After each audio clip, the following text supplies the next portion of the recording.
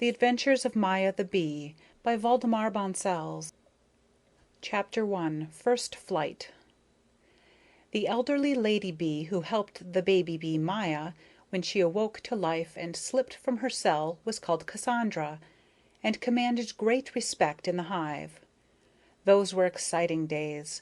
A rebellion had broken out in the nation of bees, which the queen was unable to suppress. While the experienced Cassandra wiped Maya's large, bright eyes and tried as best she could to arrange her delicate wings, the big hive hummed and buzzed like a threatening thunderstorm, and the baby bee found it very warm and said so to her companion. Cassandra looked about troubled, without replying.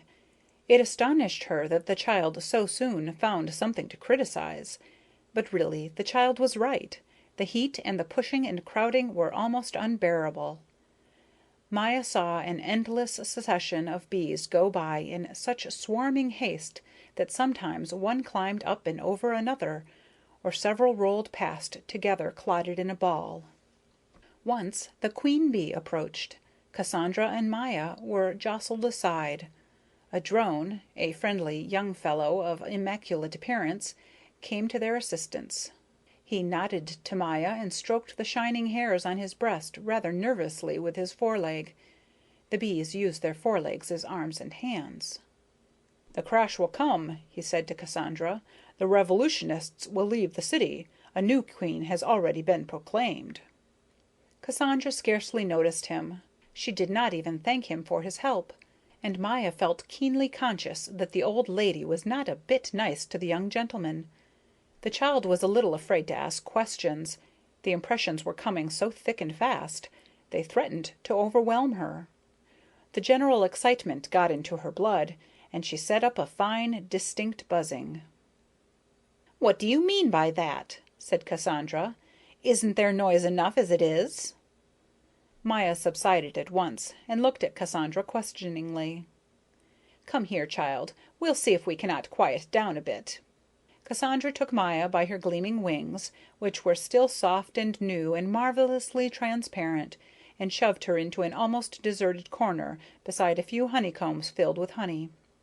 Maya stood still and held on to one of the cells. "It smells delicious here," she observed. Her remark seemed to fluster the old lady again. "You must learn to wait, child," she replied.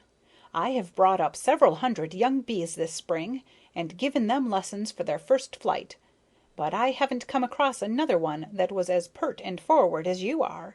You seem to be an exceptional nature."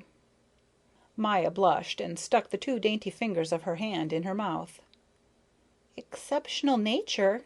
What is an exceptional nature?" she asked shyly.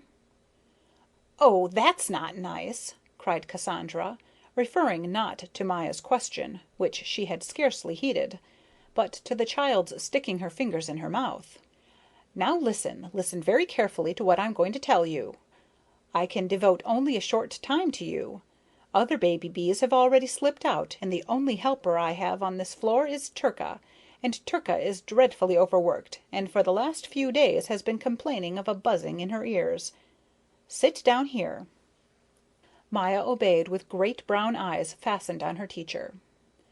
"The first rule that a young bee must learn," said Cassandra, and sighed, "is that every bee, in whatever it thinks and does, must be like the other bees, and must always have the good of all in mind.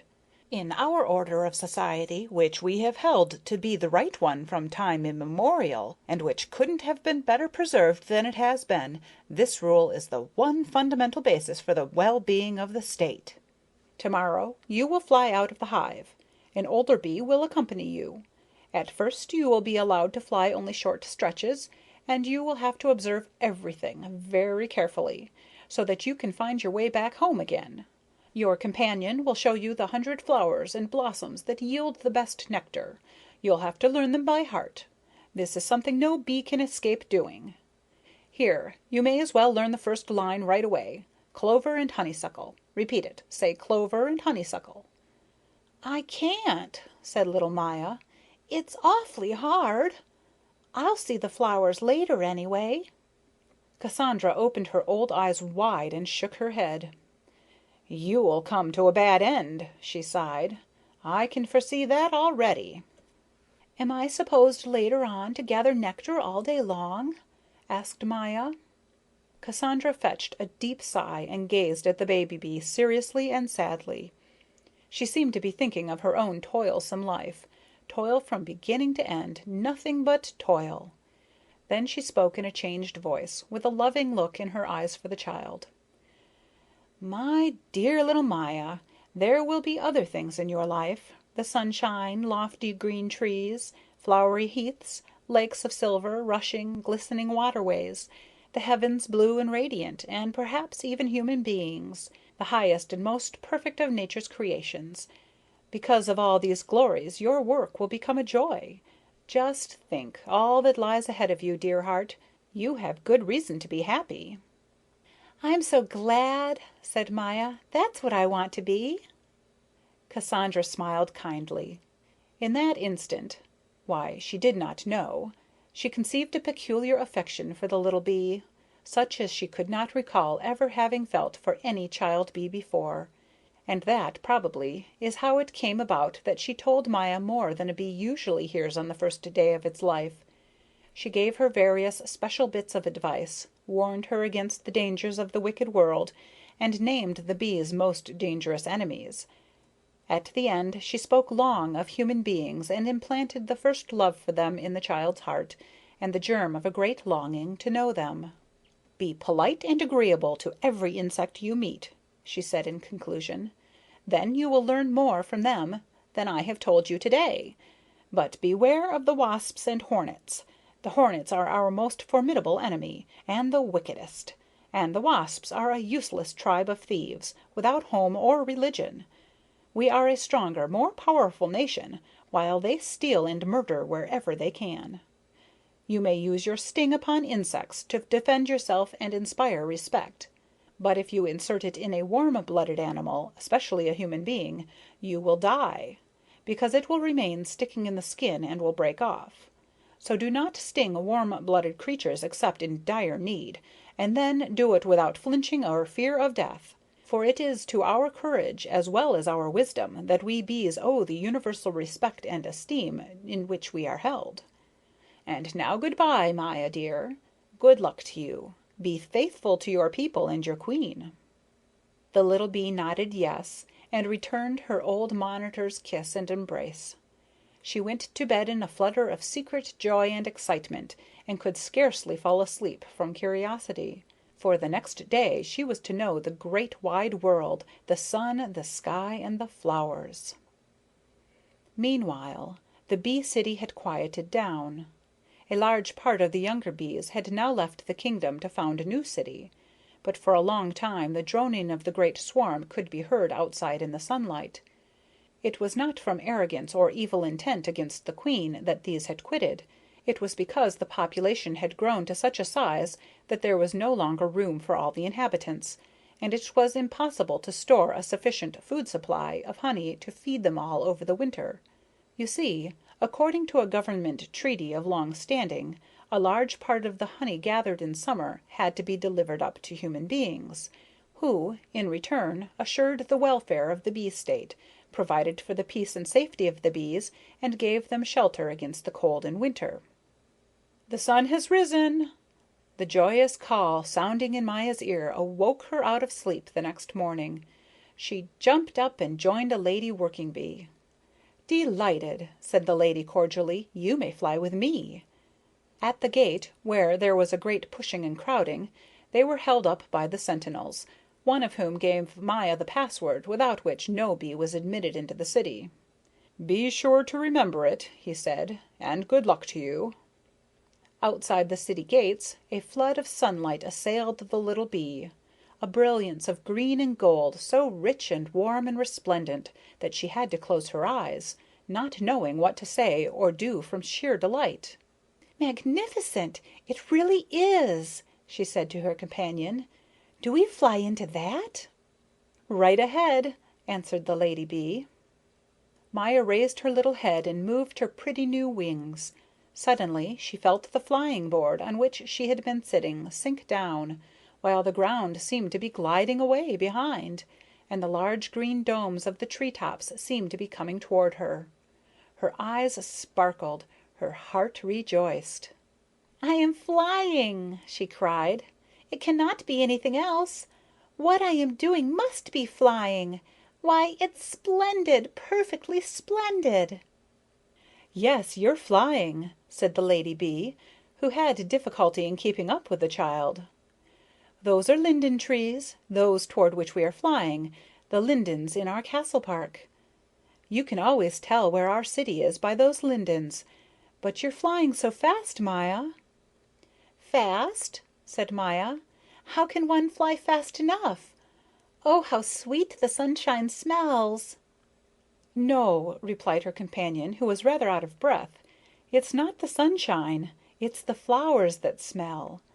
But please don't go so fast, else I'll drop behind. Besides, at this pace you won't observe things and be able to find your way back." But little Maya, transported by the sunshine and the joy of living, did not hear. She felt as though she was darting like an arrow through a green shimmering sea of light, to greater and greater splendor. The bright flowers seemed to call to her, the still sunlit distances lured her on, and the blue sky blessed her joyous young flight. "Never again will it be as beautiful as it is today," she thought. "I can't turn back. I can't think of anything except the sun." Beneath her the gay pictures kept changing. The peaceful landscape slid by slowly in broad stretches. "The sun must be all of gold," thought the baby bee. Coming to a large garden which seemed to rest in blossoming clouds of cherry tree, hawthorn, and lilacs, she let herself down to earth, dead tired, and dropped in a bed of red tulips, where she held on to one of the big flowers. With a great sigh of bliss, she pressed herself against the blossom wall and looked up to the deep blue of the sky through the gleaming edges of the flowers. "Oh, how beautiful it is out here in the great world! 1,000 times more beautiful than in the dark hive. I'll never go back there again to carry honey or make wax. No, indeed, I'll never do that. I want to see and know the world in bloom. I am not like the other bees. My heart is meant for pleasure and surprises, experiences and adventures. I will not be afraid of any dangers. Haven't I got strength and courage and a sting?" She laughed, bubbling over with delight, and took a deep draught of nectar out of the flower of the tulip. "Grand," she thought. "It's glorious to be alive." Ah, if little Maya had had an inkling of the many dangers and hardships that lay ahead of her, she would certainly have thought twice. But never dreaming of such things, she stuck to her resolve. Soon tiredness overcame her, and she fell asleep. When she awoke, the sun was gone, twilight lay upon the land. A bit of alarm, after all. Maya's heart went a little faster. Hesitatingly, she crept out of the flower, which was about to close up for the night, and hid herself away under a leaf high up in the top of an old tree, where she went to sleep, thinking in the utmost confidence. "I'm not afraid. I won't be afraid right at the very start. The sun is coming round again, that's certain. Cassandra said so. The thing to do is to go to sleep quietly and sleep well." End of chapter 1.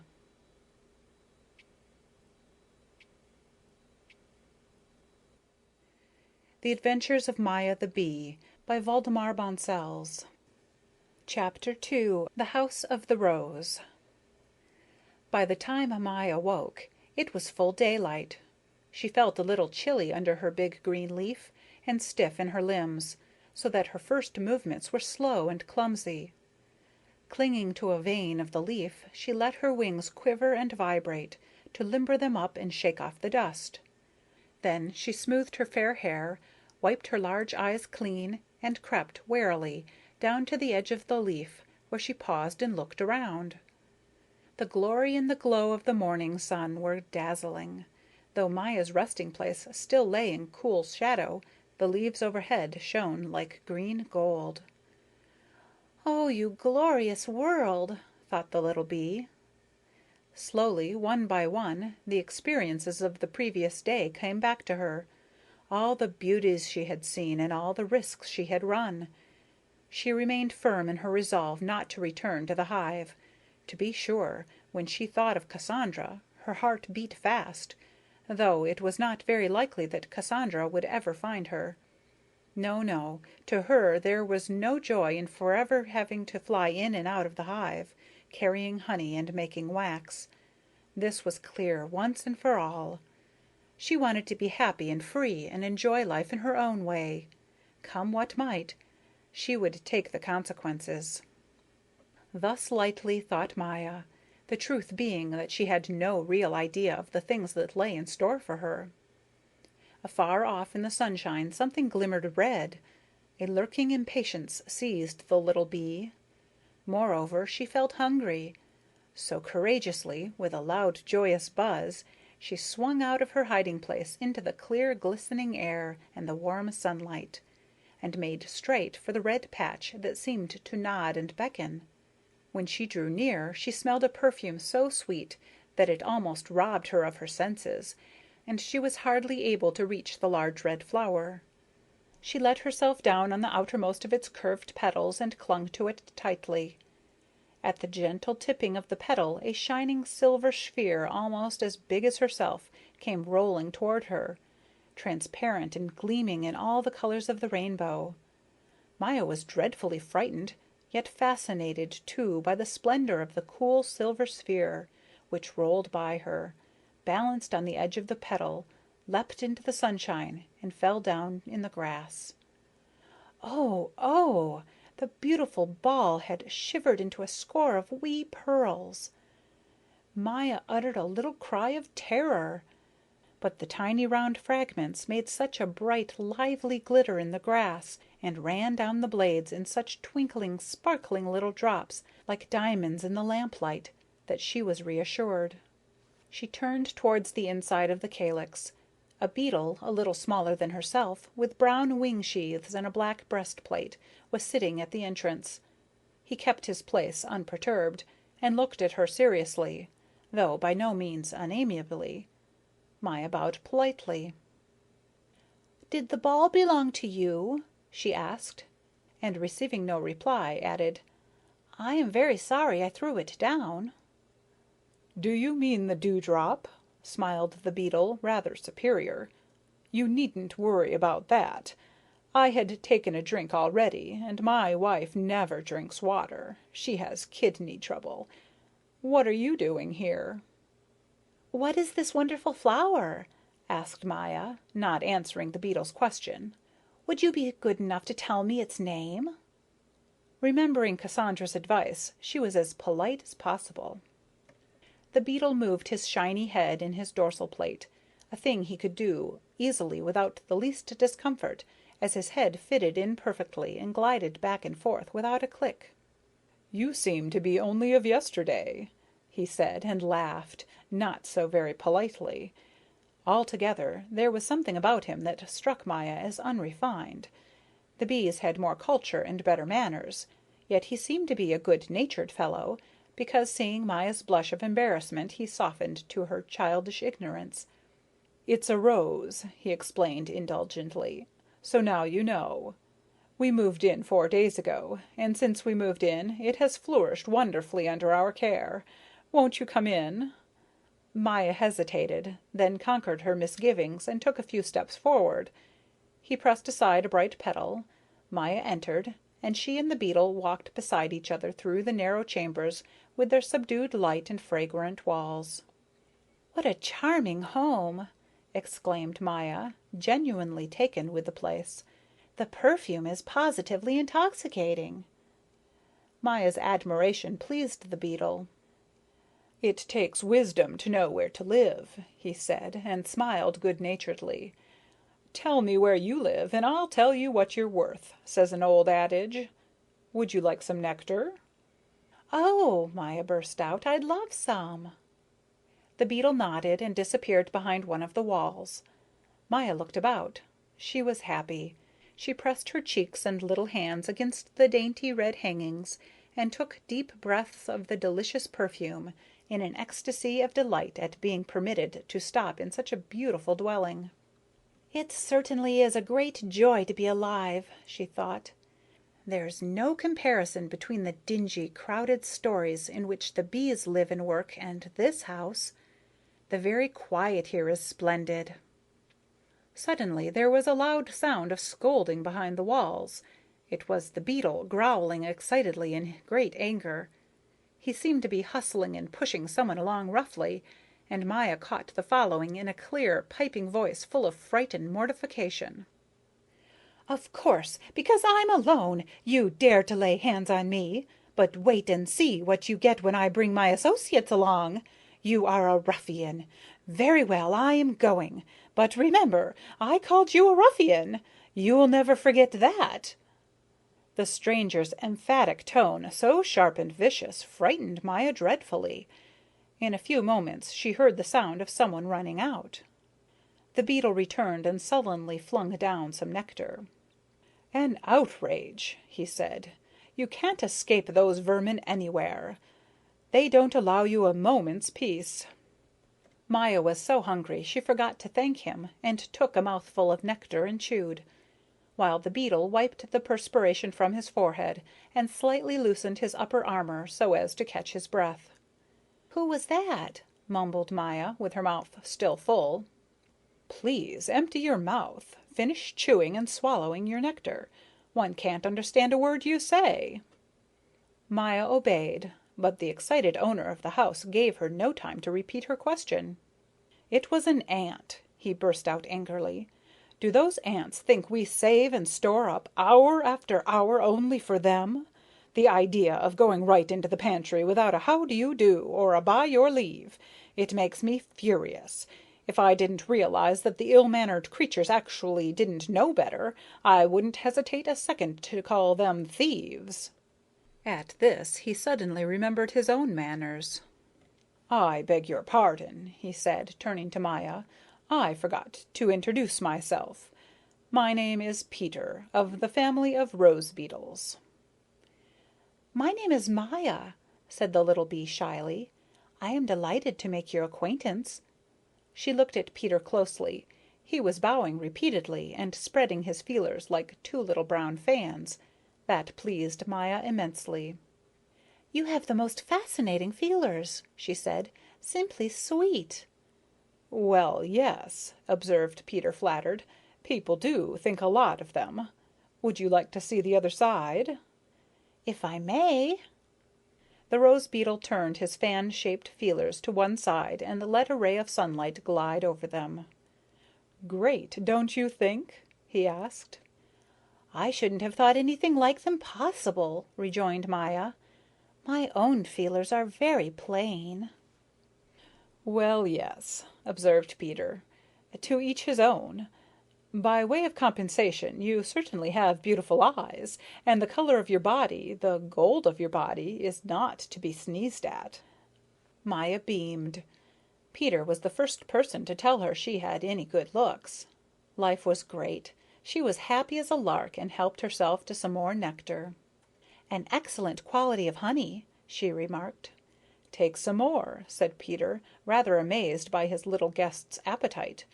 "Rose juice of the first vintage. One has to be careful and not spoil one's stomach. There's some dew left, too, if you're thirsty." "Thank you so much," said Maya. "I'd like to fly now, if you will permit me." The rose beetle laughed. "Flying, always flying," he said. "It's in the blood of you bees. I don't understand such a restless way of living. There's some advantage in staying in one place, too, don't you think?" Peter courteously held the red curtain aside. "I'll go as far as our observation petal with you," he said. "It makes an excellent place to fly from." "Oh, thank you," said Maya. "I can fly from anywhere." "That's where you have the advantage over me," replied Peter. "I have some difficulty in unfolding my lower wings." He shook her hand and held the last curtain aside for her. "Oh, the blue sky!" rejoiced Maya. "Goodbye." "So long," called Peter, remaining on the top petal to see Maya rise rapidly straight up to the sky in the golden sunlight and the clear, pure air of the morning. With a sigh he returned pensive to his cool rose dwelling, for though it was still early he was feeling rather warm. He sang his morning song to himself, and it hummed in the red sheen of the petals and the radiance of the spring day that slowly mounted and spread over the blossoming earth. Golden green our field and tree, warm in summer's glow. All is bright and fair to see, while the roses blow. What or why the world may be, who can guess or know? All my world is glad and free, while the roses blow. Brief, they say, my time of glee, with the roses I go. Yes, but life is good to me, while the roses blow. End of chapter 2.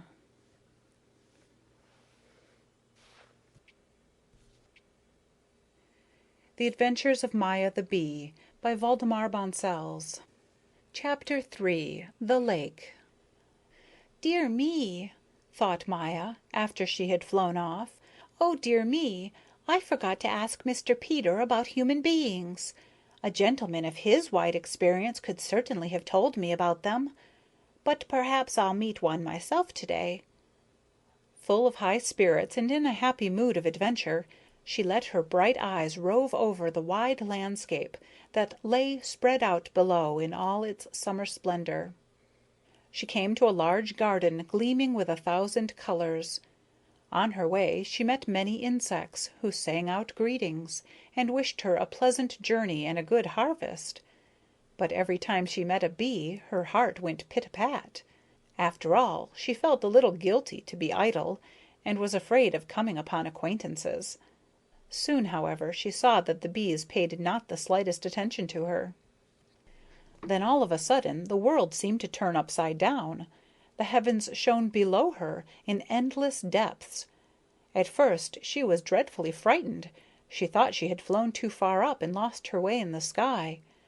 But presently she noticed that the trees were mirrored on the edge of the terrestrial sky, and to her entrancement she realized that she was looking at a great serene basin of water which lay blue and clear in the peaceful morning. She let herself down close to the surface. There was her image flying in reflection, the lovely gold of her body shining at her from the water, her bright wings glittering like clear glass. And she observed that she held her little legs properly against her body, as Cassandra had taught her to do. "It's bliss to be flying over the surface of water like this. It is, really," she thought. Big fish and little fish swam about in the clear element, or seemed to float idly. Maya took good care not to go too close. She knew there was danger to bees from the race of fishes. On the opposite shore she was attracted by the water lilies and the rushes, the water lilies with their large round leaves lying outspread on the water like green plates, and the rushes with their sun-warmed reedy stalks. She picked out a leaf well concealed under the tall blades of the rushes. It lay in almost total shade, except for 2 round spots like gold coins.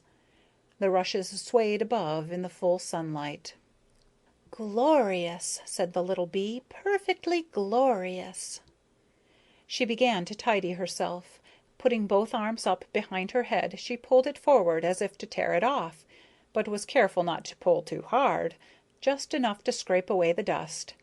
Then, with her little hind legs, she stroked and dragged down her wing sheaths, which sprang back in position, looking beautifully bright and glossy.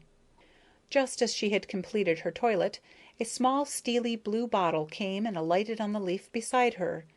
He looked at her in surprise. "What are you doing here on my leaf?" he demanded.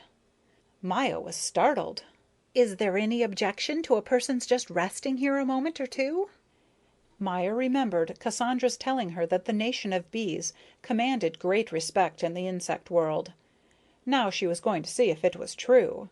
She was going to see if she, Maya, could compel respect. Nevertheless, her heart beat a little faster because her tone had been very loud and peremptory. But actually, The blue bottle was frightened. He showed it plainly.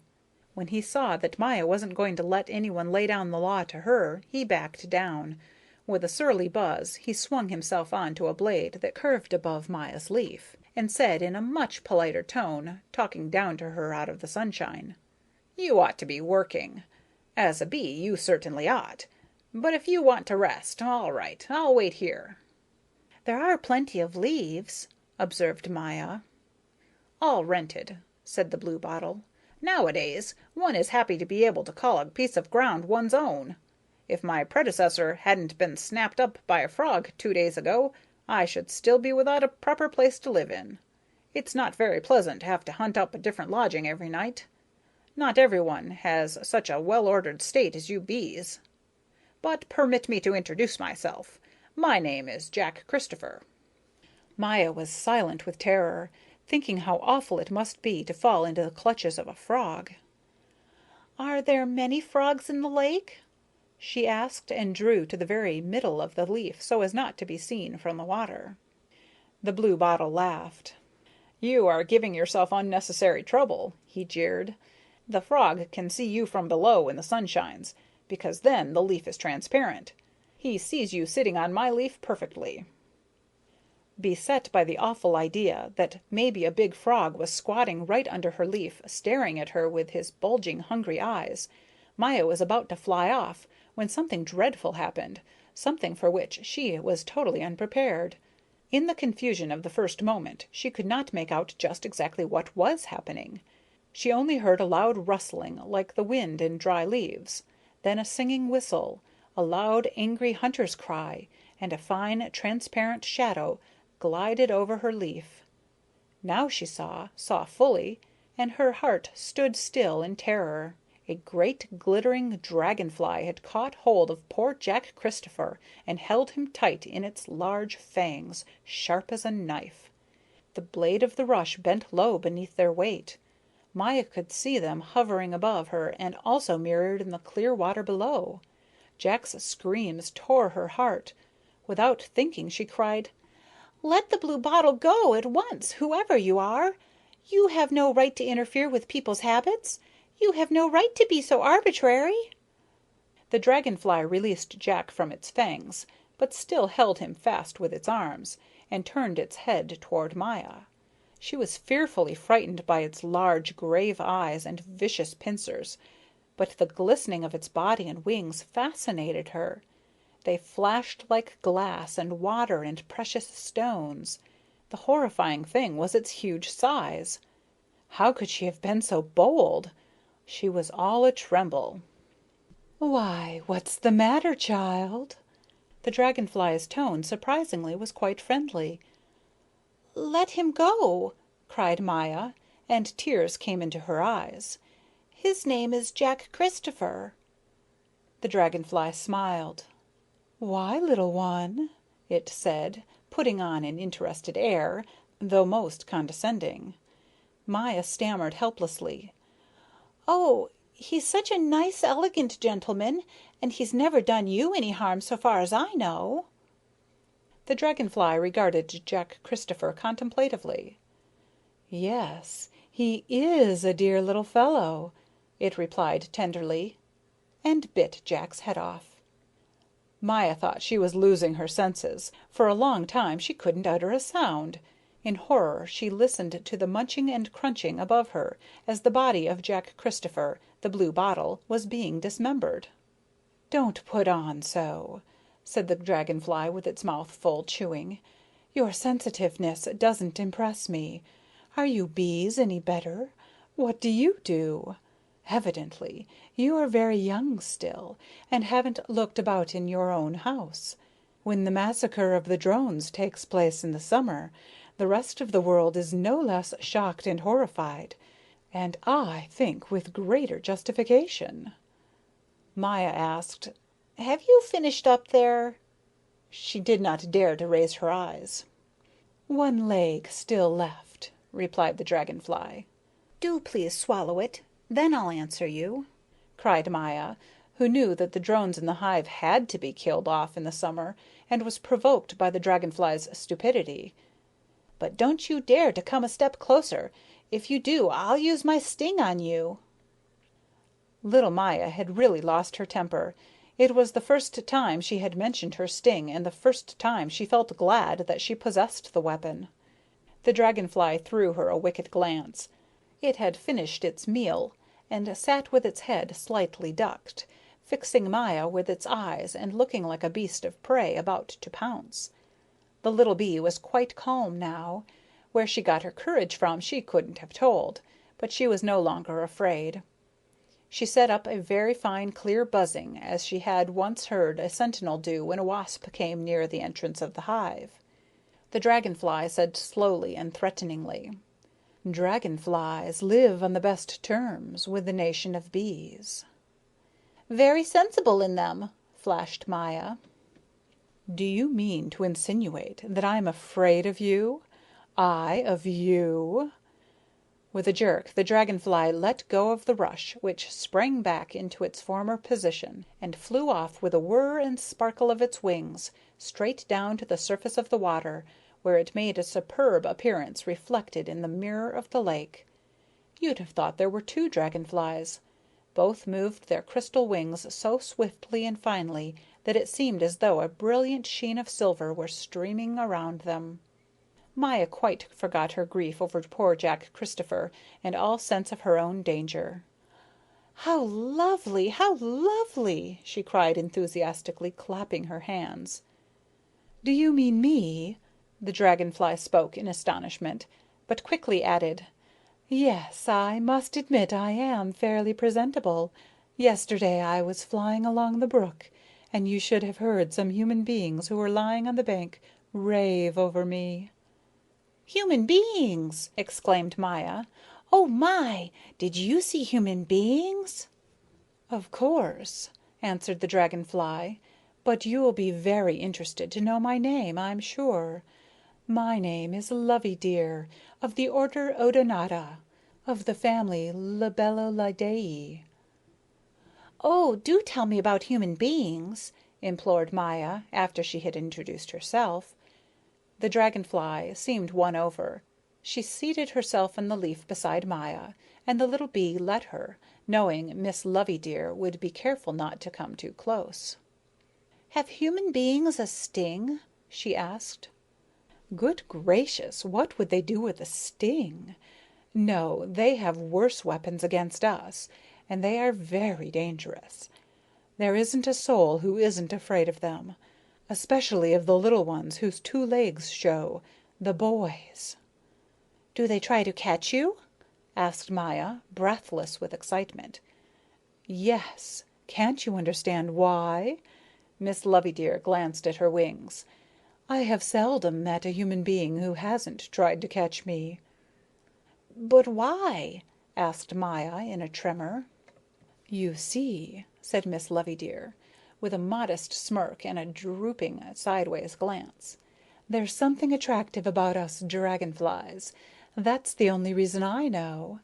Some members of our family who let themselves be caught went through the cruelest tortures and finally died." "Were they eaten up?" "No, no, not exactly that," said Miss Loveydear comfortingly. "So far as is known, man does not feed on dragonflies. But sometimes he has murderous desires, a lust for killing, which will probably never be explained. You may not believe it, but cases have actually occurred of the so-called boy man catching dragonflies and pulling off their legs and wings for pure pleasure. You doubt it, don't you?" "Of course I doubt it," cried Maya indignantly. Miss Loveydear shrugged her glistening shoulders. Her face looked old with knowledge. "Oh," she said after a pause, grieving and pale, "if only one could speak of these things openly. I had a brother who gave promise of a splendid future, only, I'm sorry to say, he was a little reckless and dreadfully curious. A boy once threw a net over him, a net fastened to a long pole. Who would dream of a thing like that? Tell me, would you?" "No," said the little bee, "never. I should never have thought of such a thing." The dragonfly looked at her. A black cord was tied round his waist between his wings, so that he could fly, but not fly away, not escape. Each time my brother thought he had got his liberty, he would be jerked back horribly within the boy's reach. Maya shook her head. "You don't dare even think of it," she whispered. "If a day passes when I don't think of it," said the dragonfly, "I am sure to dream of it. One misfortune followed another. My brother soon died." Miss Loveydear heaved a deep sigh. "What did he die of?" asked Maya in genuine sympathy. Miss Loveydear could not reply at once. Great tears welled up and rolled down her cheeks. "He was stuck in a pocket," she sobbed. "No one can stand being stuck in a pocket." "But what is a pocket?" Maya could hardly take in so many new and awful things all at once. "A pocket," Miss Loveydear explained, "is a storeroom that men have in their outer hide. And what else do you think was in the pocket when my brother was stuck into it? Oh, the dreadful company in which my poor brother had to draw his last breath. You'll never guess." "No," said Maya, all in a quiver. "No, I don't think I can. Honey, perhaps?" "Not likely," observed Miss Loveydear with an air of mingled importance and distress. "You'll seldom find honey in the pockets of human beings. I'll tell you. A frog was in the pocket, and a penknife, and a carrot." "Well?" "Horrible," whispered Maya. "What is a penknife?" "A penknife, in a way, is a human being's sting, an artificial one. They are denied a sting by nature, so they try to imitate it. The frog, thank goodness, was nearing his end. One eye was gone, one leg was broken, and his lower jaw was dislocated.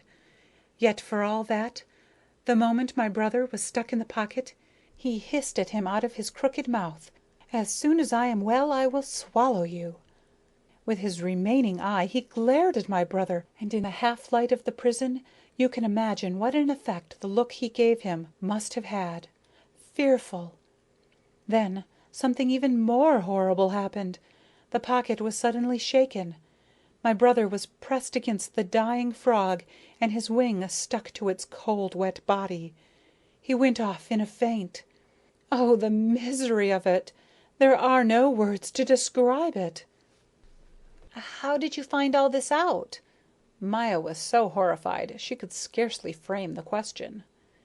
"I'll tell you," replied Miss Loveydear. "After a while the boy got hungry and dug into his pocket for the carrot.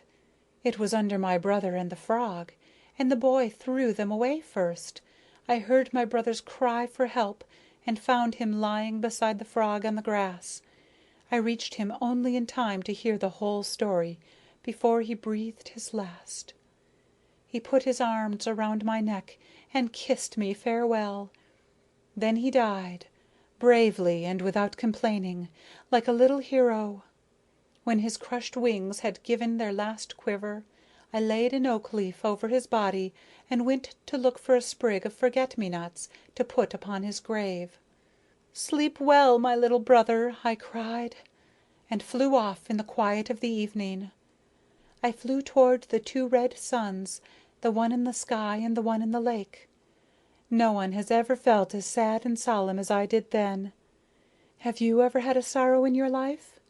Perhaps you'll tell me about it some other time." "No," said Maya. "As a matter of fact, until now, I have always been happy." "You may thank your lucky stars," said Miss Loveydear, with a note of disappointment in her voice. Maya asked about the frog. "Oh, him," said Miss Loveydear. "He, it is presumed, met with the end he deserved. The hard-heartedness of him to frighten a dying person. When I found him on the grass beside my brother he was trying to get away, but on account of his broken leg and one eye gone, all he could do was hop round in a circle and hop round in a circle. He looked too comical for words. 'The stork'll soon get ye,' I called to him as I flew away." "Poor frog," said little Maya. Poor frog indeed! That's going too far. Pitying a frog, the idea! To feel sorry for a frog is like clipping your own wings. You seem to have no principles." "Perhaps, but it's hard for me to see anyone suffer." "Oh," Miss Loveydear comforted her, "that's because you're so young. You'll learn to bear it in time. Cheerio, my dear. But I must be getting into the sunshine. It's pretty cold here. Good-bye." A faint rustle and the gleam of 1,000 colors, lovely pale colors like the glints in running water and clear gems. Miss Loveydear swung through the green rushes out over the surface of the water. Maya heard her singing in the sunshine and stood and listened. It was a fine song, with something of the melancholy sweetness of a folk song, and it filled the little bee's heart with mingled happiness and sadness. "Softly flows the lovely stream, touched by morning's rosy gleam.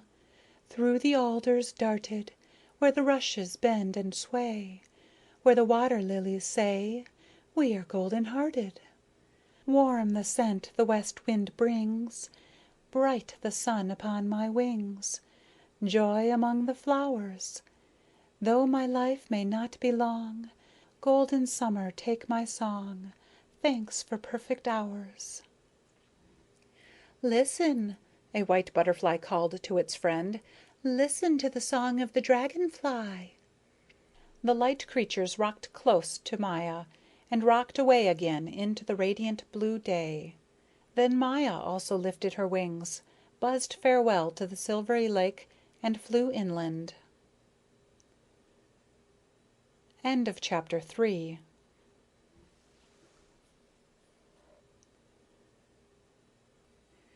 The Adventures of Maya the Bee by Waldemar Bonsels. Chapter 4. Effie and Bobbie. When Maya awoke the next morning in the corolla of a blue Canterbury bell, she heard a fine, faint rustling in the air, and felt her blossom bed quiver as from a tiny, furtive tap-tapping. Through the open corolla came a damp whiff of grass and earth, and the air was quite chill. In some apprehension, she took a little pollen from the yellow stamens, scrupulously performed her toilet, then warily picked her steps, ventured to the outer edge of the drooping blossom. A fine, cool rain was coming down with a light plash, covering everything all round with millions of bright silver pearls, which clung to the leaves and flowers, rolled down the green paths of the blades of grass, and refreshed the brown soil. What a change in the world! It was the first time in the child bee's young life that she had seen rain. It filled her with wonder, it delighted her. Yet she was a little troubled. She remembered Cassandra's warning never to fly abroad in the rain. "It must be difficult," she realized, "to move your wings when the drops beat them down." And the cold really hurt, and she missed the quiet golden sunshine that gladdened the earth and made it a place free from all care. It seemed to be very early still. The animal life in the grass was just beginning. From the concealment of her lofty bluebell, Maya commanded a splendid view of the social life coming awake beneath. Watching it, she forgot, for the moment, her anxiety and mounting homesickness. It was too amusing for anything to be safe in a hiding place high up and look down on the doings of the grass dwellers below. Slowly, however, her thoughts went back to the home she had left, to the bee state, and to the protection of its close solidarity.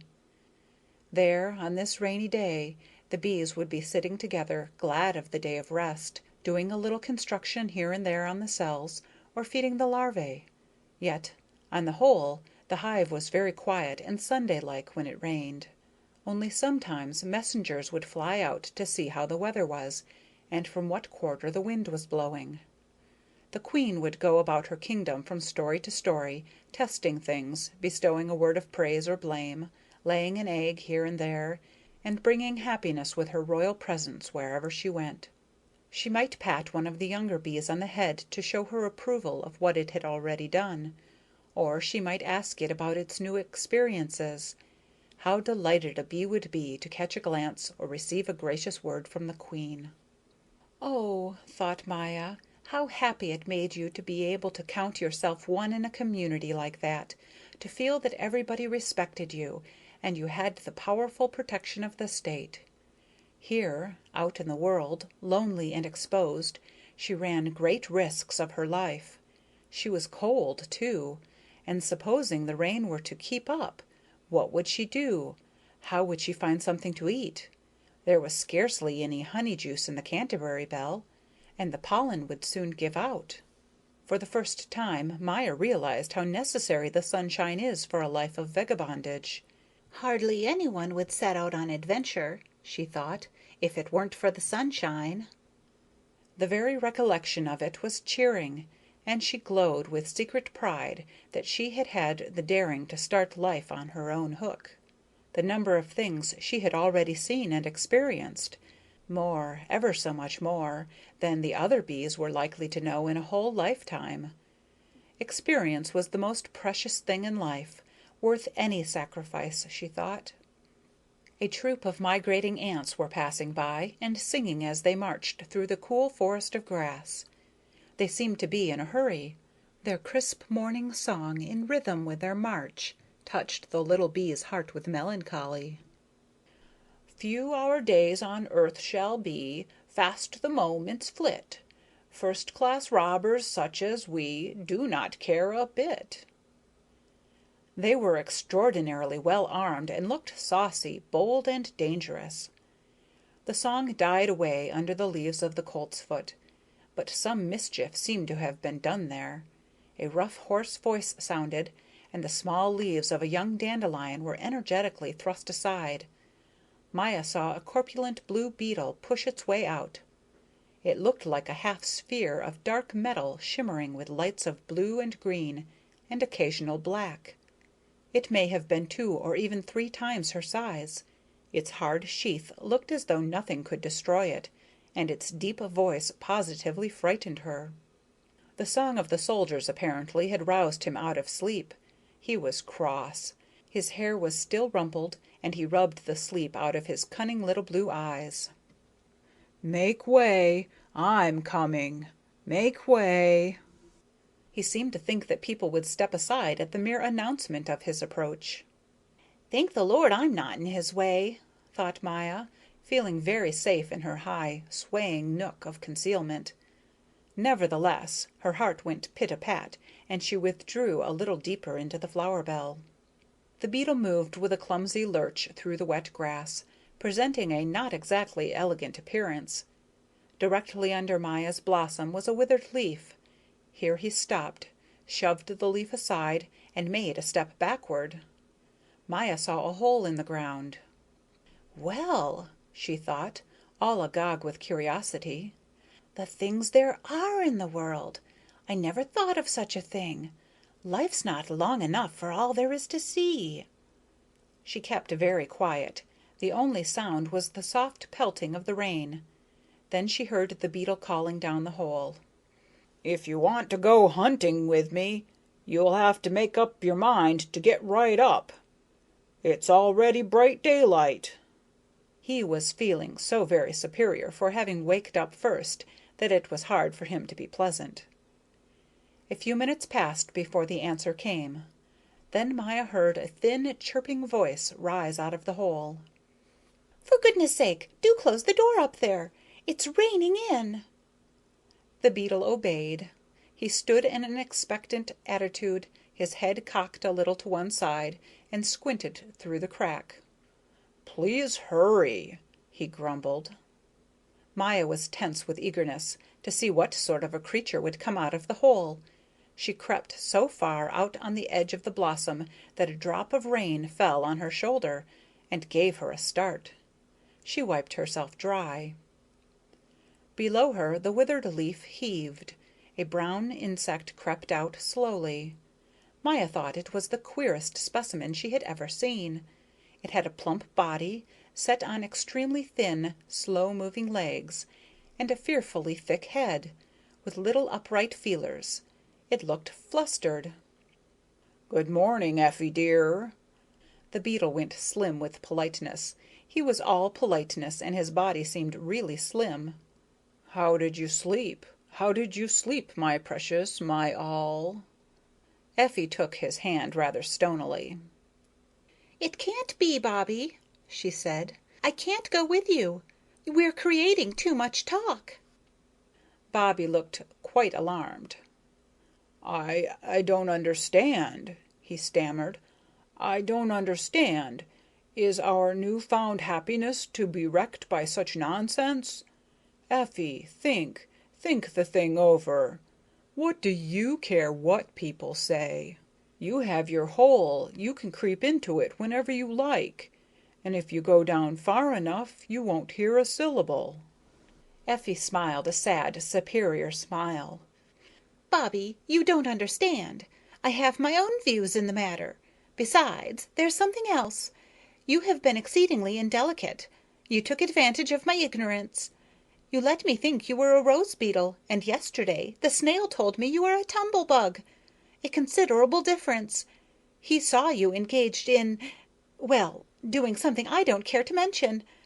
I'm sure you will now admit that I must take back my word."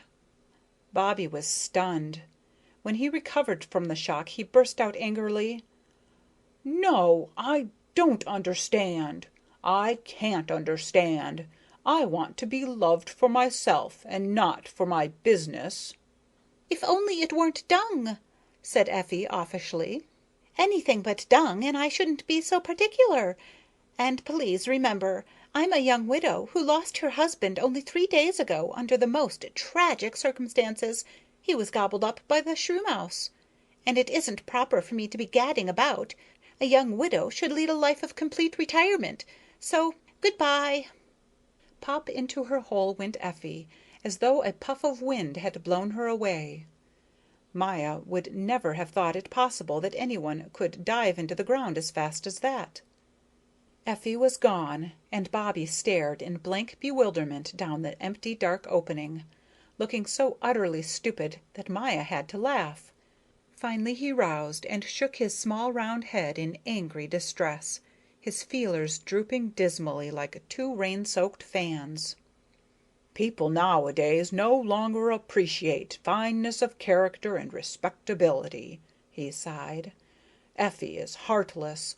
I didn't dare admit it to myself, but she is. She's absolutely heartless. But even if she hasn't got the right feelings, she ought to have the good sense to be my wife." Maya saw the tears come to his eyes, and her heart was seized with pity. But the next instant Bobbie stirred.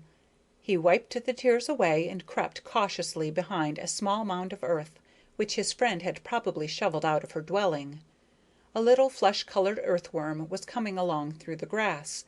It had the queerest way of propelling itself, by first making itself long and thin, then short and thick.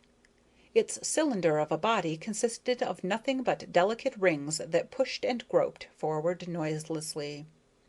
Suddenly, startling Maya, Bobbie made one step out of his hiding-place, caught hold of the worm, bit it in two, and began calmly to eat the one half, heedless of its desperate wriggling or the wriggling of the other half in the grass. It was a tiny little worm. "Patience," said Bobbie. "It will soon be over."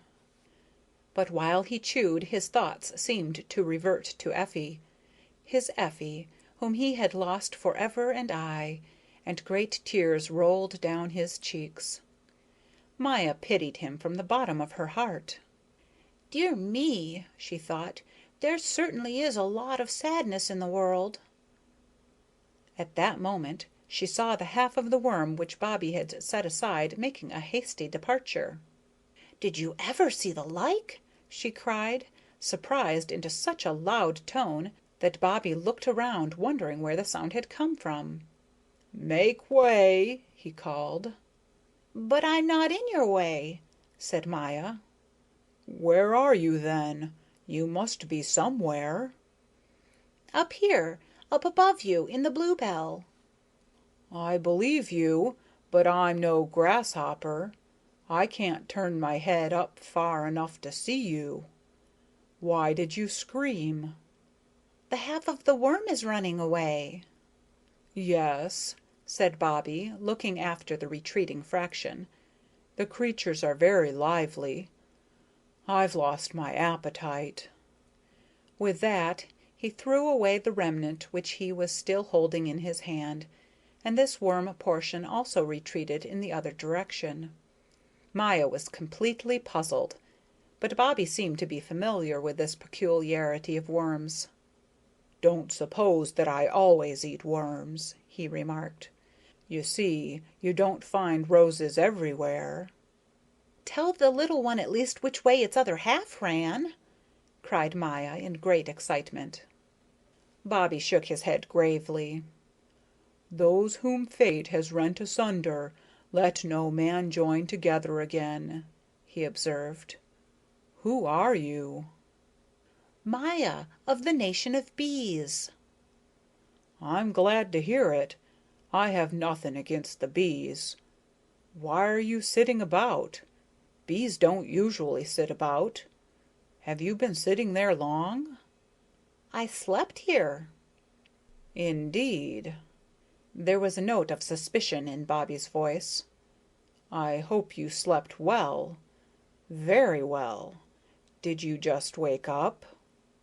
"Yes," said Maya, who had shrewdly guessed that Bobbie would not like her having overheard his conversation with Effie the cricket, and did not want to hurt his feelings again. Bobbie ran hither and thither, trying to look up and see Maya. "Wait," he said. "If I raise myself on my hind legs and lean against that blade of grass, I'll be able to see you, and you'll be able to look into my eyes. You want to, don't you?" "Why, I do indeed. I'd like to very much." Bobbie found a suitable prop, the stem of a buttercup. The flower tipped a little to one side so that Maya could see him perfectly as he raised himself on his hind legs and looked up at her. She thought he had a nice, dear, friendly face, but not so very young any more, and cheeks rather too plump. He bowed, setting the buttercup a-rocking, and introduced himself. "Bobbie, of the family of rose beetles." Maya had to laugh to herself. She knew very well he was not a rose beetle. He was a dung beetle, but she passed the matter over in silence, not caring to mortify him. "Don't you mind the rain?" she asked. "Oh, no. I'm accustomed to the rain. From the roses, you know. It's usually raining there." Maya thought to herself, "After all, I must punish him a little for his brazen lies. He's so frightfully vain." "Bobbie," she said with a sly smile, "what sort of a hole is that one there, under the leaf?" Bobbie started. "A hole? A hole, did you say? There are very many holes round here. It's probably just an ordinary hole. You have no idea how many holes there are in the ground." Bobbie had hardly uttered the last word when something dreadful happened.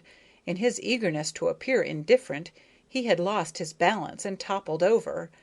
Maya heard a despairing shriek, and the next instant saw the beetle lying flat on his back in the grass, his arms and legs waving pitifully in the air. "I'm done for," he wailed. "I'm done for. I can't get back on my feet again. I'll never be able to get back on my feet again. I'll die. I'll die in this position. Have you ever heard of a worse fate?" He carried on so that he did not hear Maya trying to comfort him, and he kept making efforts to touch the ground with his feet, but each time he'd painfully get hold of a bit of earth it would give way, and he'd fall over again on his high half-sphere of a back. The case looked really desperate, and Maya was honestly concerned. He was already quite pale in the face, and his cries were heartrending. "I can't stand it. I can't stand this position," he yelled. "At least turn your head away. Don't torture a dying man with your inquisitive stares. If only I could reach a blade of grass or the stem of the buttercup. You can't hold on to the air. Nobody can do that. Nobody can hold on to the air." Maya's heart was quivering with pity. "Wait," she cried. "I'll try to turn you over. If I try very hard, I am bound to succeed. But Bobby, dear man, don't yell like that. Listen to me. If I bend a blade of grass over and reach the tip of it to you, will you be able to use it and save yourself?" Bobby had no ears for her suggestion. Frightened out of his senses, he did nothing but kick and scream. So little Maya, in spite of the rain, flew out of her cover, over to a slim green blade of grass beside Bobby, and clung to it near the tip. It bent under her weight and sank directly above Bobby's wriggling limbs. Maya gave a little cry of delight. "Catch hold of it," she called. Bobby felt something tickle his face and quickly grabbed at it, first with one hand, then with the other, and finally with his legs, which had splendid sharp claws, two each. Bit by bit he drew himself along the blade until he reached the base, where it was thicker and stronger, and he was able to turn himself over on it. He heaved a tremendous sigh of relief. "Good God," he explained, "that was awful. But for my presence of mind, I should have fallen a victim to your talkativeness." "Are you feeling better?" asked Maya. Bobby clutched his forehead. Thanks. When this dizziness passes, I'll tell you all about it." But Maya never got the answer to her question. A field sparrow came hopping through the grass in search of insects, and the little bee pressed herself close to the ground and kept very quiet until the bird had gone. When she looked around for Bobby, he had disappeared. So she too made off, for the rain had stopped and the day was clear and warm. End of chapter 4.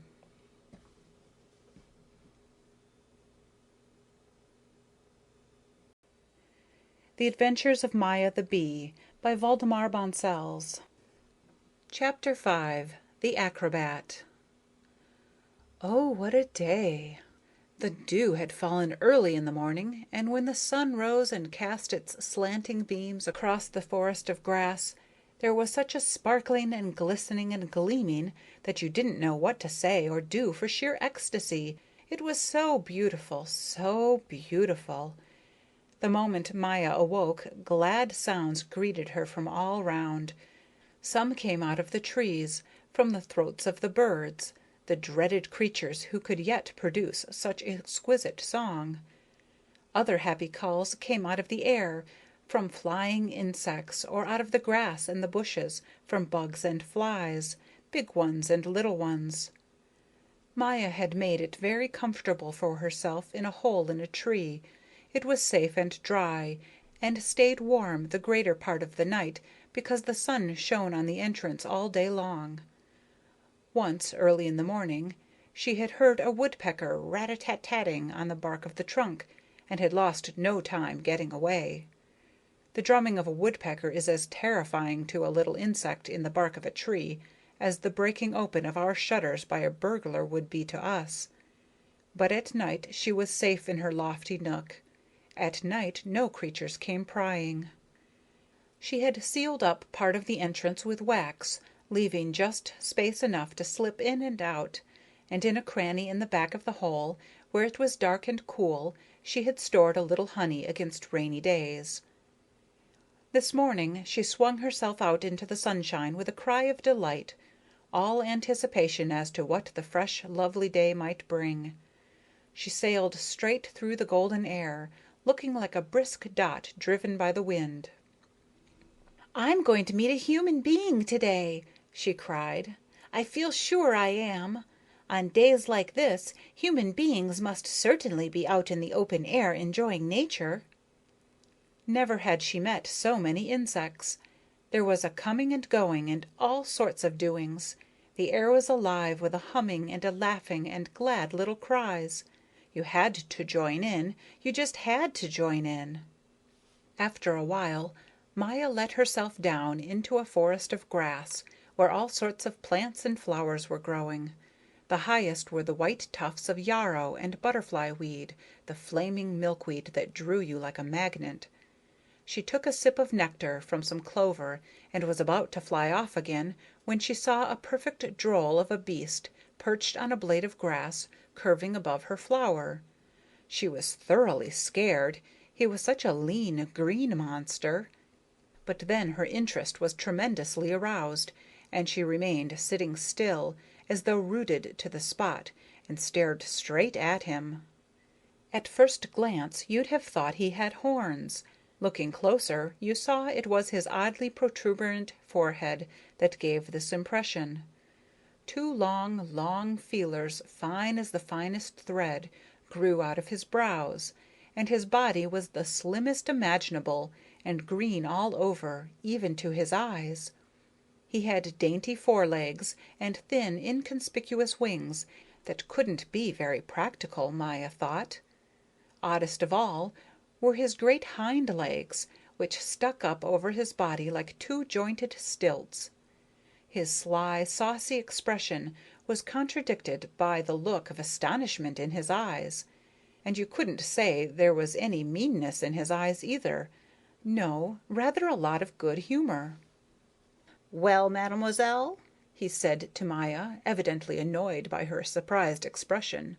never seen a grasshopper before? Or are you laying eggs? The idea! Cried Maya in shocked accents. It wouldn't occur to me. Even if I could, I wouldn't. It would be usurping the sacred duties of our queen. I wouldn't do such a foolish thing. The grasshopper ducked his head and made such a funny face that Maya had to laugh out loud in spite of her chagrin. Mademoiselle, He began, then had to laugh himself and said, you're a case. You're a case. The fellow's behavior made Maya impatient. Why do you laugh? She asked in a not altogether friendly tone. You can't be serious expecting me to lay eggs, especially out here on the grass. There was a snap. Hoppity hop, said the grasshopper, and was gone. Maya was utterly nonplussed. Without the help of his wings, he had swung himself up in the air in a tremendous curve. Foolhardiness bordering on madness, she thought. But there he was again. From where, she couldn't tell. But there he was, beside her on a leaf of her clover. He looked her up and down, all round, before and behind. No, he said then pertly, you certainly can't lay eggs. You're not equipped for it. You haven't got a borer. What? Borer? Maya covered herself with her wings and turned so that the stranger could see nothing but her face. Borer, that's what I said. Don't fall off your base, mademoiselle. You're a wasp, aren't you? To be called a wasp! Nothing worse could happen to little Maya. I never! She cried. Hoppity hop, answered he, and was off again. The fellow makes me nervous, she thought, and decided to fly away. She couldn't remember ever having been so insulted in her life. What a disgrace to be mistaken for a wasp, one of those useless wasps, those tramps, those common thieves. It really was infuriating. But there he was again. Mademoiselle, he called, and turned round part way so that his long hind legs looked like the hands of a clock standing at 5 minutes before 7:30. Mademoiselle, you must excuse me for interrupting our conversation now and then, but suddenly I'm seized. I must hop.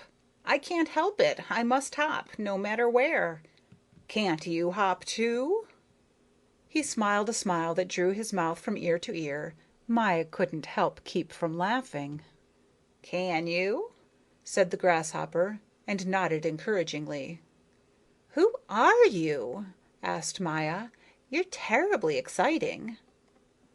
Why, everybody knows who I am, said the green oddity, and grinned almost beyond the limits of his jaws. Maya never could make out whether he spoke in fun or in earnest. I'm a stranger in these parts, she replied pleasantly, else I'm sure I'd know you. But please note that I belong to the family of bees and am positively not a wasp. My goodness, said the grasshopper. One and the same thing. Maya couldn't utter a sound. She was so excited. You're uneducated, she burst out at length. Take a good look at a wasp once. Why should I? Answered the green one. What good would it do if I observed differences that exist only in people's imagination? You, a bee, fly around in the air, sting everything you come across, and can't hop. Exactly the same with a wasp. So where's the difference? Hoppity hop. And he was gone. But now I am going to fly away, thought Maya. There he was again. Mademoiselle, he called, there's going to be a hopping match tomorrow. It will be held in the Reverend Sinpeck's garden. Would you care to have a complimentary ticket and watch the games? My old woman has 2 left over. She'll trade you one for a compliment. I expect to break the record.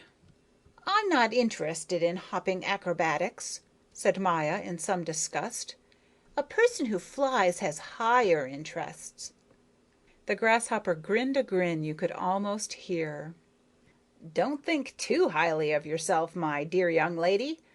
Most creatures in this world can fly, but only a very, very few can hop. You don't understand other people's interests. You have no vision. Even human beings would like a great elegant hop. The other day I saw the Reverend Sinpeck hop a yard up into the air to impress a little snake that slid across his road. His contempt for anything that couldn't hop was so great that he threw away his pipe. And reverends, you know, cannot live without their pipes. I have known grasshoppers, members of my own family, who could hop to a height 300 times their length. Now you're impressed. You haven't a word to say, and you're inwardly regretting the remarks you made and the remarks you intended to make. 300 times their own length. Just imagine. Even the elephant, the largest animal in the world, can't hop as high as that. Well, you're not saying anything. Didn't I tell you you wouldn't have anything to say? But how can I say anything if you don't give me a chance? All right, then. Talk, said the grasshopper pleasantly. Hoppity hop. He was gone. Maya had to laugh in spite of her irritation. The fellow had certainly furnished her with a strange experience. Buffoon though he was, still she had to admire his wide information and worldly wisdom, and though she could not agree with his views of hopping, she was amazed by all the new things he had taught her in their brief conversation. If he had been more reliable, she would have been only too glad to ask him questions about a number of different things. It occurred to her that often people who are least equipped to profit by experiences are the very ones who have them. He knew the names of human beings. Did he, then, understand their language? If he came back, she'd ask him. And she'd also ask him what he thought of trying to go near a human being or of entering a human being's house. Mademoiselle! A blade of grass beside Maya was set swaying. Goodness gracious, where do you keep coming from? The surroundings. But do tell, do you hop out into the world just so, without knowing where you mean to land? Of course, why not? Can you read the future? No one can, only the tree toad, but he never tells. The things you know. Wonderful, simply wonderful. Do you understand the language of human beings? That's a difficult question to answer, mademoiselle, because it hasn't been proved as yet whether human beings have a language. Sometimes they utter sounds by which they seem to reach an understanding with each other, but such awful sounds, so unmelodious, like nothing else in nature that I know of. However, there's one thing you must allow them. They do seem to try to make their voices pleasanter. Once I saw two boys take a blade of grass between their thumbs and blow on it. The result was a whistle which may be compared with the chirping of a cricket, though far inferior in quality of tone, far inferior. However, human beings make an honest effort. Is there anything else you'd like to ask? I know a thing or two." He grinned his almost audible grin. But the next time he hopped off, Maya waited for him in vain. She looked about in the grass and the flowers. He was nowhere to be seen. End of chapter 5.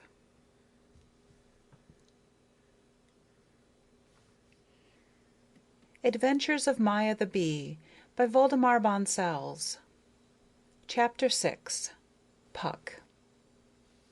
Maya, drowsy with the noonday heat, flew leisurely past the glare on the bushes in the garden, into the cool, broad-leaved shelter of a great chestnut tree. On the trodden sward in the shade under the tree stood chairs and tables, evidently for an outdoor meal. A short distance away gleamed the red-tiled roof of a peasant's cottage, with thin blue columns of smoke curling up from the chimneys. Now at last, thought Maya, she was bound to see a human being. Had she not reached the very heart of his realm? The tree must be his property, and the curious wooden contrivances in the shade below must belong to his hive. Something buzzed. A fly alighted on the leaf beside her. It ran up and down the green veining in little jerks. You couldn't see its legs move, and it seemed to be sliding about excitedly.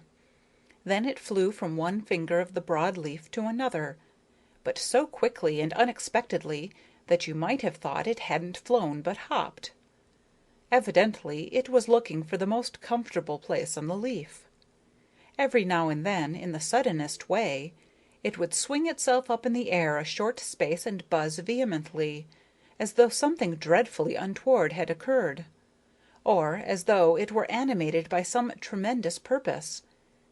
Then it would drop back to the leaf as if nothing had happened, and resume its jerky racing up and down. Lastly, it would sit quite still, like a rigid image. Maya watched its antics in the sunshine, then approached it and said politely, "How do you do? Welcome to my leaf. You are a fly, are you not?" "What else do you take me for?" said the little one. "My name is Puck. I'm very busy. Do you want to drive me away?" "Why, not at all. I am glad to make your acquaintance."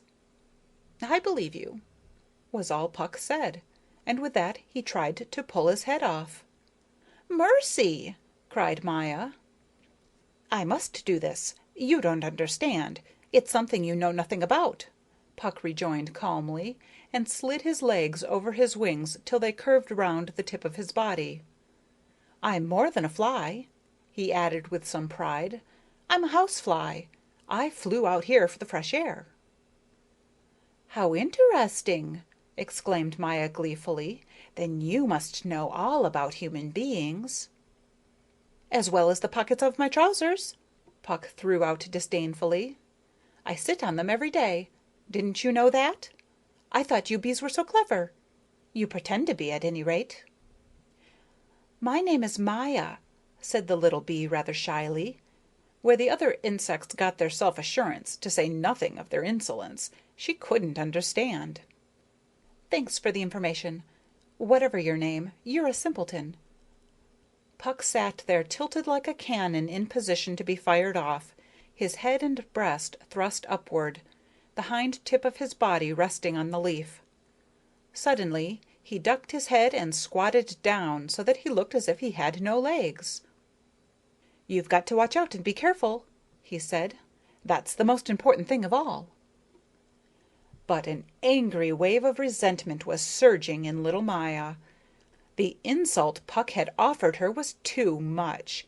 Without really knowing what made her do it, she pounced on him quick as lightning, caught him by the collar, and held him tight.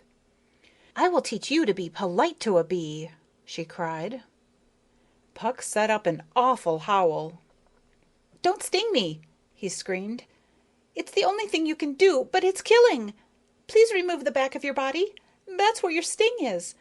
And let me go. Please let me go, if you possibly can. I'll do anything you say. Can't you understand a joke? A mere joke. Everybody knows that the bees are the most respected of all insects, and the most powerful, and the most numerous. Only don't kill me. Please don't. There won't be any bringing me back to life. Good God, no one appreciates my humor. Very well, said Maya, with a touch of contempt in her heart. I'll let you live on condition that you tell me everything you know about human beings. Gladly, cried Puck. I'd have told you anyhow, but please let me go now. Maya released him. She had stopped caring. Her respect for the fly and any confidence she might have had in him were gone. Of what value could the experiences of so low, so vulgar a creature be to serious-minded people? She would have to find out about human beings for herself. The lesson, however, had not been wasted. Puck was much more endurable now.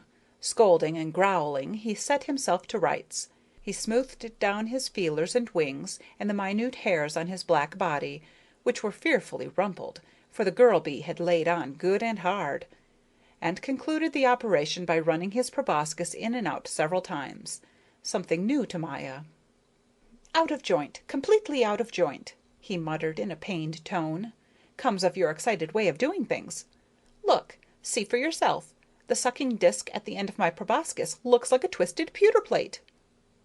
Have you a sucking disc? Asked Maya. Good gracious, of course. Now tell me, what do you want to know about human beings? Never mind about my proboscis being out of joint. It'll be all right. I think I had best tell you a few things from my own life. You see, I grew up among human beings, so you'll hear just what you want to know. You grew up among human beings? Of course. It was in the corner of their room that my mother laid the egg from which I came. I made my first attempts to walk on their window shades, and I tested the strength of my wings by flying from Schuyler to Gotha. What are Schuyler and Gotha?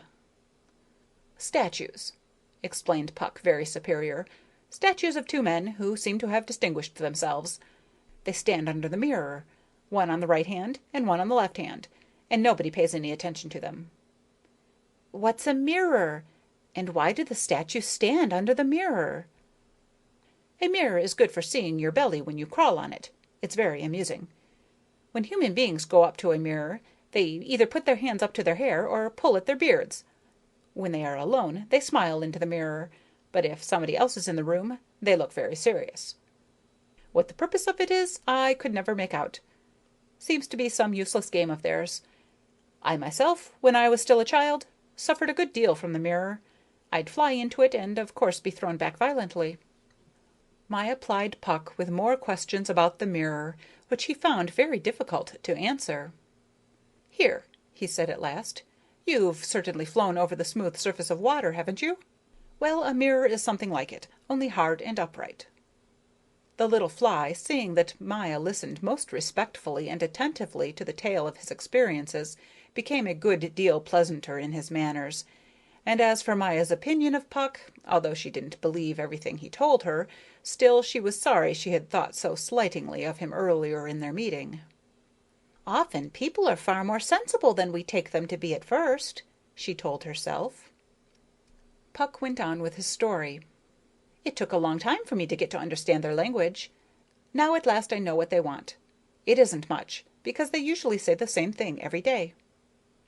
I can scarcely believe it, said Maya. Why, they have so many interests, and think so many things, and do so many things. Cassandra told me that they build cities so big that you can't fly round them in one day, towers as high as the nuptial flight of our queen, houses that float on the water, and houses that glide across the country on two narrow silver paths and go faster than birds. Wait a moment, said Puck energetically. Who is Cassandra? Who is she, if I may make so bold as to ask? Well? Oh, she was my teacher. Teacher, repeated Puck contemptuously. probably also a bee. Who but a bee would overestimate human beings like that? Your Miss Cassandra, or whatever her name is, doesn't know her history. Those cities and towers and other human devices you speak of are none of them any good to us. Who would take such an impractical view of the world as you do? If you don't accept the premise that the earth is dominated by the flies, that the flies are the most widespread and most important race on earth, you'll scarcely get a real knowledge of the world."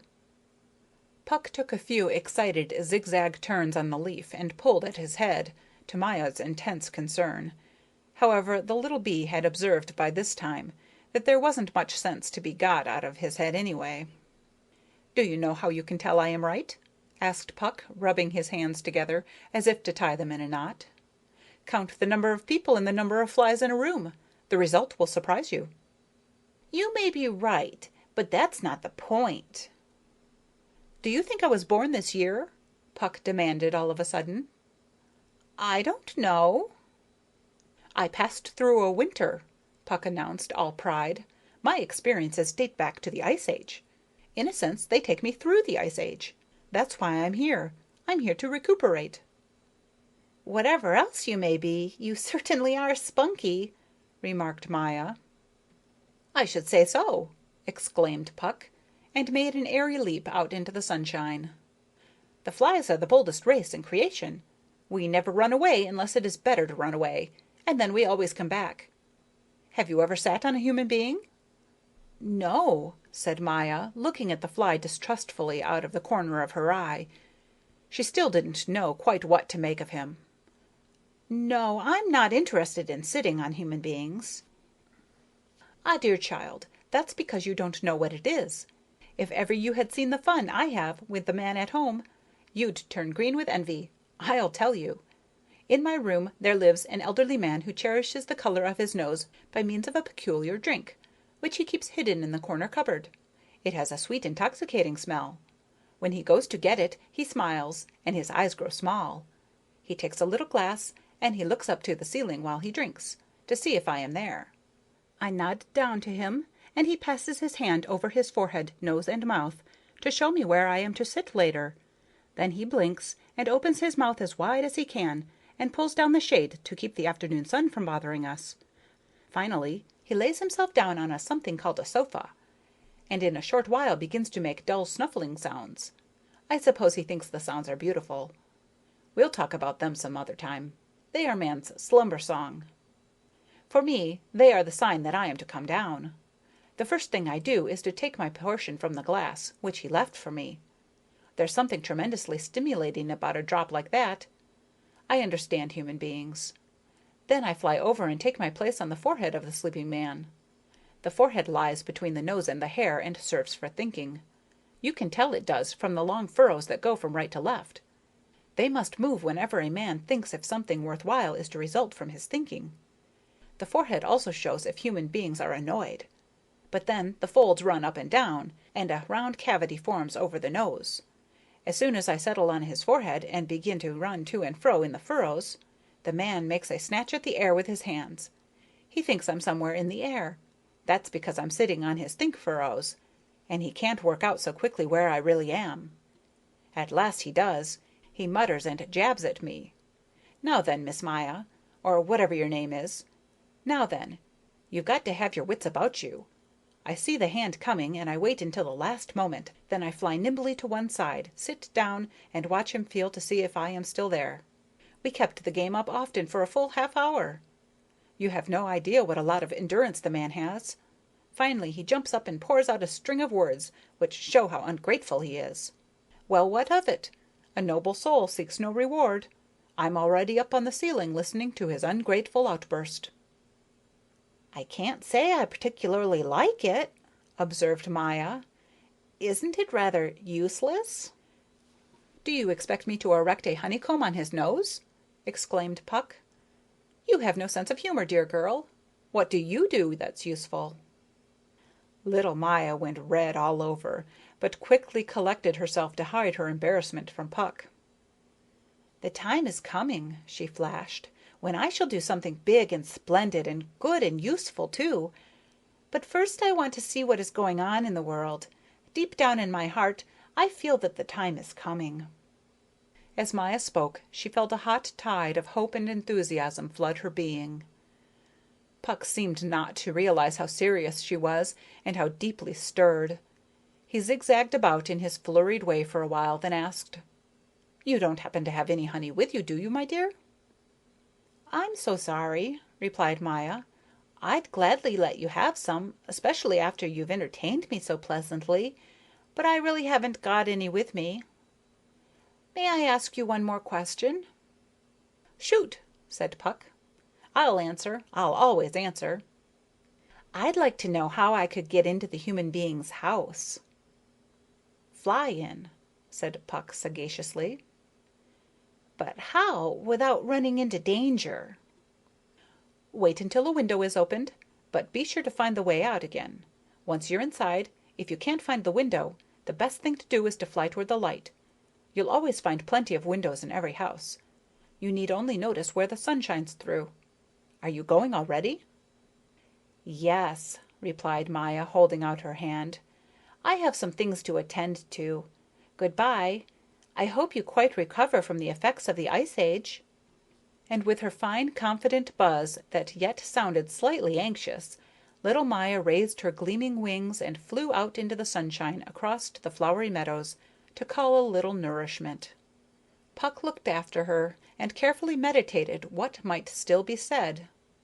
Then he observed thoughtfully, "Well now, well, why not?" End of chapter 6.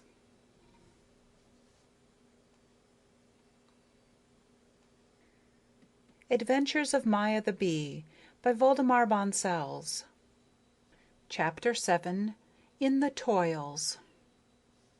After her meeting with Puck the Fly, Maya was not in a particularly happy frame of mind. She could not bring herself to believe that he was right in everything he had said about human beings, or right in his relations to them. She had formed an entirely different conception, a much finer, lovelier picture, and she fought against letting her mind harbor low or ridiculous ideas of mankind. Yet she was still afraid to enter a human dwelling. How was she to know whether or not the owner would like it? And she wouldn't for all the world make herself a burden to anyone. Her thoughts went back once more to the things Cassandra had told her. "They are good and wise," Cassandra had said. "They are strong and powerful, but they never abuse their power. On the contrary, wherever they go they bring order and prosperity. We bees, knowing they are friendly to us, put ourselves under their protection and share our honey with them. They leave us enough for the winter, they provide us with shelter against the cold, and guard us against the hosts of our enemies among the animals. There are few creatures in the world who have entered into such a relation of friendship and voluntary service with human beings. Among the insects you will often hear voices raised to speak evil of man. Don't listen to them. If a foolish tribe of bees ever returns to the wild and tries to do without human beings, it soon perishes. There are too many beasts that hanker for our honey, and often a whole bee city, all its buildings, all its inhabitants, has been ruthlessly destroyed, merely because a senseless animal wanted to satisfy its greed for honey." That is what Cassandra had told Maya about human beings, and until Maya had convinced herself of the contrary, she wanted to keep this belief in them. It was now afternoon. The sun was dropping behind the fruit trees in a large vegetable garden through which Maya was flying. The trees were long past flowering, but the little bee still remembered them in the shining glory of countless blossoms, whiter than light, lovely, pure, and exquisite against the blue of the heavens. The delicious perfume, the gleam and the shimmer, oh, she'd never forget the rapture of it as long as she lived. As she flew, she thought of how all that beauty would come again, and her heart expanded with delight in the glory of the great world in which she was permitted to live. At the end of the garden shone the starry tufts of the jasmine, delicate yellow faces set in a wreath of pure white. Sweet perfume wafted to Maya on the soft wings of the breeze. Weren't there still some trees in bloom? Wasn't it the season for lindens? Maya thought delightedly of the big, serious lindens, whose tops held the red glow of the setting sun to the very last. She flew in among the stems of the blackberry vines, which were putting forth green berries and yielding blossoms at the same time. As she mounted again to reach the jasmine, something strange to the touch suddenly laid itself across her forehead and shoulders, and just as quickly covered her wings. It was the queerest sensation, as if her wings were crippled, and she were suddenly restrained in her flight, and were falling, helplessly falling. A secret, wicked force seemed to be holding her feelers, her legs, her wings in invisible captivity. But she did not fall. Though she could no longer move her wings, she still hung in the air rocking, caught by a marvelously yielding softness and delicacy, raised a little, lowered a little, tossed here, tossed there, like a loose leaf in a faint breeze. Maya was troubled, but not as yet actually terrified. Why should she be? There was no pain nor real discomfort of any sort. Simply that it was so peculiar, so very peculiar, and something bad seemed to be lurking in the background. She must get on. If she tried very hard, she could, assuredly. But now she saw a thread across her breast, an elastic, silvery thread, finer than the finest silk. She clutched at it quickly in a cold wave of terror. It clung to her hand. It wouldn't shake off. And there ran another silver thread over her shoulders. It drew itself across her wings and tied them together. Her wings were powerless. And there, everywhere in the air and above her body, those bright, glittering, gluey threads. Maya screamed with horror. Now she knew. Oh, oh, now she knew. She was in a spider's web. Her terrified shrieks rang out in the silent dome of the summer day, where the sunshine touched the green of the leaves into gold, and insects flitted to and fro, and birds swooped gaily from tree to tree. Nearby, the jasmine sent its perfume into the air, the jasmine she had wanted to reach. Now all was over. A small bluish butterfly, with brown dots gleaming like copper on its wings, came flying very close. "Oh, you poor soul!" it cried, hearing Maya's screams and seeing her desperate plight. "May your death be an easy one, lovely child. I cannot help you. Some day, perhaps this very night, I shall meet with the same fate. But meanwhile life is still lovely for me. Goodbye. Don't forget the sunshine in the deep sleep of death." And the blue butterfly rocked away, drugged by the sunshine and the flowers in its joy of living. The tears streamed from Maya's eyes. She lost her last shred of self-control. She tossed her captive body to and fro, and buzzed as loud as she could, and screamed for help, from whom she did not know. But the more she tossed, the tighter she enmeshed herself in the web.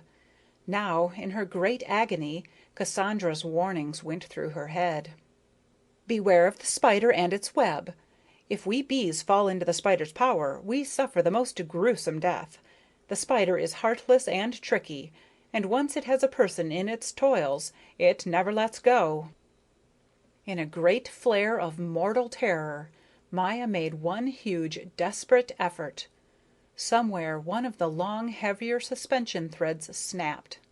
Maya felt it break, yet at the same time she sensed the awful doom of the cobweb. This was that the more one struggled in it, the more effectively and dangerously it worked. She gave up in complete exhaustion. At that moment she saw the spider herself, very near, under a blackberry leaf. At sight of the great monster, silent and serious, crouching there as if ready to pounce, Maya's horror was indescribable. The wicked, shining eyes were fastened on the little bee in sinister, cold-blooded patience. Maya gave one loud shriek. This was the worst agony of all. Death itself could look no worse than that gray, hairy monster, with her mean fangs and the raised legs supporting her fat body like a scaffolding. She would come rushing upon her, and then all would be over. Now a dreadful fury of anger came upon Maya, such as she had never felt before. Forgetting her great agony, intent only upon one thing, selling her life as dearly as possible, she uttered her clear, alarming battle cry, which all beasts knew and dreaded. "You will pay for your cunning with death," she shouted at the spider. "Just come and try to kill me. You'll find out what a bee can do." The spider did not budge. She really was uncanny, and must have terrified bigger creatures than little Maya. Strong in her anger, Maya now made another violent, desperate effort. Snap! One of the long suspension threads above her broke. The web was probably meant for flies and gnats, not for such large insects as bees. But Maya got herself only more entangled. In one gliding motion, the spider drew quite close to Maya. She swung by her nimble legs upon a single thread, with her body hanging straight downward. "What right have you to break my net?" she rasped at Maya. "What are you doing here? Isn't the world big enough for you? Why do you disturb a peaceful recluse?" That was not what Maya had expected to hear. Most certainly not. "I didn't mean to," she cried, quivering with glad hope. Ugly as the spider was, still she did not seem to intend any harm. "I didn't see your web, and I got tangled in it. I'm so sorry. Please pardon me." The spider drew nearer. "You're a funny little body," she said, letting go of the thread first with one leg, then with the other. The delicate thread shook. How wonderful that it could support the great creature! "Oh, do help me out of this," begged Maya. "I should be so grateful." "That's what I came here for," said the spider, and smiled strangely.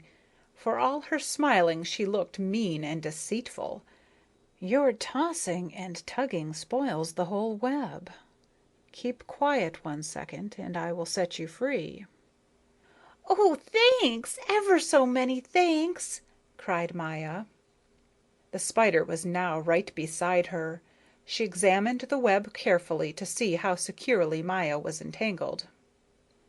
"How about your sting?" she asked. Ugh, how mean and horrid she looked! Maya fairly shivered with disgust at the thought that she was going to touch her, but replied as pleasantly as she could. "Don't trouble about my sting. I will draw it in, and nobody can hurt himself on it then." "I should hope not," said the spider. "Now then, look out. Keep quiet. Too bad for my web." Maya remained still. Suddenly she felt herself being whirled round and round on the same spot, till she got dizzy and sick and had to close her eyes. But what was that? She opened her eyes quickly. Horrors! She was completely enmeshed in a fresh, sticky thread which the spider must have had with her. "My God!" cried little Maya softly in a quivering voice. That was all she said. Now she saw how tricky the spider had been. Now she was really caught beyond release. Now there was absolutely no chance of escape. She could no longer move any part of her body. The end was near. Her fury of anger was gone. There was only a great sadness in her heart. "I didn't know there was such meanness and wickedness in the world," she thought. "The deep night of death is upon me. Good-by, dear bright sun. Good-by, my dear friend bees. Why did I leave you? A happy life to you. I must die." The spider sat wary, a little to one side. She was still afraid of Maya's sting. "Well," she jeered, "how are you feeling, little girl?" Maya was too proud to answer the false creature. She merely said, after a while, when she felt she couldn't bear any more, "Please kill me right away." "Really?" said the spider, tying a few torn threads together. "Really? Do you take me to be as big a dunce as yourself?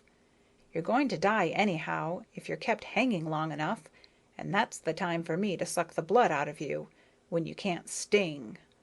Too bad, though, that you can't see how dreadfully you've damaged my lovely web. Then you'd realize that you deserve to die."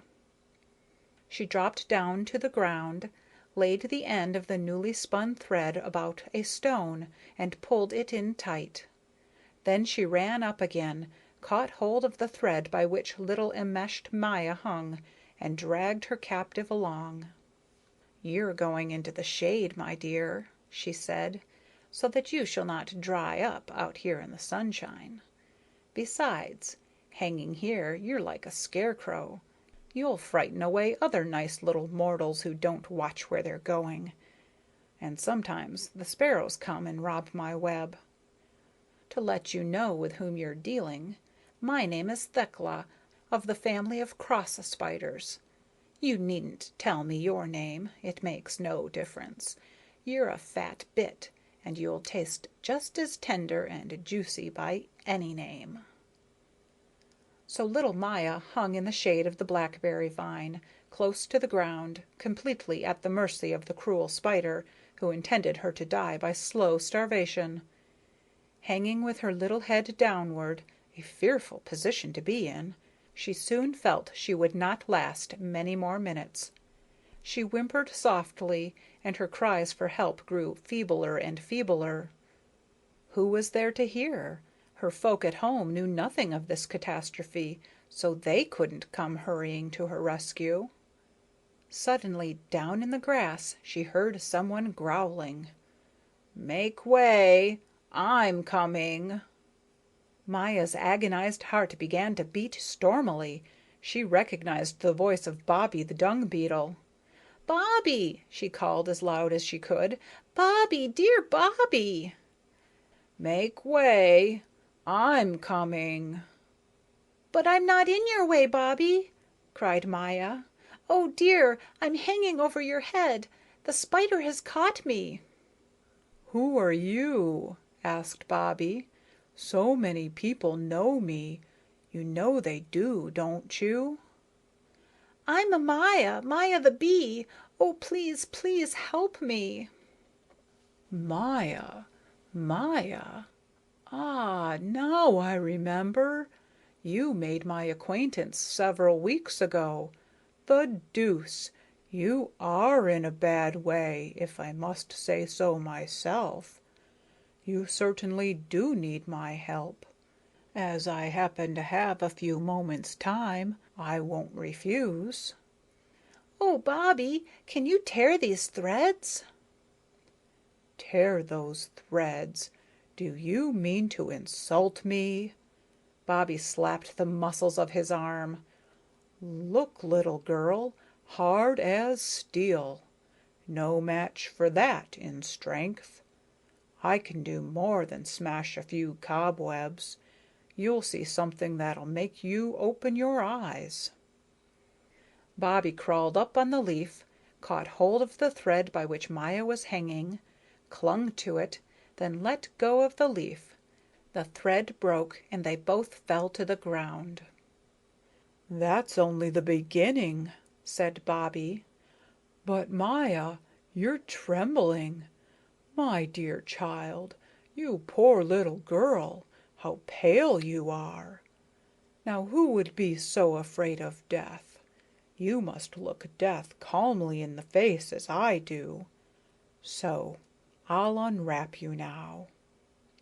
Maya could not utter a syllable. Bright tears of joy ran down her cheeks. She was to be free again, fly again in the sunshine wherever she wished.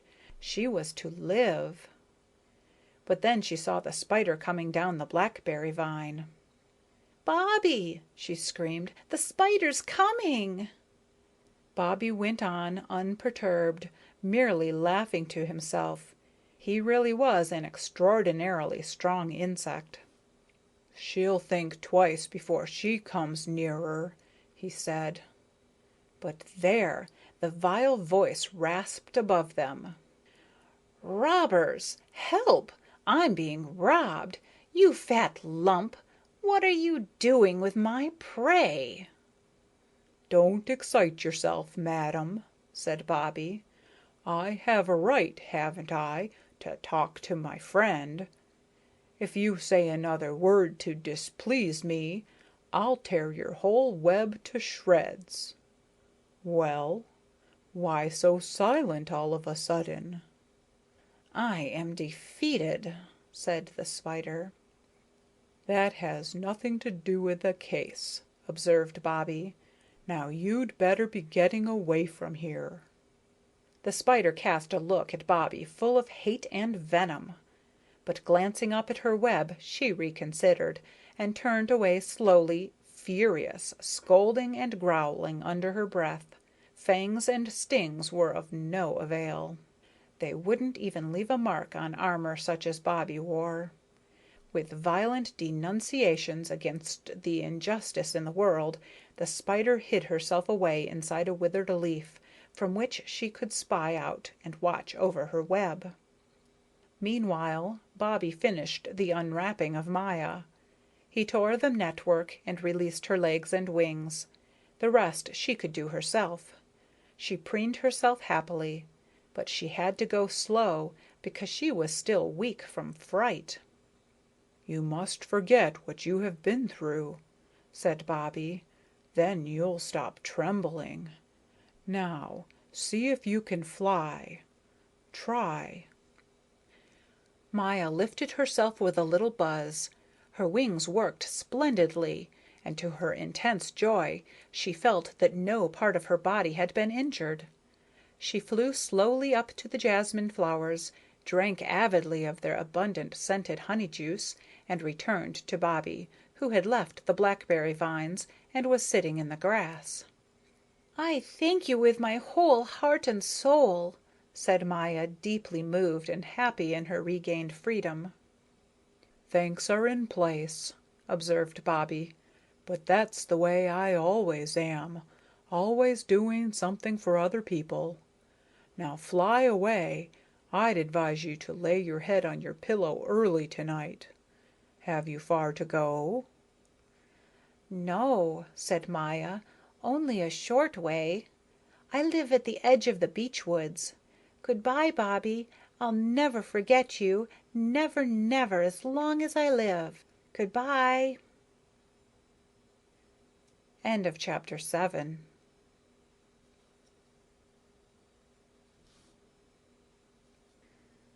Adventures of Maya the Bee by Waldemar Bonsels. Chapter 8. The Bug and the Butterfly. Her adventure with the spider gave Maya something to think about. She made up her mind to be more cautious in the future, not to rush into things so recklessly.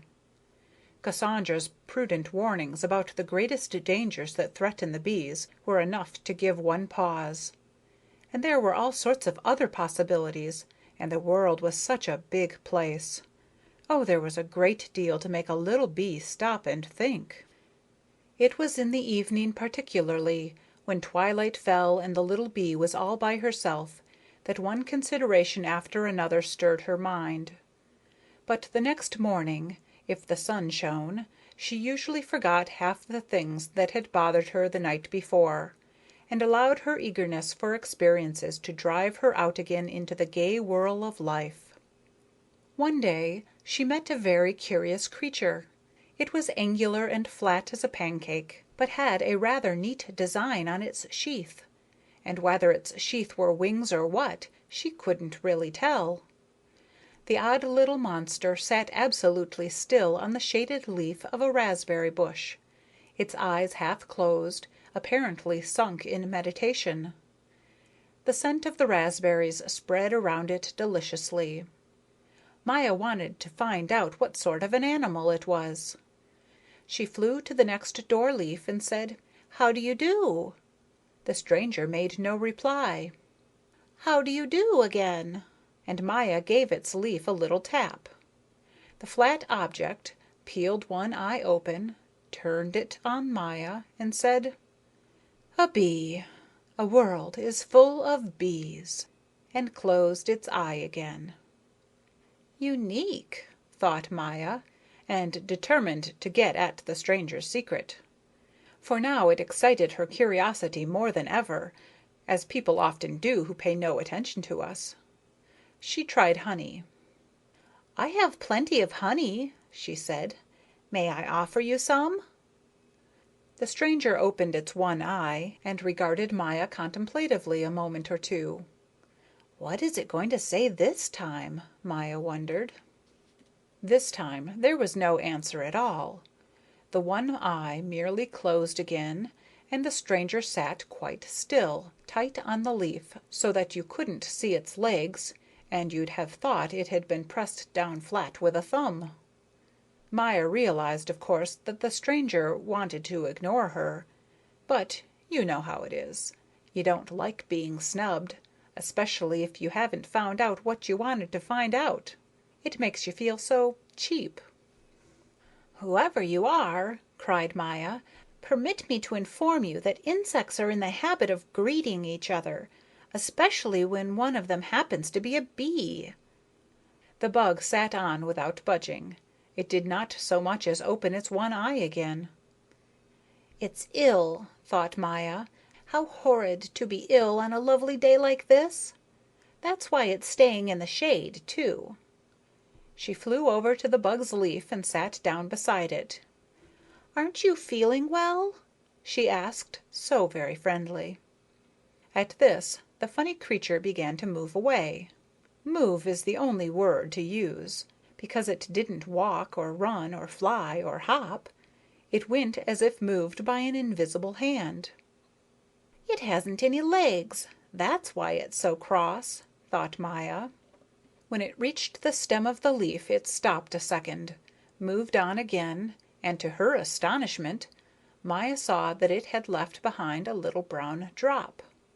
"How very singular," she thought, and clapped her hand to her nose and held it tight shut.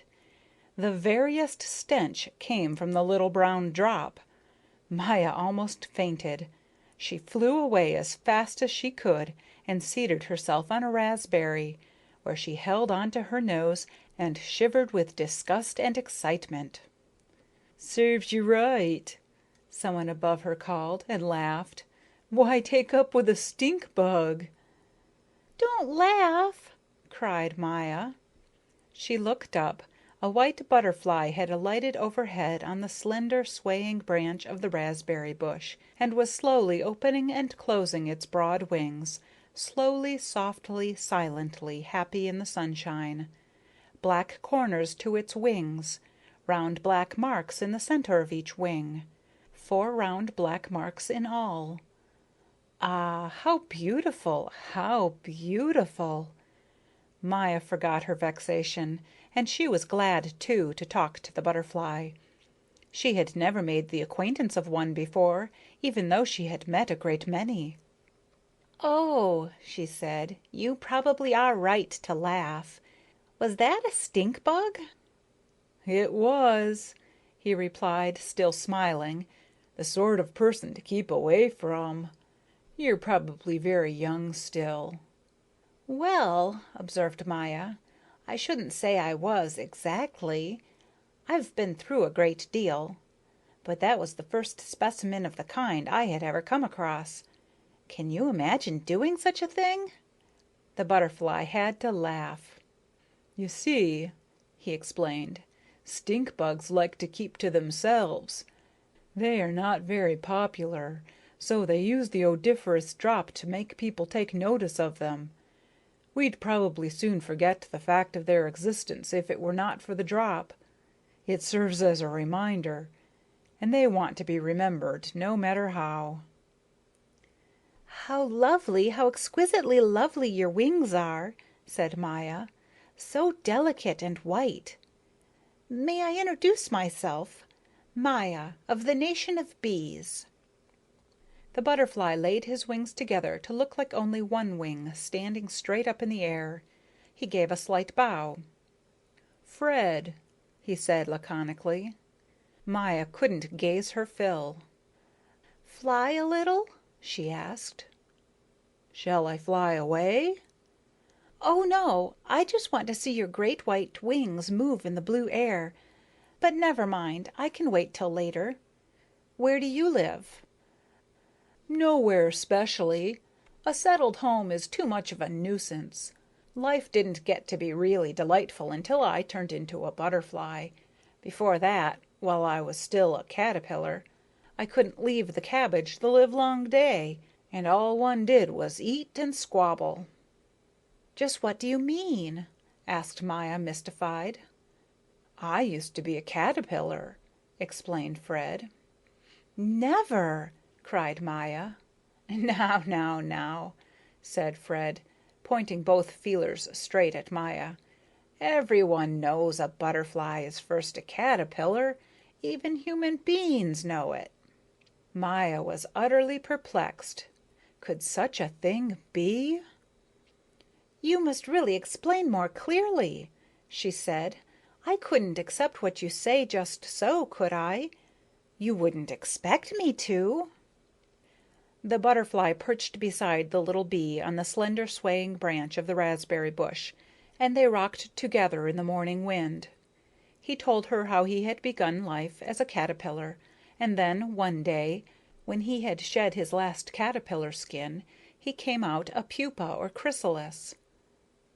"At the end of a few weeks," he continued, "I woke up out of my dark sleep and broke through the wrappings or pupa case. I can't tell you, Maya, what a feeling comes over you when, after a time like that, you suddenly see the sun again. I felt as though I were melting in a warm golden ocean, and I loved my life so that my heart began to pound." "I understand," said Maya. "I understand. I felt the same way the first time I left our humdrum city and flew out into the bright scented world of blossoms." The little bee was silent a while, thinking of her first flight. But then she wanted to know how the butterfly's large wings could grow in the small space of the pupa case. Fred explained. "The wings are delicately folded together like the petals of a flower in the bud. When the weather is bright and warm, the flower must open. It cannot help itself, and its petals unfold. So with my wings, they were folded up, then unfolded. No one can resist the sun when it shines." No, one cannot. One cannot resist the sunshine," Maya mused, watching the butterfly as he perched in the golden light of the morning, pure white against the blue sky. "People often charge us with being frivolous," said Fred. "We're really happy, just that, just happy. You wouldn't believe how seriously I sometimes think about life." "Tell me what all you think." "Oh," said Fred, "I think about the future. It's very interesting to think about the future. But I should like to fly now. The meadows on the hillside are full of yarrow and canterbury bells. Everything's in bloom. I'd like to be there, you know." This Maya understood. She understood it well, and they said good-by and flew away in different directions, the white butterfly rocking silently as if wafted by the gentle wind, little Maya with that uneasy zoom-zoom of the bees which we hear upon the flowers on fair days and which we always recall when we think of the summer. End of chapter 8.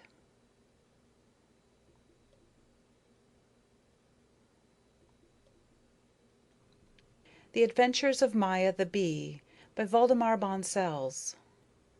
Chapter 9. The Lost Leg. Near the hole where Maya had set herself up for the summer lived a family of bark-boring beetles. Fridolin, the father, was an earnest, industrious man who wanted many children and took immense pains to bring up a large family. He had done very well. He had 50 energetic sons to fill him with pride and high hopes. Each had dug his own meandering little tunnel in the bark of the pine tree, and all were getting on and were comfortably settled. "My wife," Fridolin said to Maya, after they had known each other some time, "has arranged things so that none of my sons interferes with the others. They are not even acquainted. Each goes his own way." Maya knew that human beings were none too fond of Fridolin and his people, though she herself liked him and liked his opinions, and had found no reason to avoid him. In the morning, before the sun arose and the woods were still asleep, she could hear his fine tapping and boring. It sounded like a delicate trickling, or as if the tree were breathing in its sleep. Later she would see the thin brown dust that he had emptied out of his corridor. Once he came at an early hour, as he often did, to wish her good morning and ask if she had slept well. "Not flying today?" he inquired. No, it's too windy. It was windy. The wind rushed and roared and flung the branches into a mad tumult. The leaves looked ready to fly away. After each great gust the sky would brighten, and in the pale light the trees seemed balder. The pine in which Maya and Fridolin lived shrieked with the voices of the wind, as in a fury of anger and excitement. Fridolin sighed. "I worked all night," he told Maya, "all night. But what can you do? You've got to do something to get somewhere, and I'm not altogether satisfied with this pine. I should have tackled a fir tree." He wiped his brow and smiled in self-pity. How are your children? asked Maya pleasantly. "Thank you," said Fridolin. "Thank you for your interest. But," he hesitated, "but I don't supervise the way I used to. Still, I have reason to believe they are all doing well." As he sat there, a little brown man with slightly curtailed wing sheaths and a breastplate that looked like a head too large for its body, Maya thought he was almost comical. But she knew he was a dangerous beetle, who could do immense harm to the mighty trees of the forest, and if his tribe attacked a tree in numbers, then the green needles were doomed. The tree would turn sere and die. It was utterly without defenses against the little marauders who destroyed the bark and the sapwood. And the sapwood is necessary to the life of a tree because it carries the sap up to the very tips of the branches. There were stories of how whole forests had fallen victims to the race of boring beetles. Maya looked at Fridolin reflectively. She was awed into solemnity at the thought of the great power these little creatures possessed, and of how important they could become.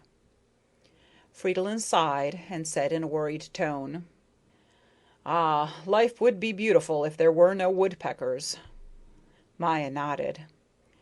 Yes, indeed, you're right. The woodpecker gobbles up every insect he sees. "If it were only that," observed Fridolin, "if it were only that he got the careless people who fool around on the outside, on the bark, I'd say very well, a woodpecker must live too. But it seems all wrong that the bird should follow us right into our corridors, into the remotest corners of our homes." But he can't. He's too big, isn't he? Fridolin looked at Maya with an air of grave importance, lifting his brow and shaking his head 2 or 3 times. It seemed to please him that he knew something she didn't know. "Too big? What difference does his size make?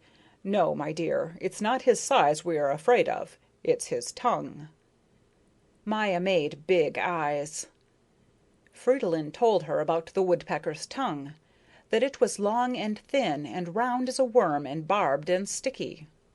"He can stretch his tongue out 10 times my length," cried the bark beetle, flourishing his arm.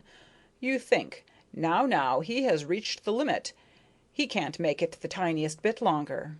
But no, he goes on stretching and stretching it. He pokes it deep into the cracks and crevices of the bark, on the chance that he'll find somebody sitting there. He even pushes it into our passageways, actually into our corridors and chambers. Things stick to it, and that's the way he pulls us out of our homes." I'm not a coward, said Maya. I don't think I am, but what you say makes me creepy. "Oh, you're all right," said Fridolin, a little envious. "You with your sting are safe. A person'll think twice before he'll let you sting his tongue. Anybody'll tell you that. But how about us bark beetles? How do you think we feel? A cousin of mine got caught. We had just had a little quarrel on account of my wife. I remember every detail perfectly. My cousin was paying us a visit and hadn't yet got used to our ways or our arrangements. All of a sudden we heard a woodpecker scratching and boring, one of the smaller species. It must have begun right at our building, because as a rule we hear him beforehand and have time to run to shelter before he reaches us. Suddenly I heard my poor cousin scream in the dark, "Fridolin, I'm sticking!" Then all I heard was a short, desperate scuffle, followed by complete silence, and in a few moments the woodpecker was hammering at the house next door. My poor cousin. Her name was Agatha. "Feel how my heart is beating," said Maya in a whisper. "You oughtn't to have told it so quickly. My goodness, the things that do happen!" And the little bee thought of her own adventures in the past and the accidents that might still happen to her. A laugh from Fridolin interrupted her reflections. She looked up in surprise. "See who's coming!" he cried. "Coming up the tree. Here's the fellow for you. I tell you, he's but you'll see." Maya followed the direction of his gaze and saw a remarkable animal slowly climbing up the trunk. She wouldn't have believed such a creature was possible if she had not seen it with her own eyes. "Hadn't we better hide?" she asked, alarm getting the better of astonishment. "Absurd," replied the bark beetle. "Just sit still and be polite to the gentleman. He is very learned, really, very scholarly, and what is more, kind and modest. Like most persons of his type, rather funny. See what he's doing now." "Probably thinking," observed Maya, who couldn't get over her astonishment. "He's struggling against the wind," said Fridolin, and laughed. "I hope his legs don't get entangled." "Are those long threads really his legs?" asked Maya, opening her eyes wide. "I've never seen the like." Meanwhile, the newcomer had drawn near, and Maya got a better view of him. He looked as though he were swinging in the air. His rotund little body hung so high on his monstrously long legs, which groped for a footing on all sides like a movable scaffolding of threads. He stepped along cautiously, feeling his way. The little brown sphere of his body rose and sank, rose and sank. His legs were so very long and thin that one alone would certainly not have been enough to support his body. He needed all at once, unquestionably. As they were jointed in the middle, they rose high in the air above him.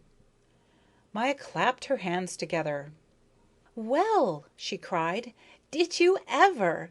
Would you have dreamed that such delicate legs, legs as fine as a hair, could be so nimble and useful, that one could really use them, and they'd know what to do? Fridolin, I think it's wonderful, simply wonderful." "Ah, bah!" said the bark beetle. "Don't take things so seriously. Just laugh when you see something funny, that's all." "But I don't feel like laughing. Often we laugh at something and later find out it was just because we haven't understood." By this time the stranger had joined them and was looking down at Maya from the height of his pointed triangles of legs. "Good morning," he said. "A real windstorm. A pretty strong draft, don't you think? Or no? You're of a different opinion?" He clung to the tree as hard as he could. Fridolin turned to hide his laughing, but little Maya replied politely that she quite agreed with him, and that was why she had not gone out flying. Then she introduced herself. The stranger squinted down at her through his legs. "Maya of the nation of bees," he repeated. "Delighted, really. I have heard a great deal about bees. I myself belong to the general family of spiders, species daddy longlegs, and my name is Hannibal." The word spider has an evil sound in the ears of all smaller insects, and Maya could not quite conceal her fright, especially as she was reminded of her agony in Thekla's web. Hannibal seemed to take no notice, so Maya decided Well, if need be, I'll fly away, and he can whistle for me. He has no wings, and his web is somewhere else." "I am thinking," said Hannibal, "thinking very hard. If you will permit me, I will come a little closer. That big branch there makes a good shield against the wind." "Why, certainly," said Maya, making room for him. Fridolin said good-bye and left. Maya stayed. She was eager to get at Hannibal's personality. "The many, many different kinds of animals there are in the world," she thought. "Every day a fresh discovery." The wind had subsided some, and the sun shone through the branches. From below rose the song of a robin redbreast, filling the woods with joy. Maya could see it perched on a branch, could see its throat swell and pulse with the song as it held its little head raised up to the light. "If only I could sing like that robin redbreast," she said, "I'd perch on a flower and keep it up the livelong day." "You'd produce something lovely, you would, with your humming and buzzing." "The bird looks so happy." "You have great fancies," said the daddy-long-legs. "Supposing every animal were to wish he could do something that nature had not fitted him to do, the world would be all topsy-turvy. Supposing a robin redbreast thought he had to have a sting above everything else, or a goat wanted to fly about gathering honey. Supposing a frog were to come along and languish for my kind of legs." Maya laughed. "That isn't just what I mean. I mean, it seems lovely to be able to make all beings as happy as the bird does with his song. But goodness gracious," she exclaimed suddenly, "Mr. Hannibal, you have one leg too many." Hannibal frowned and looked into space, vexed.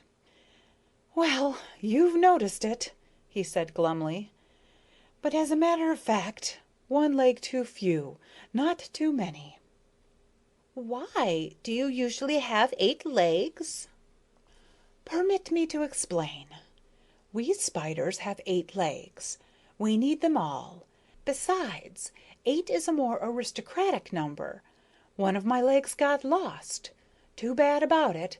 However you manage, you make the best of it." "It must be dreadfully disagreeable to lose a leg," Maya sympathized. Hannibal propped his chin on his hand and arranged his legs to keep them from being easily counted. "I'll tell you how it happened. Of course, as usual, when there's mischief, a human being is mixed up in it. We spiders are careful and look what we're doing, but human beings are careless. They grab you sometimes as though you were a piece of wood. Shall I tell you?" "Oh, yes, please," said Maya, settling herself comfortably. "It would be awfully interesting. You must certainly have gone through a great deal." "I should say so," said Hannibal. "Now listen. We daddy-long-legs, you know, hunt by night. I was then living in a green garden house. It was overgrown with ivy, and there were a number of broken window panes, which made it very convenient for me to crawl in and out. The man came at dark. In one hand he carried his artificial sun, which he calls lamp. In the other hand a small bottle. Under his arm some paper, and in his pocket another bottle. He put everything down on the table and began to think, because he wanted to write his thoughts on the paper. You must certainly have come across paper in the woods or in the garden. The black on the paper is what man has excogitated. Excogitated." "Marvelous!" cried Maya, all aglow that she was to learn so much. "For this purpose," Hannibal continued, "man needs both bottles. He inserts a stick into the one and drinks out of the other. The more he drinks, the better it goes. Of course, it is about us insects that he writes. Everything he knows about us, and he writes strenuously, but the result is not much to boast of, because up to now man has found out very little in regard to insects. He is absolutely ignorant of our soul life, and hasn't the least consideration of our feelings. You will see." Don't you think well of human beings?" asked Maya. Oh, yes, yes.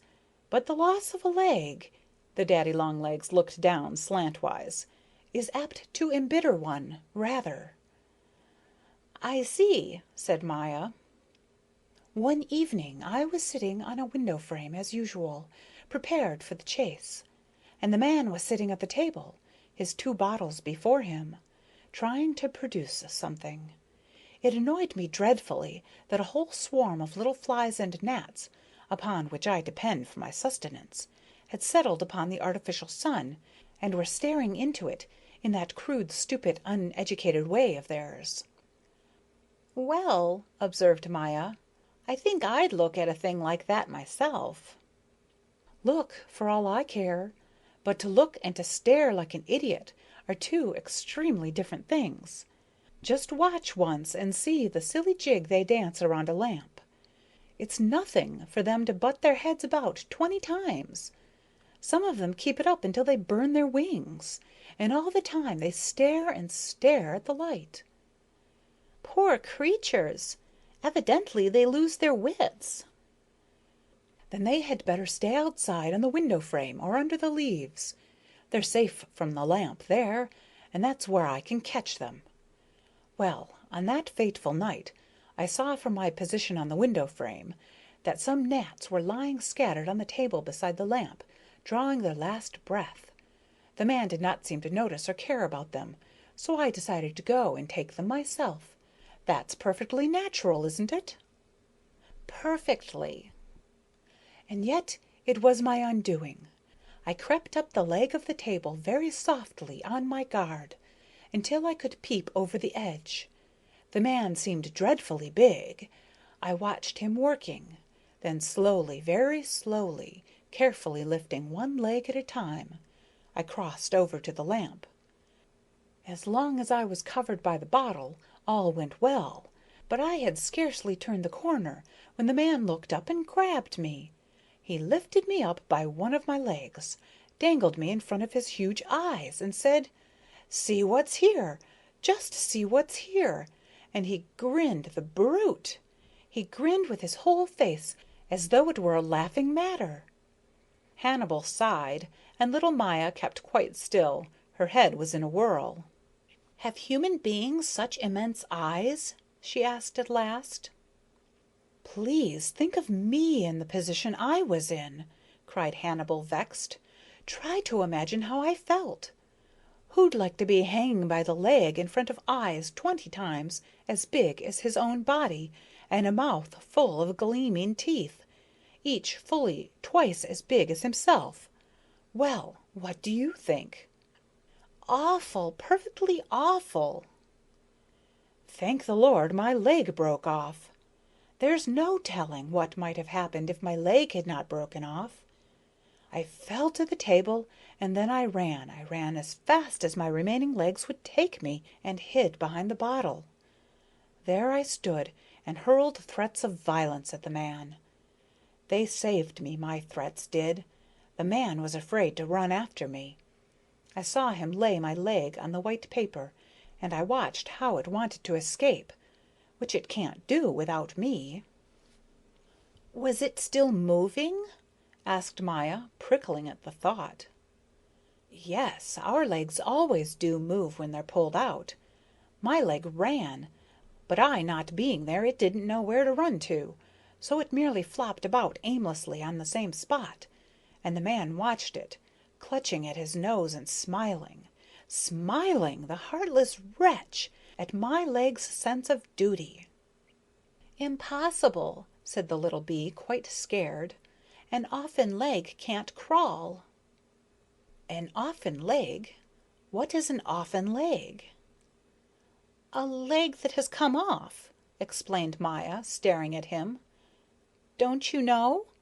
At home we children used the word often for anything that had come off." You should drop your nursery slang when you're out in the world and in the presence of cultured people," said Hannibal severely. "But it is true that our legs totter along after they have been torn from our bodies." "I can't believe it without proof." Do you think I'll tear one of my legs off to satisfy you?" Hannibal's tone was ugly. "I see you're not a fit person to associate with. Nobody, I'd like you to know, nobody has ever doubted my word before." Maya was terribly put out. She couldn't understand what had upset the daddy longlegs so, or what dreadful thing she had done. "It isn't altogether easy to get along with strangers," she thought. "They don't think the way we do, and don't see that we mean no harm." She was depressed and cast a troubled look at the spider with his long legs and soured expression. "Really, someone ought to come and eat you up." Hannibal had evidently mistaken Maya's good nature for weakness, for now something unusual happened to the little bee. Suddenly her depression passed and gave way, not to alarm or timidity, but to a calm courage. She straightened up, lifted her lovely transparent wings, uttered her high, clear buzz, and said with a gleam in her voice, "I'm a bee, Mr. Hannibal." "I beg your pardon," said he, and without saying good-by, turned and ran down the tree trunk as fast as a person can run who has 7 legs. Maya had to laugh willy-nilly. From down below Hannibal began to scold. "You're bad. You threaten helpless people. You threaten them with your sting when you know they're handicapped by a misfortune and can't get away fast. But your hour is coming, and when you're in a tight place, you'll think of me and be sorry." Hannibal disappeared under the leaves of the coltsfoot on the ground. His last words had not reached the little bee. The wind had almost died away, and the day promised to be fine. White clouds sailed aloft in a deep, deep blue, looking happy and serene like good thoughts of the Lord. Maya was cheered. She thought of the rich shaded meadows by the woods and of the sunny slopes beyond the lake. A blithe activity must have begun there by this time. In her mind she saw the slim grasses waving and the purple iris that grew in the rills at the edge of the woods. From the flower of an iris she could look across to the mysterious night of the pine forest and catch its cool breath of melancholy. She knew that its forbidding silence, which transformed the sunshine into a reddish half-light of sleep, was the home of the fairy tale. Maya was already flying. She had started off instinctively, in answer to the call of the meadows and their gay carpeting of flowers. It was a joy to be alive. End of chapter 9.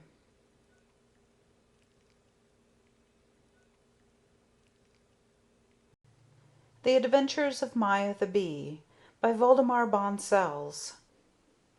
Chapter 10. The Wonders of the Night. Thus the days and weeks of her young life passed for little Maya among the insects in a lovely summer world. A happy roving in garden and meadow, occasional risks and many joys. For all that, she often missed the companions of her early childhood, and now and again suffered a pang of homesickness, an ache of longing for her people in the kingdom she had left. There were hours, too, when she yearned for regular, useful work and association with friends of her own kind.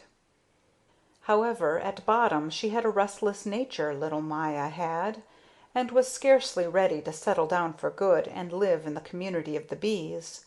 She wouldn't have felt comfortable.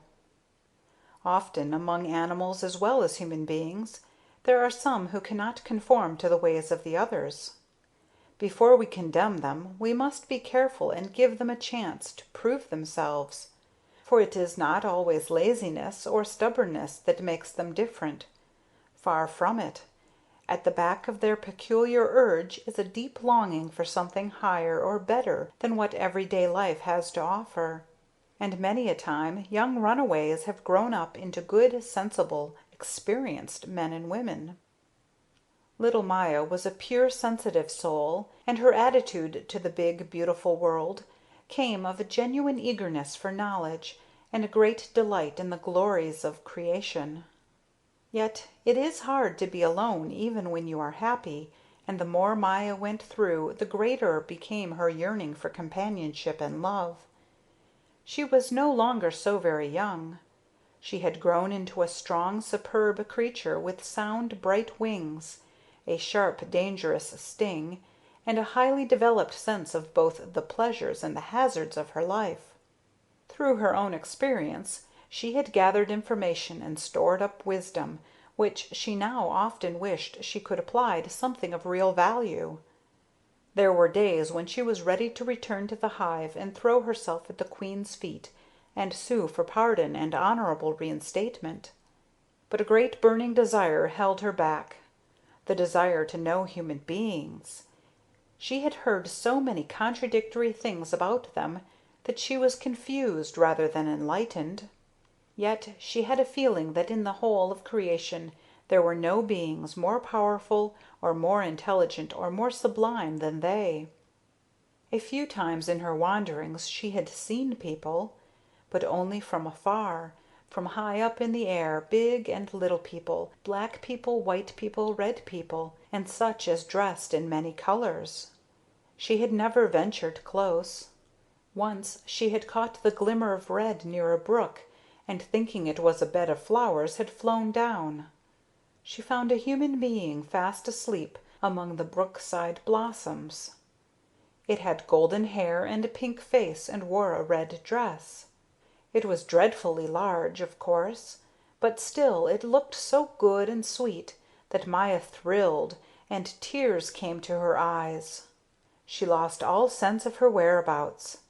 She could do nothing but gaze and gaze upon the slumbering presence. All the horrid things she had ever heard against man seemed utterly impossible. Lies they must have been, mean lies that she had been told against creatures as charming as this one, asleep in the shade of the whispering birch trees. After a while a mosquito came and buzzed greetings. "Look!" cried Maya, hot with excitement and delight. "Look, just look at that human being there! How good, how beautiful! Doesn't it fill you with enthusiasm?" The mosquito gave Maya a surprised stare, then turned slowly round to glance at the object of her admiration. Yes, it is good. I just tasted it. I stung it. Look, my body is shining red with its blood." Maya had to press her hand to her heart, so startled was she by the mosquito's daring. "Will it die?" she cried. "Where did you wound it? How could you? How could you screw up your courage to sting it? And how vile! Why, you're a beast of prey!" The mosquito tittered. "Why, it's only a very little human being," it answered in its high, thin voice. "It's the size called girl, the size at which the legs are covered halfway up with a separate colored casing. My sting, of course, goes through the casing, but usually doesn't reach the skin. Your ignorance is really stupendous. Do you actually think that human beings are good? I haven't come across one who willingly let me take the tiniest drop of his blood." "I don't know very much about human beings, I admit," said Maya humbly. "But of all the insects, you bees have most to do with human beings. That's a well-known fact." "I left our kingdom," Maya confessed timidly. "I didn't like it. I wanted to learn about the outside world." "Well, well, what do you think of that?" The mosquito drew a step nearer.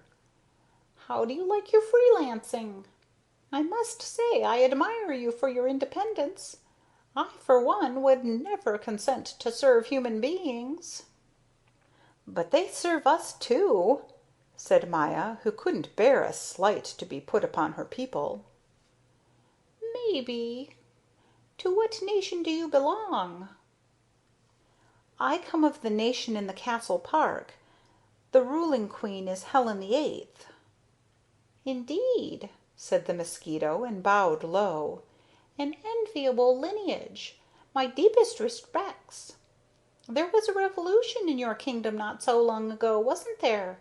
I heard it from the messengers of the rebel swarm. Am I right?" "Yes," said Maya, proud and happy that her nation was so respected and renowned. Homesickness for her people awoke again, deep down in her heart, and she wished she could do something good and great for her queen and country. Carried away on the wings of this dream, she forgot to ask about human beings. Or, like as not, she refrained from questions, feeling that the mosquito would not tell her things she would be glad to hear. The mite of a creature impressed her as a saucy miss, and people of her kind usually had nothing good to say of others. Besides, she soon flew away. "I'm going to take one more drink," She called back to Maya. "Later I and my friends are going flying in the light of the westering sun. Then we'll be sure to have good weather tomorrow." Maya made off quickly. She couldn't bear to stay and see the mosquito hurt the sleeping child. And how could she do this thing and not perish? Hadn't Cassandra said, "If you sting a human being you will die"? Maya still remembered every detail of this incident with the child and the mosquito, but her craving to know human beings well had not been stilled. She made up her mind to be bolder and never stop trying until she had reached her goal. At last Maya's longing to know human beings was to be satisfied, and in a way far, far lovelier and more wonderful than she had dreamed. Once, on a warm evening, having gone to sleep earlier than usual, she woke up suddenly in the middle of the night, something that had never happened to her before. When she opened her eyes, her astonishment was indescribable. Her little bedroom was all steeped in a quiet bluish radiance. It came down through the entrance, and the entrance itself shone as if hung with a silver blue curtain. Maya did not dare to budge at first, though not because she was frightened. No. Somehow, along with the light came a rare, lovely peacefulness, and outside her room the air was filled with a sound finer, more harmonious than any music she had ever heard. After a time she rose timidly, awed by the glamour and the strangeness of it all, and looked out. The whole world seemed to lie under the spell of an enchantment. Everything was sparkling and glittering in pure silver. The trunks of the birch trees, the slumbering leaves, were overlaid with silver. The grass, which from her height seemed to lie under delicate veils, was set with 1,000 pale pearls. All things near and far, the silent distances, were shrouded in this soft bluish sheen. "This must be the night," Maya whispered, and folded her hands. High up in the heavens, partly veiled by the leaves of a birch tree, hung a full clear disk of silver, from which the radiance poured down that beautified the world. And then Maya saw countless bright, sharp little lights surrounding the moon in the heavens. Oh, so still and beautiful, unlike any shining things she had ever seen before. To think she beheld the night, the moon and the stars, the wonders, the lovely wonders of the night. She had heard of them, but never believed in them. It was almost too much. Then the sound rose again, the strange night sound that must have awakened her. It came from near by, filling the welkin, a soaring chirp with a silvery ring that matched the silver on the trees and leaves and grass, and seemed to come rilling down from the moon on the beams of silver light. Maya looked about for the source in vain. In the mysterious drift of light and shadow it was difficult to make out objects in clear outline. Everything was draped so mysteriously, and yet everything showed up true and in such heroic beauty. Her room could keep her no longer. Out she had to fly into this new splendor, the night splendor. "The good Lord will take care of me," she thought. "I am not bent upon wrong." As she was about to fly off through the silver light to her favorite meadow, now lying full under the moon, she saw a winged creature alight on a birch tree leaf not far away. Scarcely alighted, it raised its head to the moon, lifted its narrow wings, and drew the edge of one against the other, for all the world as though it were playing on a violin. And sure enough, the sound came, the silvery chirp that filled the whole moonlit world with melody. "Exquisite!" whispered Maya. "Heavenly, heavenly, heavenly!" She flew over to the leaf. The night was so mild and warm that she did not notice it was cooler than by day. When she touched the leaf, the chirper broke off playing abruptly, and to Maya it seemed as if there had never been such a stillness before, so profound was the hush that followed. It was uncanny. Through the dark leaves filtered the light, white and cool. "Good night," said Maya politely, thinking good night was the greeting for the night, like good morning for the morning. "Please excuse me for interrupting, but the music you make is so fascinating that I had to find out where it came from." The chirper stared at Maya wide-eyed. "What sort of a crawling creature are you?" it asked after some moments had passed. "I have never met one like you before." "I am not a crawling insect. I am Maya of the nation of bees." "Oh, of the nation of bees, indeed. You live by day, don't you? I have heard of your race from the hedgehog. He told me that in the evening he eats the dead bodies that are thrown out of your hive." "Yes," said Maya, with a faint chill of apprehension. "That's so. Cassandra told me about him. She heard of him from the sentinels. He comes when twilight falls and snouts in the grass looking for dead bodies.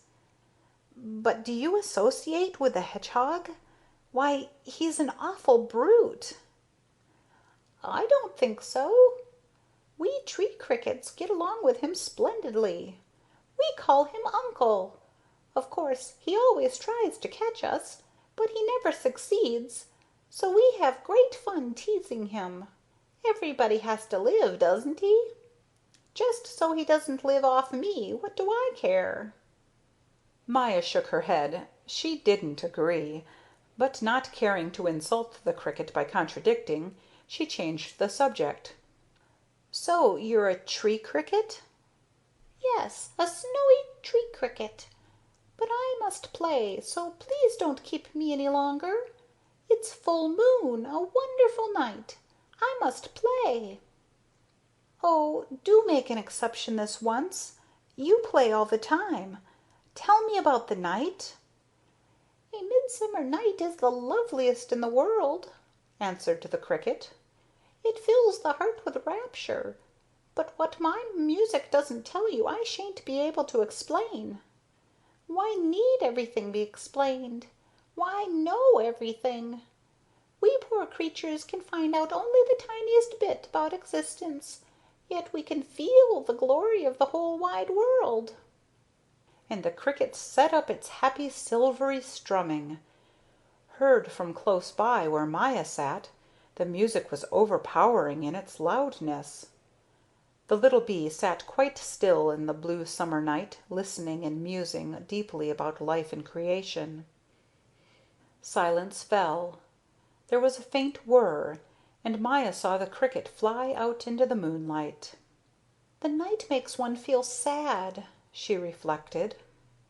Her flowery meadow drew her now. She flew off. At the edge of the brook stood the tall irises brokenly reflected in the running water. A glorious sight. The moonlight was whirled along in the braided current, the wavelets winked and whispered, the irises seemed to lean over asleep. "Asleep from sheer delight," thought the little bee. She dropped down on a blue petal in the full light of the moon, and could not take her eyes from the living waters of the brook, the quivering flash, the flashing come and go of countless sparks. On the bank opposite, The birch trees glittered as if hung with the stars. "Where is all that water flowing to?" she wondered. "The cricket is right. We know so little about the world." Of a sudden a fine little voice rose in song from the flower of an iris close beside her, ringing like a pure, clear bell, different from any earthly sound that Maya knew. Her heart throbbed. She held her breath. "Oh, what is going to happen? What am I going to see now?" The iris swayed gently. One of the petals curved in at the edge, and Maya saw a tiny snow-white human hand holding on to the flower's rim with its wee little fingers. Then a small blonde head arose, and then a delicate luminous body in white garments. A human being in miniature was coming out of the iris. Words cannot tell Maya's awe and rapture. She sat rigid. The tiny being climbed to the edge of the blossom, lifted its arms up to the moonlight, and looked out into the bright shining night with a smile of bliss lighting up its face. Then a faint quiver shook its luminous body, and from its shoulders two wings unfolded, whiter than the moonlight, pure as snow, rising above its blonde head and reaching down to its feet. How lovely it was! How exquisitely lovely! Nothing that Maya had ever seen compared with it in loveliness.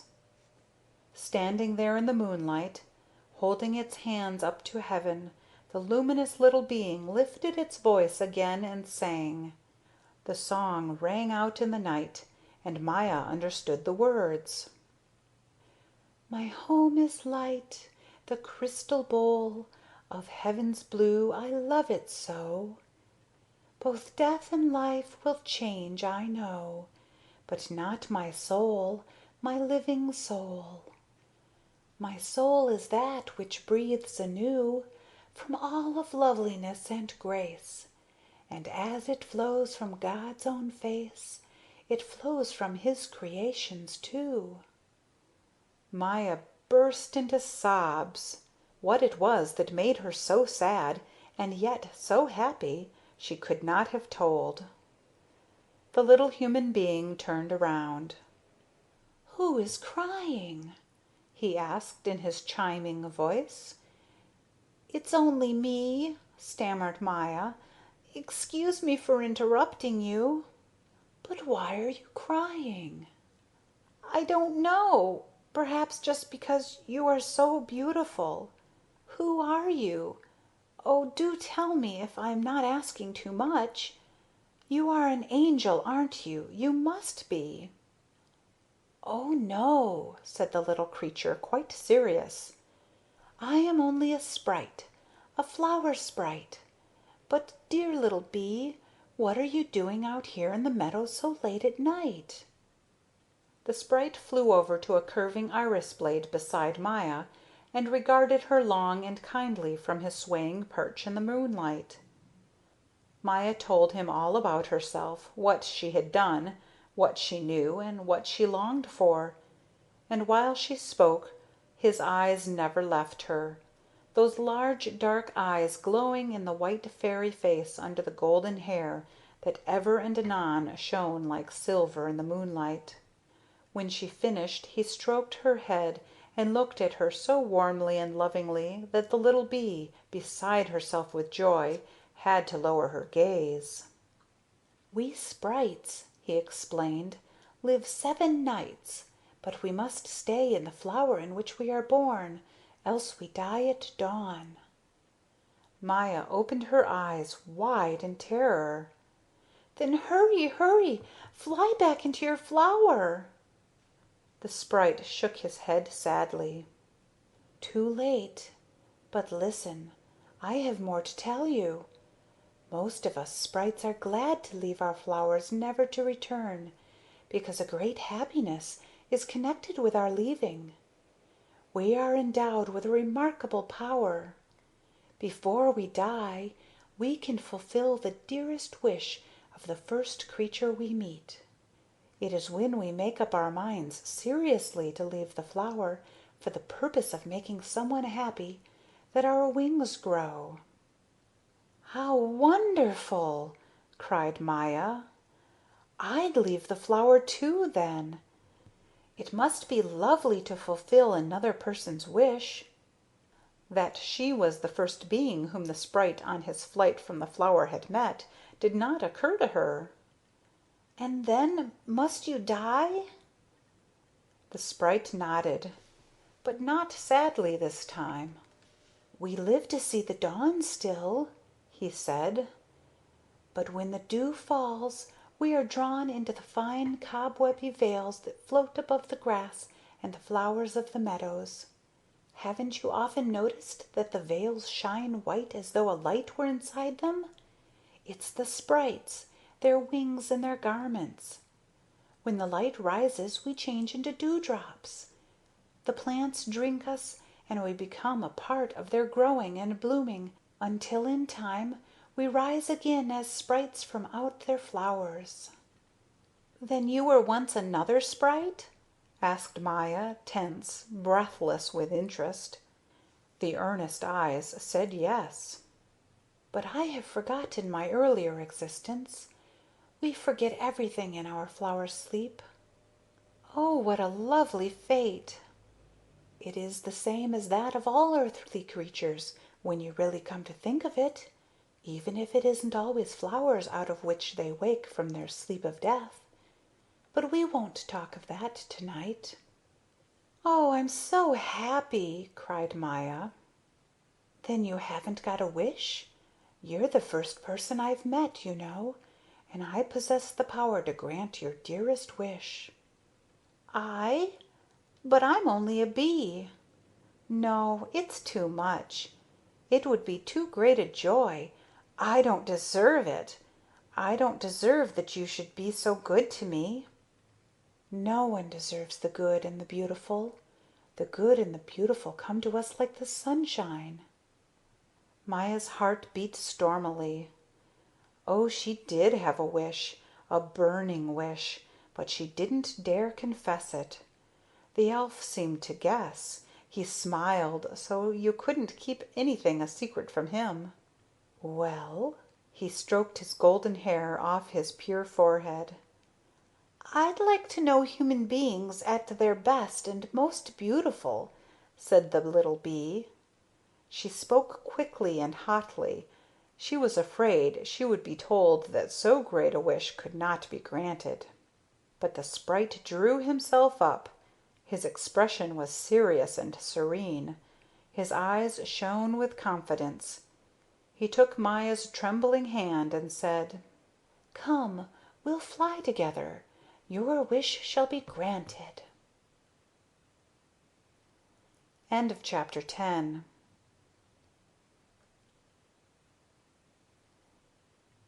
The Adventures of Maya the Bee by Waldemar Bonsels. Chapter 11. With the Sprite. And so Maya and the flower sprite started off together in the bright midsummer night, flying low over the blossomy meadow. His white reflection crossing the brook shone as though a star were gliding through the water. How happy the little bee was to confide herself to this gracious being. Whatever he were to do, wherever he were to lead her, would be good and right, she felt. She would have liked to ask him 1,000 questions had she dared. As they were passing between a double row of high poplar trees, something whirred above them. A dark moth, as big and strong as a bird, crossed their way. "One moment. Wait 1 moment, please," the sprite called. Maya was surprised to see how readily the moth responded. All three alighted on a high poplar branch, from which there was a far view out upon the tranquil moonlit landscape. The quaking leaves whispered delicately.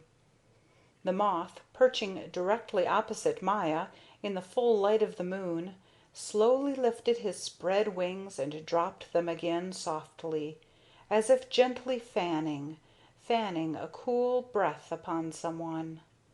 Broad diagonal stripes of a gorgeous bright blue marked his wings. His black head was covered as with dark velvet. His face was like a strangely mysterious mask, out of which glowed a pair of dark eyes. How wonderful were the creatures of the night! A little cold shiver ran through Maya. She felt she was dreaming the strangest dream of her life. "You are beautiful," she said to the moth. "Beautiful, really." She was awed and solemn. "Who is your companion?" the moth asked the sprite. "A bee. I met her just as I was leaving my flower." The moth seemed to realize what that meant. He looked at Maya almost enviously. "You fortunate creature." "Are you sad?" asked Maya out of the warmth of her heart. The moth shook his head. "No, not sad." His voice sounded friendly and grateful, and he gave Maya such a kind look that she would have liked to strike up a friendship with him then and there. "Is the bat still abroad, or has he gone to rest?" This was the question for which the sprite had stopped the moth.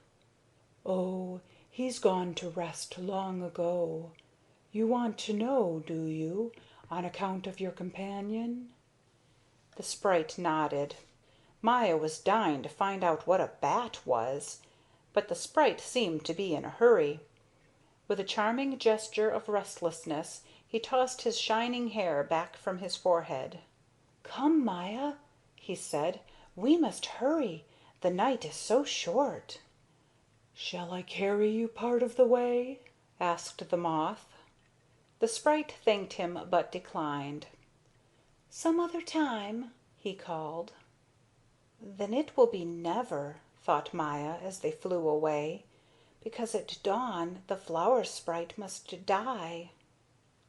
The moth remained on the leaf looking after them until the glimmer of the fairy garments grew smaller and smaller and finally sank into the depths of the blue distance. Then he turned his face slowly and surveyed his great dark wings with their broad blue stripes. He sank into a reverie.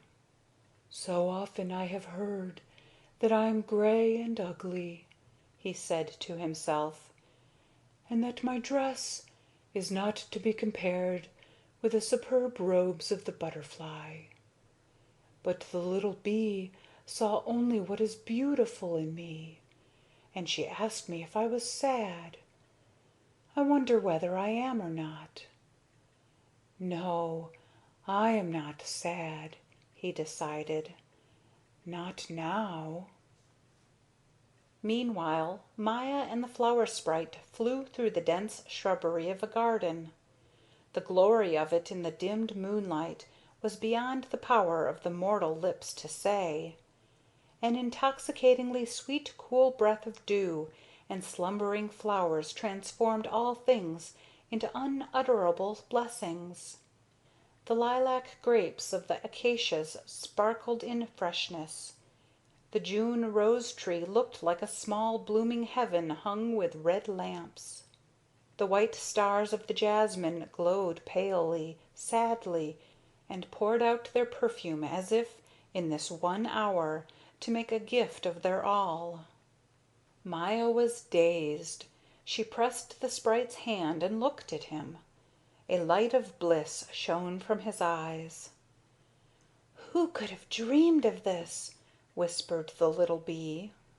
Just then she saw something that sent a pang through her. "Oh," she cried, "look! A star has fallen. It's straying about and can't find its way back to its place in the sky." "That's a firefly," said the flower sprite without a smile.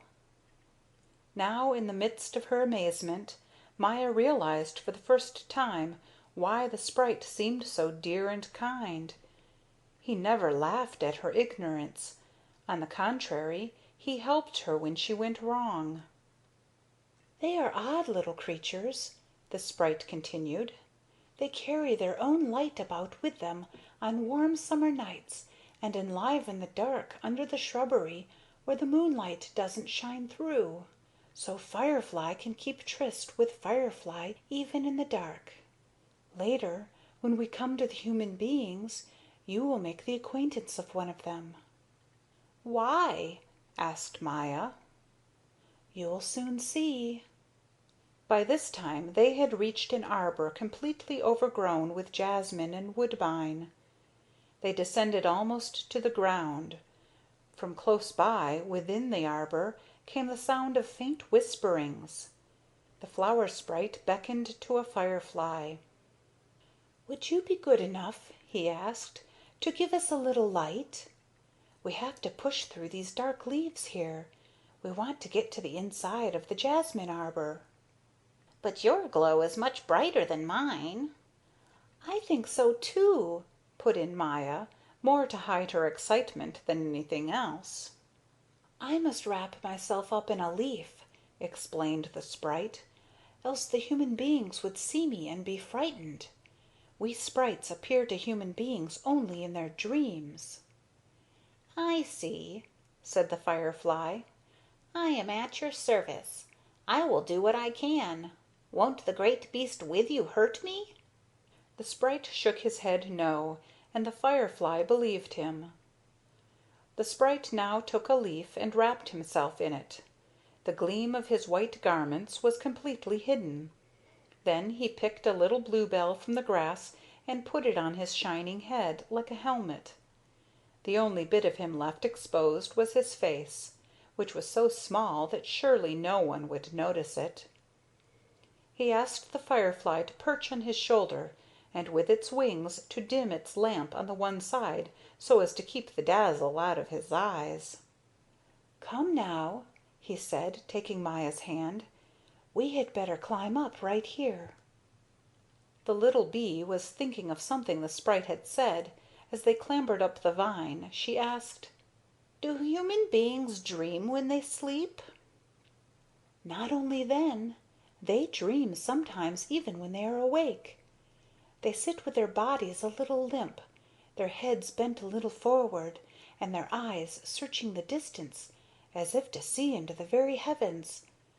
Their dreams are always lovelier than life. That's why we appear to them in their dreams."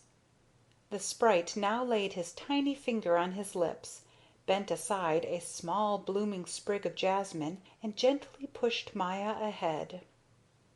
"Look down," he said softly. "You'll see what you have been wishing to see." The little bee looked and saw two human beings sitting on a bench in the shadows cast by the moonlight, a boy and a girl, and the girl with her head leaning on the boy's shoulder, and the boy holding his arm around the girl as if to protect her. They sat in complete stillness, looking wide-eyed into the night. It was as quiet as if they had both gone to sleep.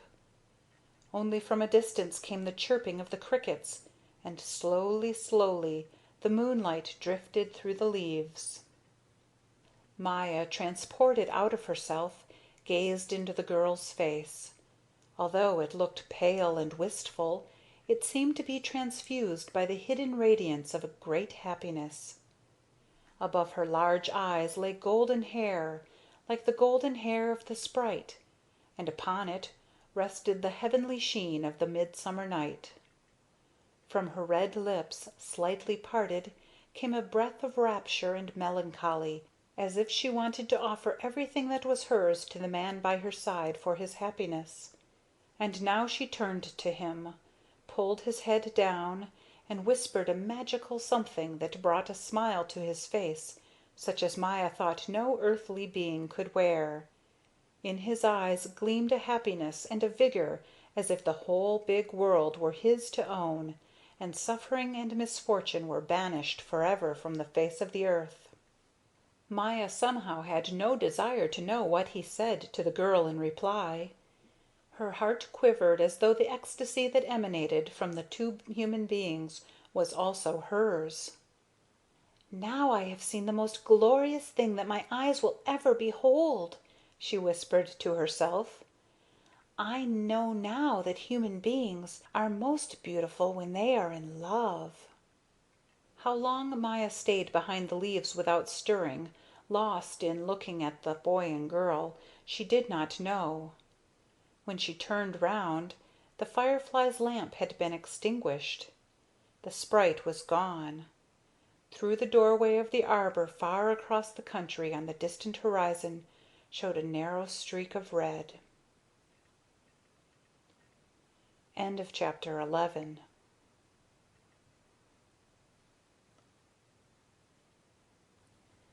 The Adventures of Maya the Bee by Waldemar Bonsels. Chapter 12. Aloes, Ladybird and Poet. The sun was risen high above the tops of the beech trees when Maya awoke in her woodland retreat. In the first moments, the moonlight, the chirping of the cricket, the midsummer night meadow, the lovely sprite, the boy and the girl in the arbor, all seemed the perishing fancies of a delicious dream. Yet here it was almost midday, and she remembered slipping back into her chamber in the chill of dawn. So it had all been real. She had spent the night with the flower sprite, and had seen the two human beings, with their arms round each other, in the arbor of woodbine and jasmine. The sun outside was glowing hot on the leaves, a warm wind was stirring, and Maya heard the mixed chorus of thousands of insects. Ah, what these knew! And what she knew! So proud was she of the great thing that had happened to her that she couldn't get out to the others fast enough. She thought they must read it in her very looks. But in the sunlight everything was the same as ever. Nothing was changed. Nothing recalled the blue moonlit night. The insects came, said how do you do, and left.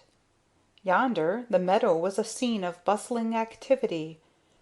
The insects, birds, and butterflies hopped, flew, and flitted in the hot flickering air around the tall, gay midsummer flowers. Sadness fell upon Maya. There was no one in the world to share her joys and sorrows. She couldn't make up her mind to fly over and join the others in the meadow. No, she would go to the woods. The woods were serious and solemn. They suited her mood. How many mysteries and marvels lie hidden in the dim depths of the woods! No one suspects who hurries unobservant along the beaten tracks. You must bend aside the branches of the underbrush, or lean down and peep between the blackberry briars through the tall grasses and across the thick moss. Under the shaded leaves of the plants, in holes in the ground and tree trunks, in the decaying bark of stumps, in the curl and twist of the roots that coil in the ground like serpents, there is an active, multiform life by day and by night, full of joys and dangers, struggles and sorrows and pleasures. Maya divined only a little of this as she flew low between the dark brown trunks under the leafy roof of green. She followed a narrow trail in the grass, which made a clear path through thicket and clearing. Now and then the sun seemed to disappear behind clouds, so deep was the shade under the high foliage and in the close shrubbery.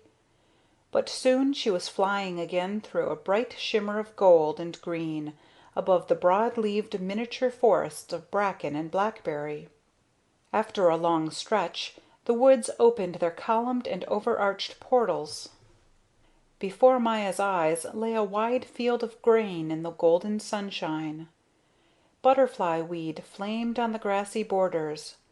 She alighted on the branch of a birch tree at the edge of the field, and gazed upon the sea of gold that spread out endlessly in the tranquillity of the placid day. It rippled softly under the shy summer breeze, which blew gently so as not to disturb the peace of the lovely world. Under the birch tree a few small brown butterflies, using the butterfly weed for corners, were playing Puss in the Corner, a favorite game with butterfly children. Maya watched them a while. "It must be lots of fun," she thought, And the children in the hive might be taught to play it, too. The cells would do for corners. But Cassandra, I suppose, wouldn't permit it. She's so strict." Ah, now Maya felt sad again, because she had thought of home, and she was about to drift off into homesick reverie when she heard someone beside her say, "Good morning. You're a beast, it seems to me." Maya turned with a start. "No," she said, "decidedly not." There, sitting on her leaf, was a little polished terracotta half-sphere with 7 black dots on its cupola of a back, a minute black head and bright little eyes. Peeping from under the dotted dome and supporting it as best they could, Maya detected thin legs fine as threads. In spite of his queer figure, she somehow took a great liking to the stout little fellow. He had distinct charm. "May I ask who you are?" "I myself am Maya of the nation of bees." "Do you mean to insult me? You have no reason to." "Why should I? I don't know you, really I don't." Maya was quite upset. "It's easy to say you don't know me. Well, I'll jog your memory. Count." And the little rotundity began to wheel round slowly. "You mean I'm to count your dots?" "Yes, if you please." 7," said Maya. "Well, you still don't know?" "All right, then. I'll tell you. I'm called exactly according to what you counted. The scientific name of our family is Septum punctata. Septum is Latin for 7. Punctata is Latin for dots. Points, you see? Our common name is ladybird. My own name is Alois. I am a poet by profession. You know our common name, of course." Maya, afraid of hurting Alois's feelings, didn't dare to say no. "Oh," said he, "I live by the sunshine, by the peace of the day, and by the love of mankind." "But don't you eat, too?" asked Maya, quite astonished. "Of course. Plant lice, don't you?" "No, that would be that is "Is what? Is what?" not usual," said Maya shyly. Of course," cried Alois, trying to raise one shoulder, but not succeeding, on account of the firm set of his dome. "As a bourgeoisie you would, of course, do only what is usual. We poets would not get very far that way. Have you time?" "Why, yes," said Maya. "Then I'll recite you one of my poems. Sit real still and close your eyes, so that nothing distracts your attention. The poem is called 'Man's Finger,' and is about a personal experience. Are you listening?" "Yes, to every word." Well, then. Since you did not do me wrong, that you found me doesn't matter. You are rounded, you are long. Up above you wear a flatter, pointed, polished sheath or platter, which you move as swift as light, but below you're fastened tight." "Well?" asked Alois after a short pause. There were tears in his eyes and a quaver in his voice. "Man's finger gripped me very hard," replied Maya in some embarrassment. She really knew much lovelier poems. "How do you find the form?" Alois questioned with a smile of fine melancholy. He seemed to be overwhelmed by the effect he had produced. "Long and round. You yourself said so in the poem." "I mean the artistic form, the form of my verse." Oh, yes, I thought it was very good." "It is, isn't it?" cried Alois. "What you mean to say is that 'Man's Finger' may be ranked among the best poems you know of, and one must go way back in literature before one comes across anything like it. The prime requisite in art is that it should contain something new, which is what most poets forget, and bigness, too. Don't you agree with me?" Certainly, said Maya. I think The firm belief you express in my importance as a poet really overwhelms me. I thank you, but I must be going now, for solitude is the poet's pride. Farewell." farewell, Echoed Maya, who really didn't know just what the little fellow had been after. Well, she thought, he knows. Perhaps he's not full grown yet. He certainly isn't large. She looked after him as he hastened up the branch. His wee legs were scarcely visible. He looked as though he were moving on low rollers. Maya turned her gaze away, back to the golden field of grain, over which the butterflies were playing. The field and the butterflies gave her ever so much more pleasure than the poetry of Alois, ladybird and poet. Chapter 12.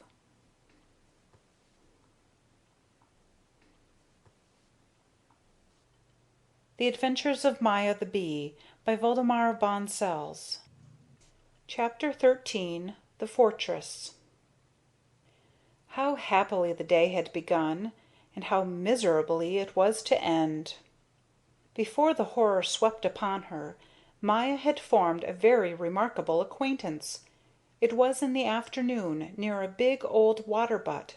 She was sitting amid the scented elder blossoms, which lay mirrored in the placid dark surface of the butt, and a robin redbreast was warbling overhead, so sweetly and merrily that Maya thought it was a shame, a crying shame, that she, a bee, could not make friends with the charming songsters. The trouble was, they were too big and ate you up. She had hidden herself in the heart of the elder blossoms and was listening and blinking under the pointed darts of the sunlight, when she heard someone beside her sigh. Turning round she saw, well, now it really was the strangest of all the strange creatures she had ever met. It must have had at least 100 legs along each side of its body, so she thought at first glance. It was about 3 times her size, and slim, low, and wingless. "For goodness' sake! Mercy on me!" Maya was quite startled. "You must certainly be able to run." The stranger gave her a pondering look. "I doubt it," he said. "I doubt it. There's room for improvement. I have too many legs. You see, before all my legs can be set in motion, too much time is lost. I didn't use to realize this, and often I wished I had a few more legs. But God's will be done. Who are you?"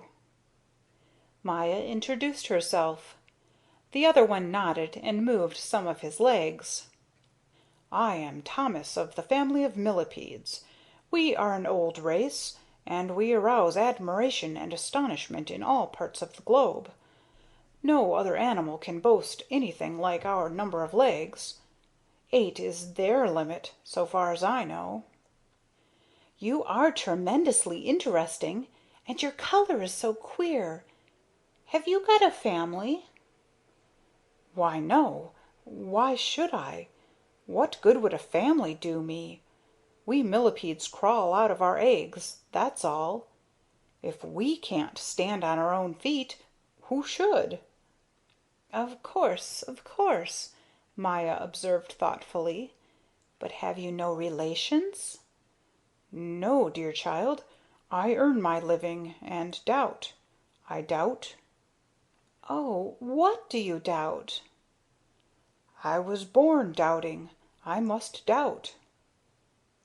Maya stared at him in wide-eyed bewilderment. What did he mean?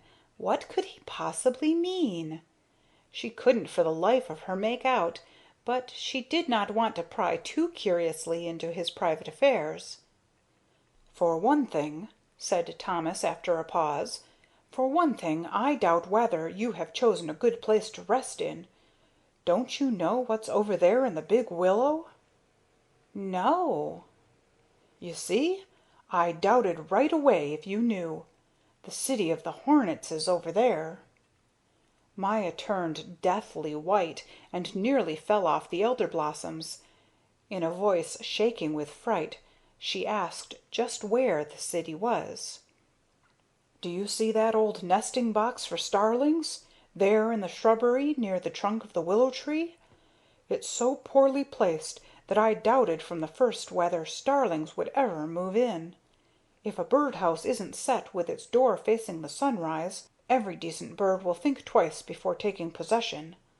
Well, the hornets have entrenched themselves in it. It's the biggest hornets' fortress in the country. You, as a bee, certainly ought to know of the place. Why, the hornets are brigands who lie in wait for the bees. So, at least, I have observed." Maya scarcely heard what he was saying. There, showing clear against the green, she saw the brown walls of the fortress. She almost stopped breathing. "I must fly away," she cried. Too late. Behind her sounded a loud, mean laugh. At the same moment the little bee felt herself caught by the neck so violently that she thought her joints were broken. It was a laugh she would never forget, like a vile taunt out of hellish darkness. Mingling with it was another gruesome sound, the awful clanking of armor. Thomas let go with all his legs at once and tumbled head over heels through the branches into the water butt. "I doubt if you get away alive," he called back. But the poor little bee no longer heard. She couldn't see her assailant. Her neck was caught in too firm a grip, but a gilt-sheathed arm passed before her eyes, and a huge head and dreadful pincers suddenly thrust itself above her face. She took it at first to belong to a giant wasp, but then realized that she had fallen into the clutches of a hornet. The black and yellow striped monster was surely 4 times her size. Maya lost sight, hearing, speech. Every nerve in her body went faint. At length her voice came back and she screamed for help. "Never mind, girlie," said the hornet in a honey-sweet tone that was sickening. "Never mind. It'll last until it's over." He smiled a baleful smile. "Let go!" cried Maya. "Let me go, or I'll sting you in your heart." "In my heart right away. Very brave. But there's time for that later." Maya went into a fury, summoning all her strength. She twisted herself around, uttered her shrill battle cry, and directed her sting against the middle of the hornet's breast. To her amazement and horror, the sting, instead of piercing his breast, swerved on the surface. The brigand's armor was impervious. Wrath gleamed in his eyes. "I could bite your head off, little one, to punish you for your impudence. And I would, too.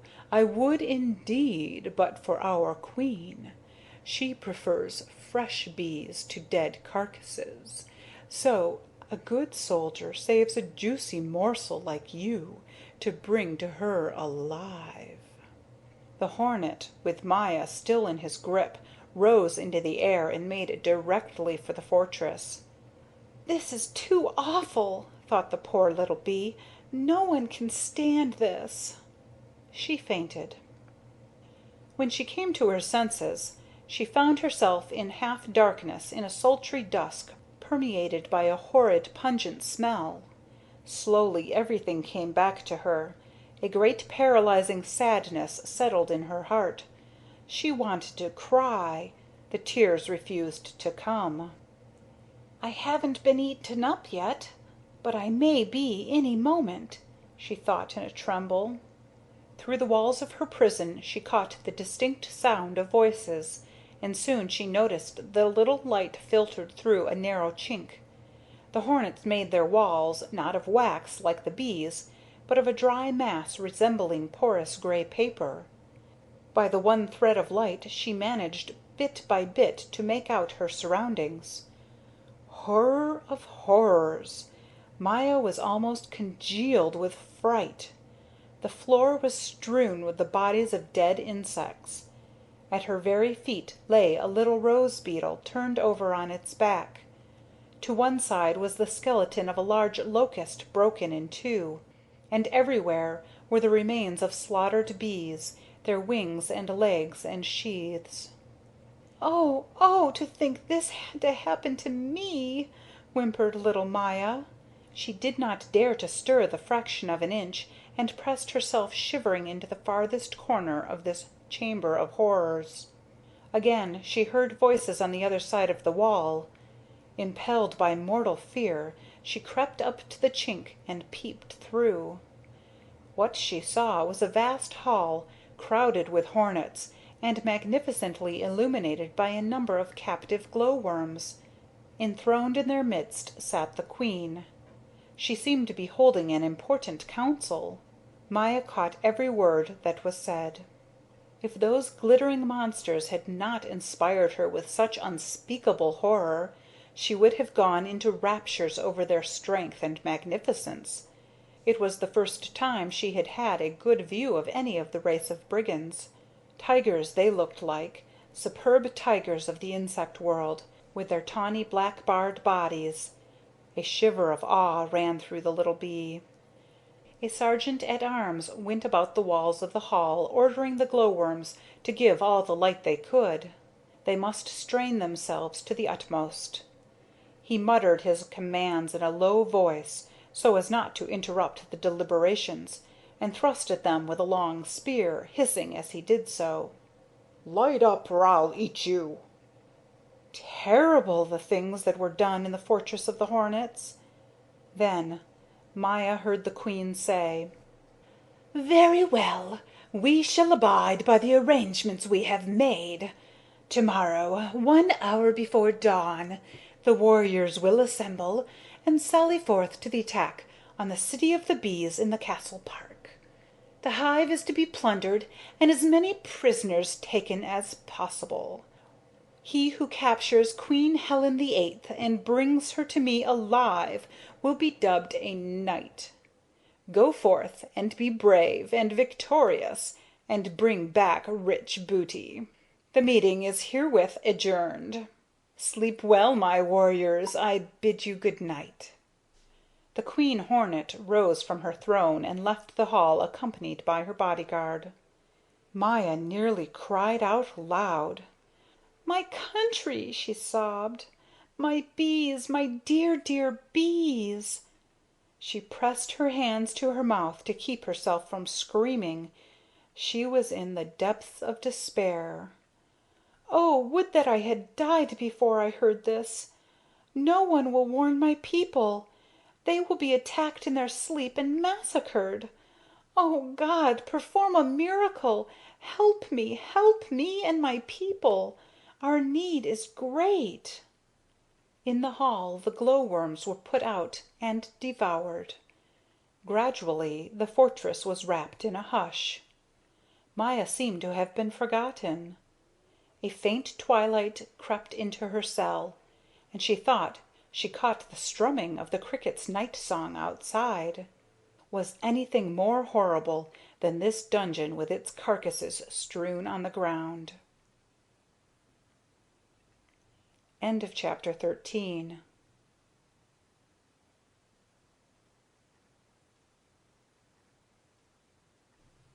The Adventures of Maya the Bee by Waldemar Bonsels. Chapter 14. The Sentinel. Soon, however, the little bee's despair yielded to a definite resolve. It was as though she once more called to mind that she was a bee.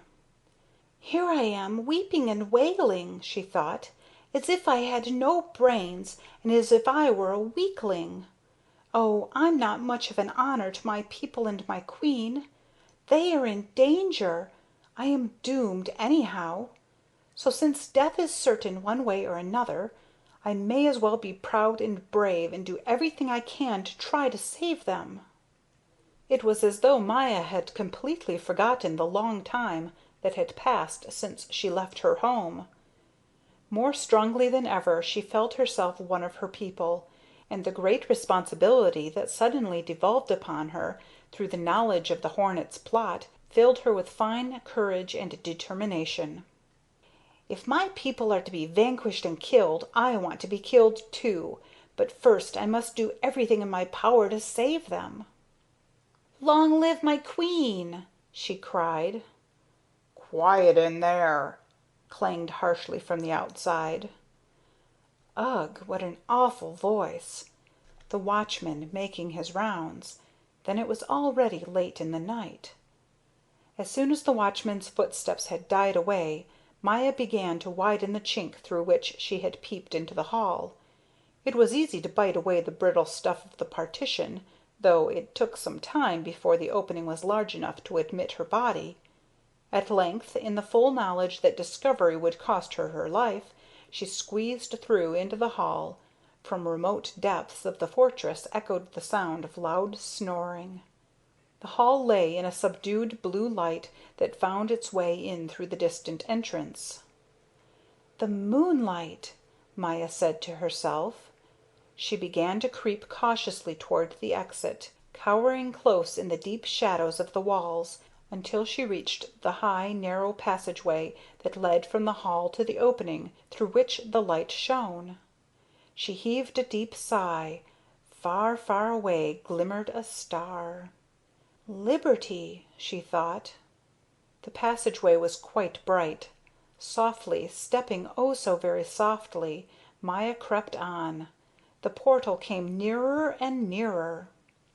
"If I fly now," she thought, "I'll be out in one dash." Her heart pounded as if ready to burst. But there, in the shadow of the doorway, stood a sentinel leaning against a column. Maya stood still, rooted to the spot. Vanished all her hopes. Gone the chance of escape. There was no getting by that formidable figure. What was she to do? Best go back where she had come from. But the sight of the giant in the doorway held her in a spell.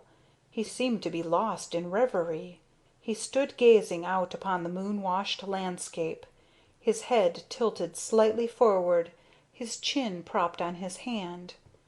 How his golden cuirass gleamed in the moonlight! Something in the way he stood there stirred the little bee's emotions. "He looks so sad," she thought. "How handsome he is! How superbly he holds himself! How proudly his armor shines! He never removes it, neither by day nor by night. He is always ready to rob and fight and die." Little Maya quite forgot that this man was her enemy. Ah, how often the same thing had happened to her, that the goodness of her heart and her delight in beauty made her lose all sense of danger. A golden dart of light shot from the bandit's helmet. He must have turned his head. "My God!" whispered Maya. "This is the end of me." But the sentinel said quietly, "Just come here, child." "What?" cried Maya. "You saw me?" "All the time, child. You bit a hole through the wall. Then you crept along, tucking yourself very neatly into the dark places, until you reached the spot where you're standing. Then you saw me, and you lost heart. Am I right?" "Yes," said Maya, "quite right." Her whole body shook with terror. The sentinel, then, had seen her the entire time. She remembered having heard how keen were the senses of these clever freebooters. "What are you doing here?" he asked good-humoredly. Maya still thought he looked sad. His mind seemed to be far away, and not to concern itself with what was of such moment to her. "I'd like to get out," she answered, "and I'm not afraid. I was just startled. You looked so strong and handsome, and your armor shone so. Now I'll fight you." The sentinel, slightly astonished, leaned forward and looked at Maya and smiled. It was not an ugly smile, and Maya experienced an entirely new feeling. The young warrior's smile seemed to exercise a mysterious power over her heart. "No, little one," he said almost tenderly. "You and I won't fight. You bees belong to a powerful nation, but man for man we hornets are stronger. To do single battle with a bee would be beneath our dignity. If you like, you may stay here a little while and chat, but only a little while. Soon I'll have to wake the soldiers up. Then back to your cell you must go." How curious! The hornet's lofty friendliness disarmed Maya more than anger or hate could have done. The feeling with which he inspired her was almost admiration. With great sad eyes she looked up at her enemy, and constrained, as always, to follow the impulses of her heart, she said: "I have always heard bad things about hornets, but you are not bad. I can't believe you're bad." The warrior looked at Maya.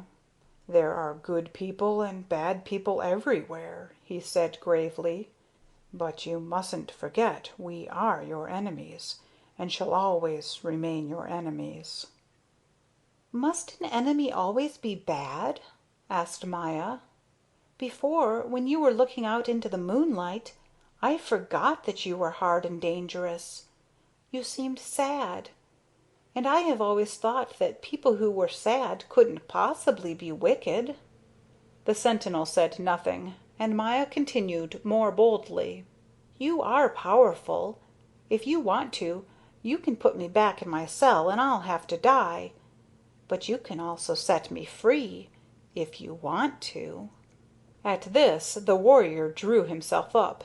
His armor clanked, and the arm he raised shone in the moonlight. But the moonlight was turning dimmer in the passageway. Was dawn coming already? "You are right," he said. "I can. My people and my queen have entrusted me with this power.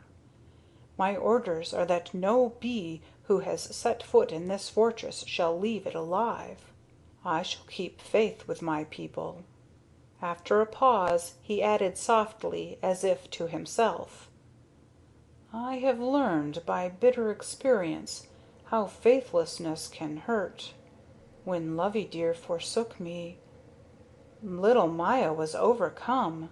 She did not know what to say. Ah, the same sentiments moved her, too. Love of her own kind, loyalty to her people. Nothing to be done here but to use force or strategy. Each did his duty, and yet each remained an enemy to the other. But hadn't the sentinel mentioned a name? Hadn't he said something about someone's having been unfaithful to him? Loveydear, why, she knew Loveydear, the beautiful dragonfly who lived at the lakeside among the water lilies. Maya quivered with excitement. Here, perhaps, was her salvation. But she wasn't quite sure how much good her knowledge would be to her. So she said prudently: "Who is Loveydear, if I may ask?" "Never mind, little one. She's not your affair, and she's lost to me forever. I shall never find her again." "I know Miss Loveydear." Maya forced herself to put the utmost indifference into her tone. "She belongs to the family of dragonflies, and she's the loveliest lady of all." A tremendous change came over the warrior. He seemed to have forgotten where he was. He leapt over to Maya's sides as if blown by a violent gust. "What? You know Loveydear? Tell me where she is. Tell me right away." "No." Maya spoke quietly and firmly. She glowed with secret delight. "I'll bite your head off if you don't tell." The warrior drew dangerously close. "It will be bitten off anyhow. Go ahead. I shan't betray the lovely dragonfly. She's a close friend of mine. You want to imprison her." The warrior breathed hard. In the gathering dawn Maya could see that his forehead was pale and his eyes tragic with the inner struggle he was waging. "Good God!" he said wildly. "It's time to rouse the soldiers. No, no, little bee, I don't want to harm Lovey dear. I love her more dearly than my life. Tell me where I shall find her again." Maya was clever. She purposely hesitated before she said, "But I love my life." "If you tell me where Loveydear lives." Maya could see that the sentinel spoke with difficulty and was trembling all over. "I'll set you free. You can fly wherever you want." Will you keep your word? "My word of honor as a brigand," said the sentinel proudly. Maya could scarcely speak, but if she was to be in time to warn her people of the attack every moment counted. Her heart exulted. Very well, she said. I believe you. Listen, then. Do you know the ancient linden trees near the castle? Beyond them lies one meadow after another, and finally comes a big lake.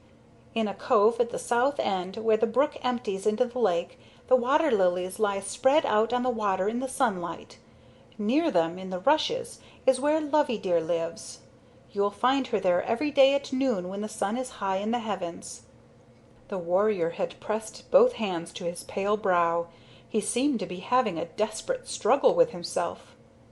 "You're telling the truth," he said softly, and groaned, whether from joy or pain it was impossible to tell. "She told me she wanted to go where there were floating white flowers.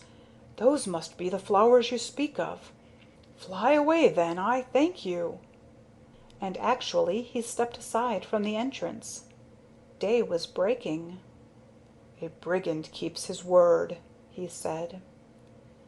Not knowing that Maya had overheard the deliberations in the council chamber, he told himself that one small bee more or less made little difference. Weren't there hundreds of others? "Good-by!" cried Maya, breathless with haste, and flew off without a word of thanks. As a matter of fact, there was no time to spare. End of chapter 14.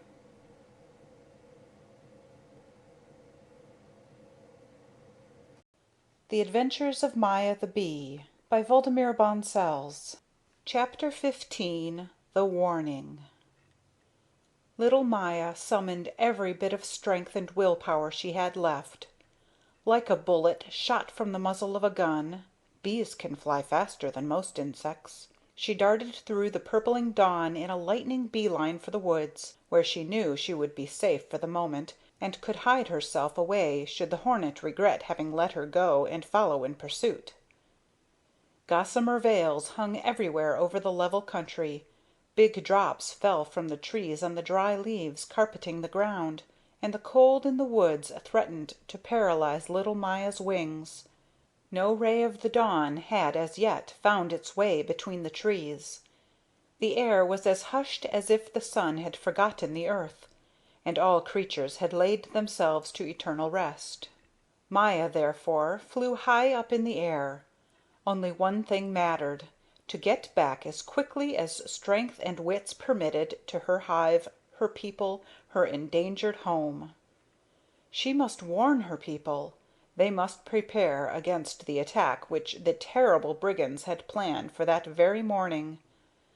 Oh, if only the nation of bees had the chance to arm and make ready its defenses, it was well able to cope with its stronger opponents. But a surprise assault at rising time! What if the queen and the soldiers were still asleep? The success of the hornets would then be assured. They would take prisoners and give no quarter. The butchery would be horrible. Thinking of the strength and energy of her people, their readiness to meet death, their devotion to their queen, the little bee felt a great wrath against their enemies, the hornets. Her beloved people! No sacrifice was too great for them. Little Maya's heart swelled with the ecstasy of self-sacrifice and the dauntless courage of enthusiasm. It was not easy for her to find her way over the woods. Long before, she had ceased to observe landmarks as did the other bees, who had great distances to come back with their loads of nectar. She felt she had never flown as high before. The cold hurt, and she could scarcely distinguish the objects below. "What can I go by?" she thought. "No one thing stands out. I shan't be able to reach my people and help them. Oh, oh! And here I had a chance to atone for my desertion. What shall I do? What shall I do?" Suddenly some secret force steered her in a certain direction. "What is pushing and pulling me? It must be homesickness guiding me back to my country." She gave herself up to the instinct and flew swiftly on. Soon in the distance, looking like gray domes in the dim light of the dawn, showed the mighty lindens of the castle park. She exclaimed with delight. She knew where she was. She dropped closer to the earth. In the meadows on one side hung the luminous wisps of fog, thicker here than in the woods. She thought of the flower sprites who cheerfully died their early death inside the floating veils. That inspired her anew with confidence. Her anxiety disappeared. Let her people spurn her from the kingdom, let the queen punish her for desertion, if only the bees were spared this dreadful calamity of the hornets' invasion. Close to the long stone wall shone the silver fir that shielded the bee city against the west wind, and there, she could see them distinctly now, were the red, blue, and green portals of her homeland. The stormy pounding of her heart nearly robbed her of her breath, but on she flew toward the red entrance which led to her people and her queen. On the flying board 2 sentinels blocked the entrance and laid hands upon her. Maya was too breathless to utter a syllable, and the sentinels threatened to kill her. For a bee to force its way into a strange city without the queen's consent is a capital offense. "Stand back!" cried one sentinel, thrusting her roughly away. "What's the matter with you? If you don't leave this instant you'll die. Did you ever?" He turned to the other sentinel. "Have you ever seen the like? And before daytime, too!" Now Maya pronounced the password by which all the bees knew one another. The sentinels instantly released her. "What?" they cried. "You are one of us, and we don't know you." "Let me get to the queen," groaned the little bee. "Right away! Quick! We are in terrible danger!" The sentinels still hesitated. They couldn't grasp the situation. "The queen may not be awakened before sunrise," said the one. "Then," Maya screamed, her voice rising to a passionate yell such as the sentinels had probably never heard from a bee before, "then the queen will never wake up alive! Death is following at my heels. Take me to the queen! Take me to the queen, I say!" Her voice was so wild and wrathful that the sentinels were frightened and obeyed. The 3 hurried together through the warm, well-known streets and corridors. Maya recognized everything, and for all her excitement and the tremendous need for haste, her heart quivered with sweet melancholy at the sight of the dear familiar scenes. "I am at home," she stammered with pale lips. In the queen's reception room she almost broke down. One of the sentinels supported her while the other hurried with the unusual message into the private chambers. Both of them now realized that something momentous was taking place, and the messenger ran as fast as his legs could carry him. The first wax generators were already up. Here and there a little head thrust itself out curiously from the openings. The news of the incident traveled quickly. 2 officers emerged from the private chambers. Maya recognized them instantly. In solemn silence, without a word to her, they took their posts, one on each side of the doorway. The queen would soon appear. She came without her court, attended only by her aide and 2 ladies in waiting. She hurried straight over to Maya. When she saw what a state the child was in, the severe expression on her face relaxed a little. "You have come with an important message. Who are you?" Maya could not speak at once. Finally she managed to frame 2 words. "The hornets!" The queen turned pale, but her composure was unshaken, and Maya was somewhat calmed. Almighty Queen," she cried, "forgive me for not respecting the duties I owe your Majesty. Later I will tell you everything I have done. I repent. With my whole heart I repent. Just a little while ago, as by a miracle, I escaped from the fortress of the hornets, and the last I heard was that they were planning to attack and plunder our kingdom at dawn."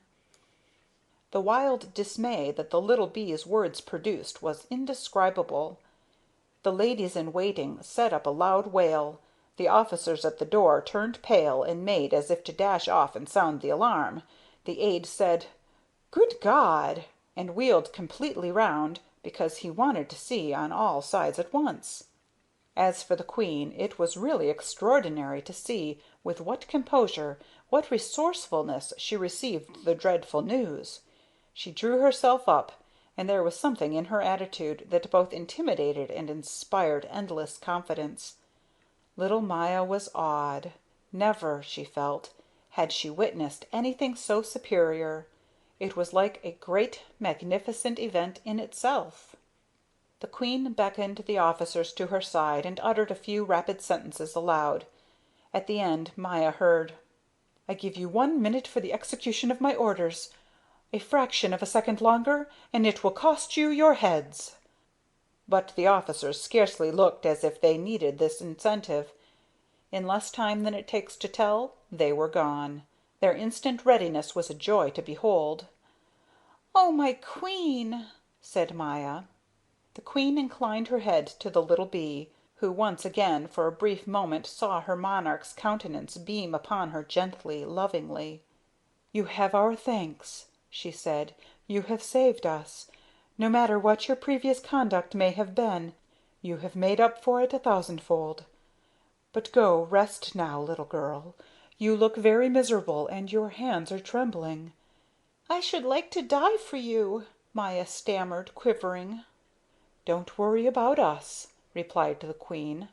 "Among the thousands inhabiting this city, there is not one who would hesitate a moment to sacrifice his life for me and for the welfare of the country. You can go to sleep peacefully." She bent over and kissed the little bee on her forehead. Then she beckoned to the ladies in waiting and bade them see to Maya's rest and comfort. Maya stirred in the depths of her being, allowed herself to be led away. After this, life had nothing lovelier to offer. As in a dream, she heard the loud, clear signals in the distance, saw the high dignitaries of state assemble around the royal chambers, heard a dull, far-echoing drone that shook the hive from roof to foundation. "The soldiers! Our soldiers!" whispered the ladies in waiting at her side. The last thing Maya heard in the little room where her companions put her to bed was the tramp of soldiers marching past her door, and commands shouted in a blithe, resolute, ringing voice. Into her dreams, echoing as from a great distance, she carried the ancient song of the soldier bees: "Sunlight, sunlight, golden sheen, by your glow our lives are lighted. Bless our labors, bless our queen, let us always be united." End of chapter 15.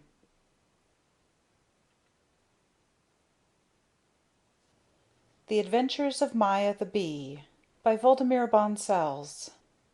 Chapter 16. The Battle. The kingdom of the bees was in a whirl of excitement. Not even in the days of the Revolution had the turmoil been so great. The hive rumbled and roared. Every bee was fired by a holy wrath, a burning ardor to meet and fight the ancient enemy to the very last gasp. Yet there was no disorder or confusion. Marvelous the speed with which the regiments were mobilized. Marvelous the way each soldier knew his duty and fell into his right place and took up his right work.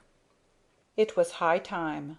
At the Queen's call for volunteers to defend the entrance, a number of bees offered themselves, and of these several had been sent out to see if the enemy was approaching. 2 had now returned, whizzing dots, and reported that the hornets were drawing near. An awesome hush of expectancy fell upon the hive. Soldiers in 3 closed ranks stood lined up at the entrance, proud, pale, solemn, composed. No one spoke. The silence of death prevailed except for the low commands of the officers drawing up the reserves in the rear. The hive seemed to be fast asleep. The only stir came from the doorway, where about a dozen wax generators were at work in feverish silence, executing their orders to narrow the entrance with wax. As by a miracle, 2 thick partitions of wax had already gone up, which even the strongest hornets could not batter down without great loss of time. The hole had been reduced by almost half. The queen took up an elevated position inside the hive, from which she was able to survey the battle. Her aides flew scurrying hither and thither. The 3rd messenger returned. He sank down exhausted at the queen's feet. "I'm the last who will return," he shouted with all the strength he had left. "The others have been killed." "Where are the hornets?" asked the queen. "At the lindens. Listen, listen," he stammered in mortal terror. "The air hums with the wings of the giants." No sound was heard. It must have been the poor fellow's terrified imagination. He must have thought he was still being pursued. "How many are there?" asked the queen sternly. "Answer in a low voice." "I counted 40." Although the queen was startled by the enemy's numbers, she gave no sign of shock. In a ringing, confident voice that all could hear, she said: "Not one of them will see his home again." Her words, which seemed to sound the enemy's doom, had instant effect. Men and officers alike felt their courage rise. But when, in the quiet of the morning, an ominous whirring was heard outside the hive, first softly, then louder and louder, and the entrance darkened, and the whispering voices of the hornets, the most frightful robbers and murderers in the insect world, penetrated into the hive, then the faces of the valiant little bees turned pale, as if washed over by a drab light falling upon their ranks.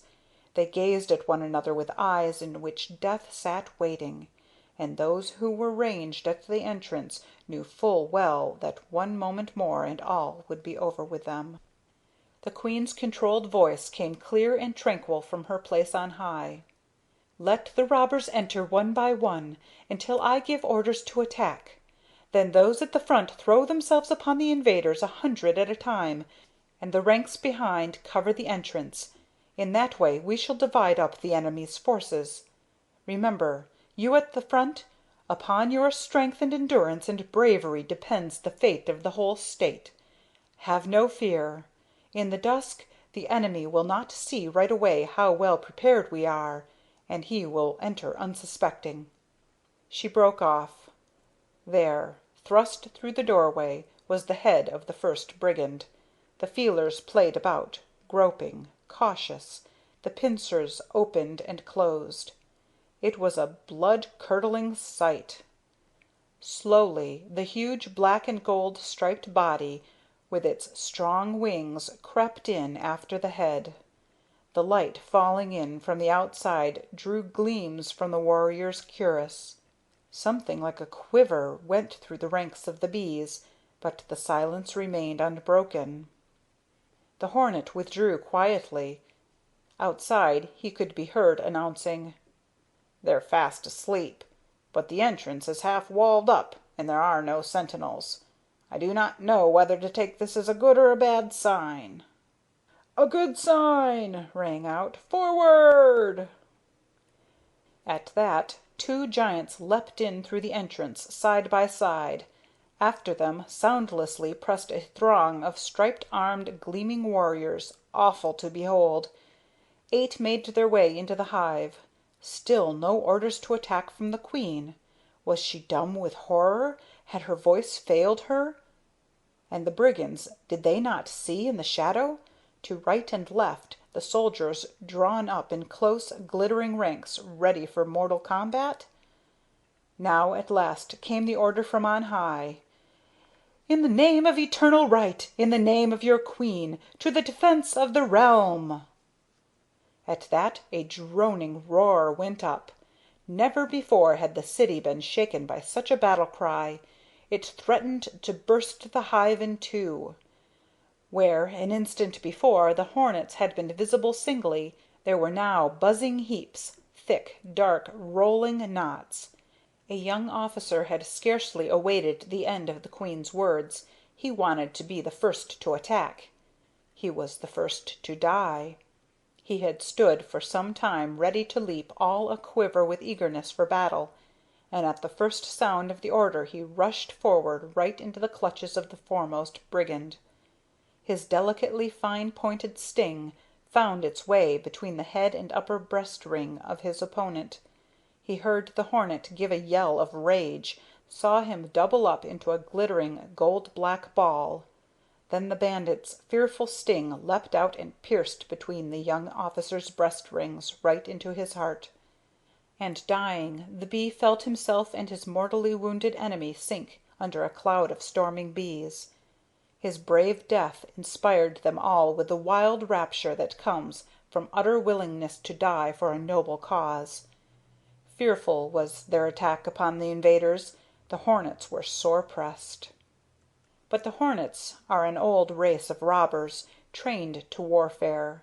Pillage and murder have long been their gruesome profession, though the initial assault of the bees had confused and divided them, yet the damage was not so great as might have seemed at first, for the bees' stings did not penetrate their breastplates, and their strength and gigantic size gave them an advantage of which they were well aware. Their sharp buzzing battle cry rose high above the battle cry of the bees. It is a sound that fills all creatures with horror, even human beings, who dread this danger signal, and are careful not to enter into conflict with hornets unprotected. Those of the assailants who had already penetrated into the hive quickly realized that they must make their way still deeper inward if they were not to block up the entrance to their comrades outside. And so the struggling knots rolled farther and farther down the dark streets and corridors. How right the queen had been in her tactics! No sooner was a bit of space at the entrance cleared than the ranks in the rear leapt forward to its defense. It was an old strategy, and a dreadful one for the enemy.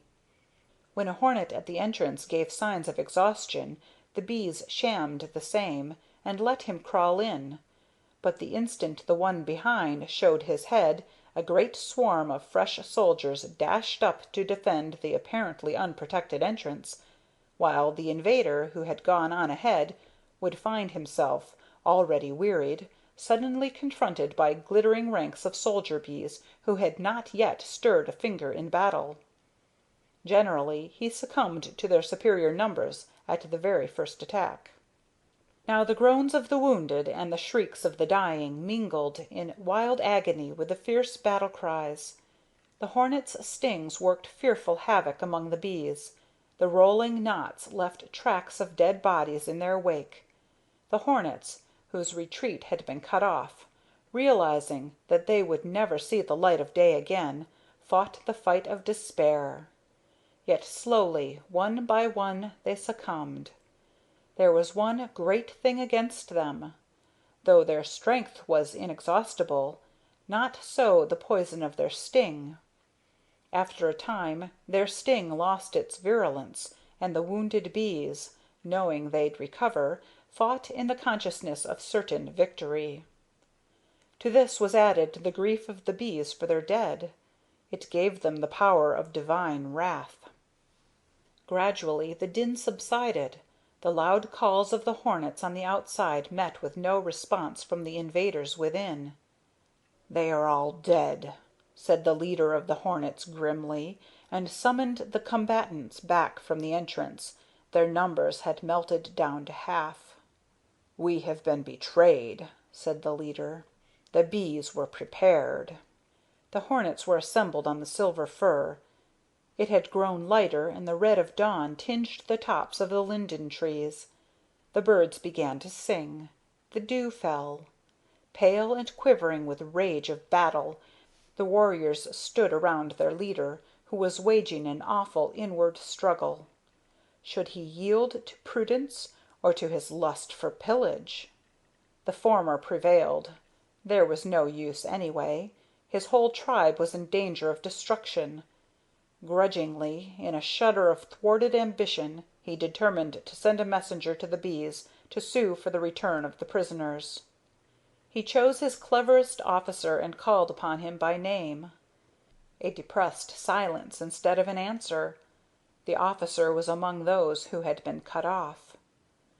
The leader, overcome now by mortal dread lest those who had entered would never return, quickly chose another officer. The raging and roaring in the beehive could be heard in the distance. "Be quick!" he cried, laying the white petal of a jasmine in the messenger's hand, "or the human beings will soon come and we shall be lost. Tell the bees we will go away and leave them in peace forever if they will deliver up the prisoners." The messenger rushed off. At the entrance he waved his white signal and alighted on the flying board. The queen bee was immediately informed that an emissary was outside who wanted to make terms, and she sent her aide to parley with him. When he returned with his report she sent back this reply: "We will deliver up the dead if you want to take them away. There are no prisoners. All of your people who invaded our territory are dead. Your promise never to return we do not believe. You may come again whenever you wish. You will fare no better than you did to-day, and if you want to go on with the battle we are ready to fight to the last bee." The leader of the hornets turned pale when this message was delivered to him. He clenched his fists. He fought with himself. Only too gladly would he have yielded to the wishes of his warriors who clamored for revenge. Reason prevailed. "We will come again," he hissed. "How could this thing have happened to us? Are we not a more powerful people than the bees? Every campaign of mine so far has been successful and has only added to our glory. How can I face the queen after this defeat?" In a quiver of fury he cried out: "How could this thing have happened to us? There must be treachery somewhere." An older hornet, known as a friend of the queen's, here took up the word. "It is true we are a more powerful race, but the bees are a unified nation and unflinchingly loyal to their people and their state. That is a great source of strength. It makes them irresistible. Not one of them would turn traitor. Each without thought of self serves the weal of all." The leader scarcely listened. "My day is coming," he hissed. "What care I for the wisdom of these bourgeoisie? I am a brigand and will die a brigand. But to keep up the battle now would be madness. What good would it do us if we destroyed the whole hive and none of us came back alive?" Turning to the messenger, he cried: "Give us back our dead. We will withdraw." A dead silence fell. The messenger flew off.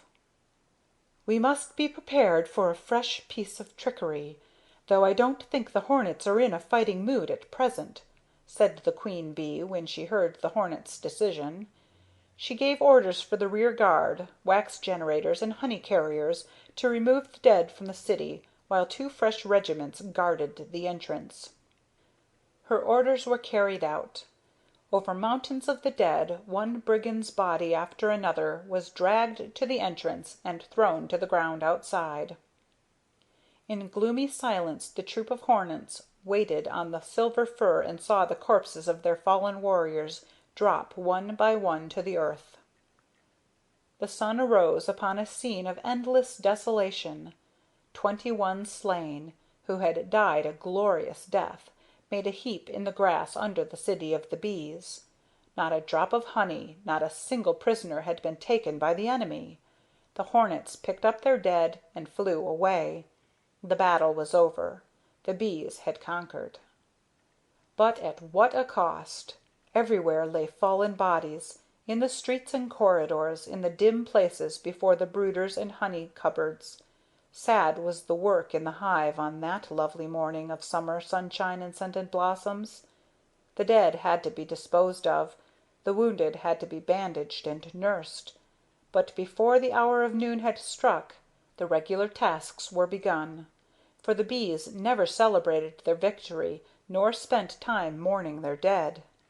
Each bee carried his pride and his grief locked quietly in his breast and went about his work. End of chapter 16.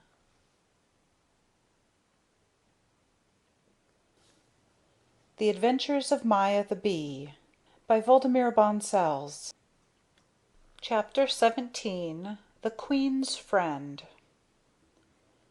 The noise of battle awoke Maya out of a brief sleep. She jumped up and straightway wanted to dash out to help defend the city, but soon realized that she was too weak to be of any help. A group of struggling combatants came rolling toward her. One of them was a strong young hornet, an officer, Maya judged by his badge, who was defending himself unaided against an overwhelming number of bees.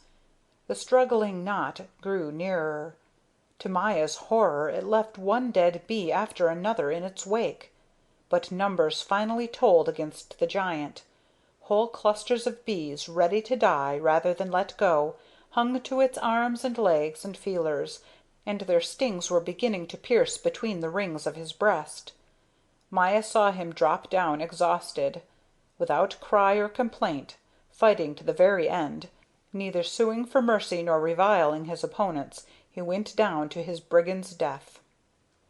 The bees left him and hurried back to the entrance to throw themselves anew into the conflict. Maya's heart was beating stormily. She slipped over to the hornet. He lay curled up in the twilight, still breathing. She counted about 20 stings, most of them in the forepart of his body, leaving his golden armor quite whole and sound. Seeing he was still alive, she hurried away to bring water and honey, to cheer the dying man, she thought. But he shook his head and waved her off with his hand. "I take what I want," he said proudly. "I don't care for gifts." "Oh," said Maya, "I only thought you might be thirsty." The young officer smiled at her, then said, not sadly, but with a strange earnestness, "I must die." The little bee could not reply. For the first time in her life she seemed to comprehend what it meant to have to die, and death seemed much closer when someone else was about to die than when her own life had been imperiled in the spider's web. "If there were only something I could do," she said, and burst into tears. The dying hornet made no answer. He opened his eyes once again and heaved a deep breath for the last time. Half an hour later he was thrown down into the grass outside the hive along with his dead comrades. Little Maya never forgot what she had learned from this brief farewell. She knew now for all time that her enemies were beings like herself, loving life as she did and having to die a hard death without succor. She thought of the flower sprite who had told her of his rebirth when nature sent forth her blossoms again in the spring, and she longed to know whether the other creatures would, like the sprite, come back to the light of life after they had died the death of the earth. "I will believe it is so," she said softly. A messenger now came and summoned her to the queen's presence. She found the full court assembled in the royal reception room. Her legs shook. She scarcely dared to raise her eyes before her monarch and so many dignitaries. A number of the officers of the queen's staff were missing, and the gathering was unusually solemn. Yet a gleam of exultation seemed to light every brow, as if the consciousness of triumph and new glory won encircled everyone like an invisible halo. The queen arose, made her way unattended through the assemblage, went up to little Maya, and took her in her arms. This Maya had never expected, not this. The measure of her joy was full to overflowing. She broke down and wept. The bees were deeply stirred. There was not one among them who did not share Maya's happiness, who was not deeply grateful for the little bee's valiant deed. Maya now had to tell her whole story. Everybody wanted to know how she had learned of the hornet's plans, and how she had succeeded in breaking out of the awful prison from which no bee had ever escaped. So Maya told of all the remarkable things she had seen and heard, of Miss Loveydear with the glittering wings, of the grasshopper, of Thekla the spider, of Puck, and of how splendidly Bobbie had come to her rescue. When she told of the sprite and the human beings, it was so quiet in the hall that she could hear the generators in the back of the hive kneading the wax. "Ah," said the queen, "who'd have thought the sprites were so lovely?" She smiled to herself with a look of melancholy and longing, as people will who long for beauty. And all the dignitaries smiled the same smile. "How did the song of the sprite go?" she asked. "Say it again. I'd like to learn it by heart." Maya repeated the song of the sprite. "My soul is that which breathes anew From all of loveliness and grace, And as it flows from God's own face, It flows from his creations too." There was a silence for a while. The only sound was a restrained sobbing in the back of the hall, probably someone thinking of a friend who had been killed. Maya went on with her story. When she came to the hornets, the bees' eyes darkened and widened. Each imagined himself in the situation in which one of their number had been, and quivered and drew a deep breath. "Awful," said the queen. "Perfectly awful." The dignitaries murmured something to the same effect. "And so," Maya ended, "I reached home, and I sue for your Majesty's pardon 1,000 times." Oh, no one bore the little bee any ill will for having run away from the hive. You may imagine they did not. The queen put her arm around Maya's neck. "You did not forget your home and your people," she said kindly. "In your heart you were loyal, so we will be loyal to you. Henceforth you shall stay by my side and help me conduct the affairs of state. In that way I think your experiences, all the things you have learned, will be made to serve the greatest good of your people and your country."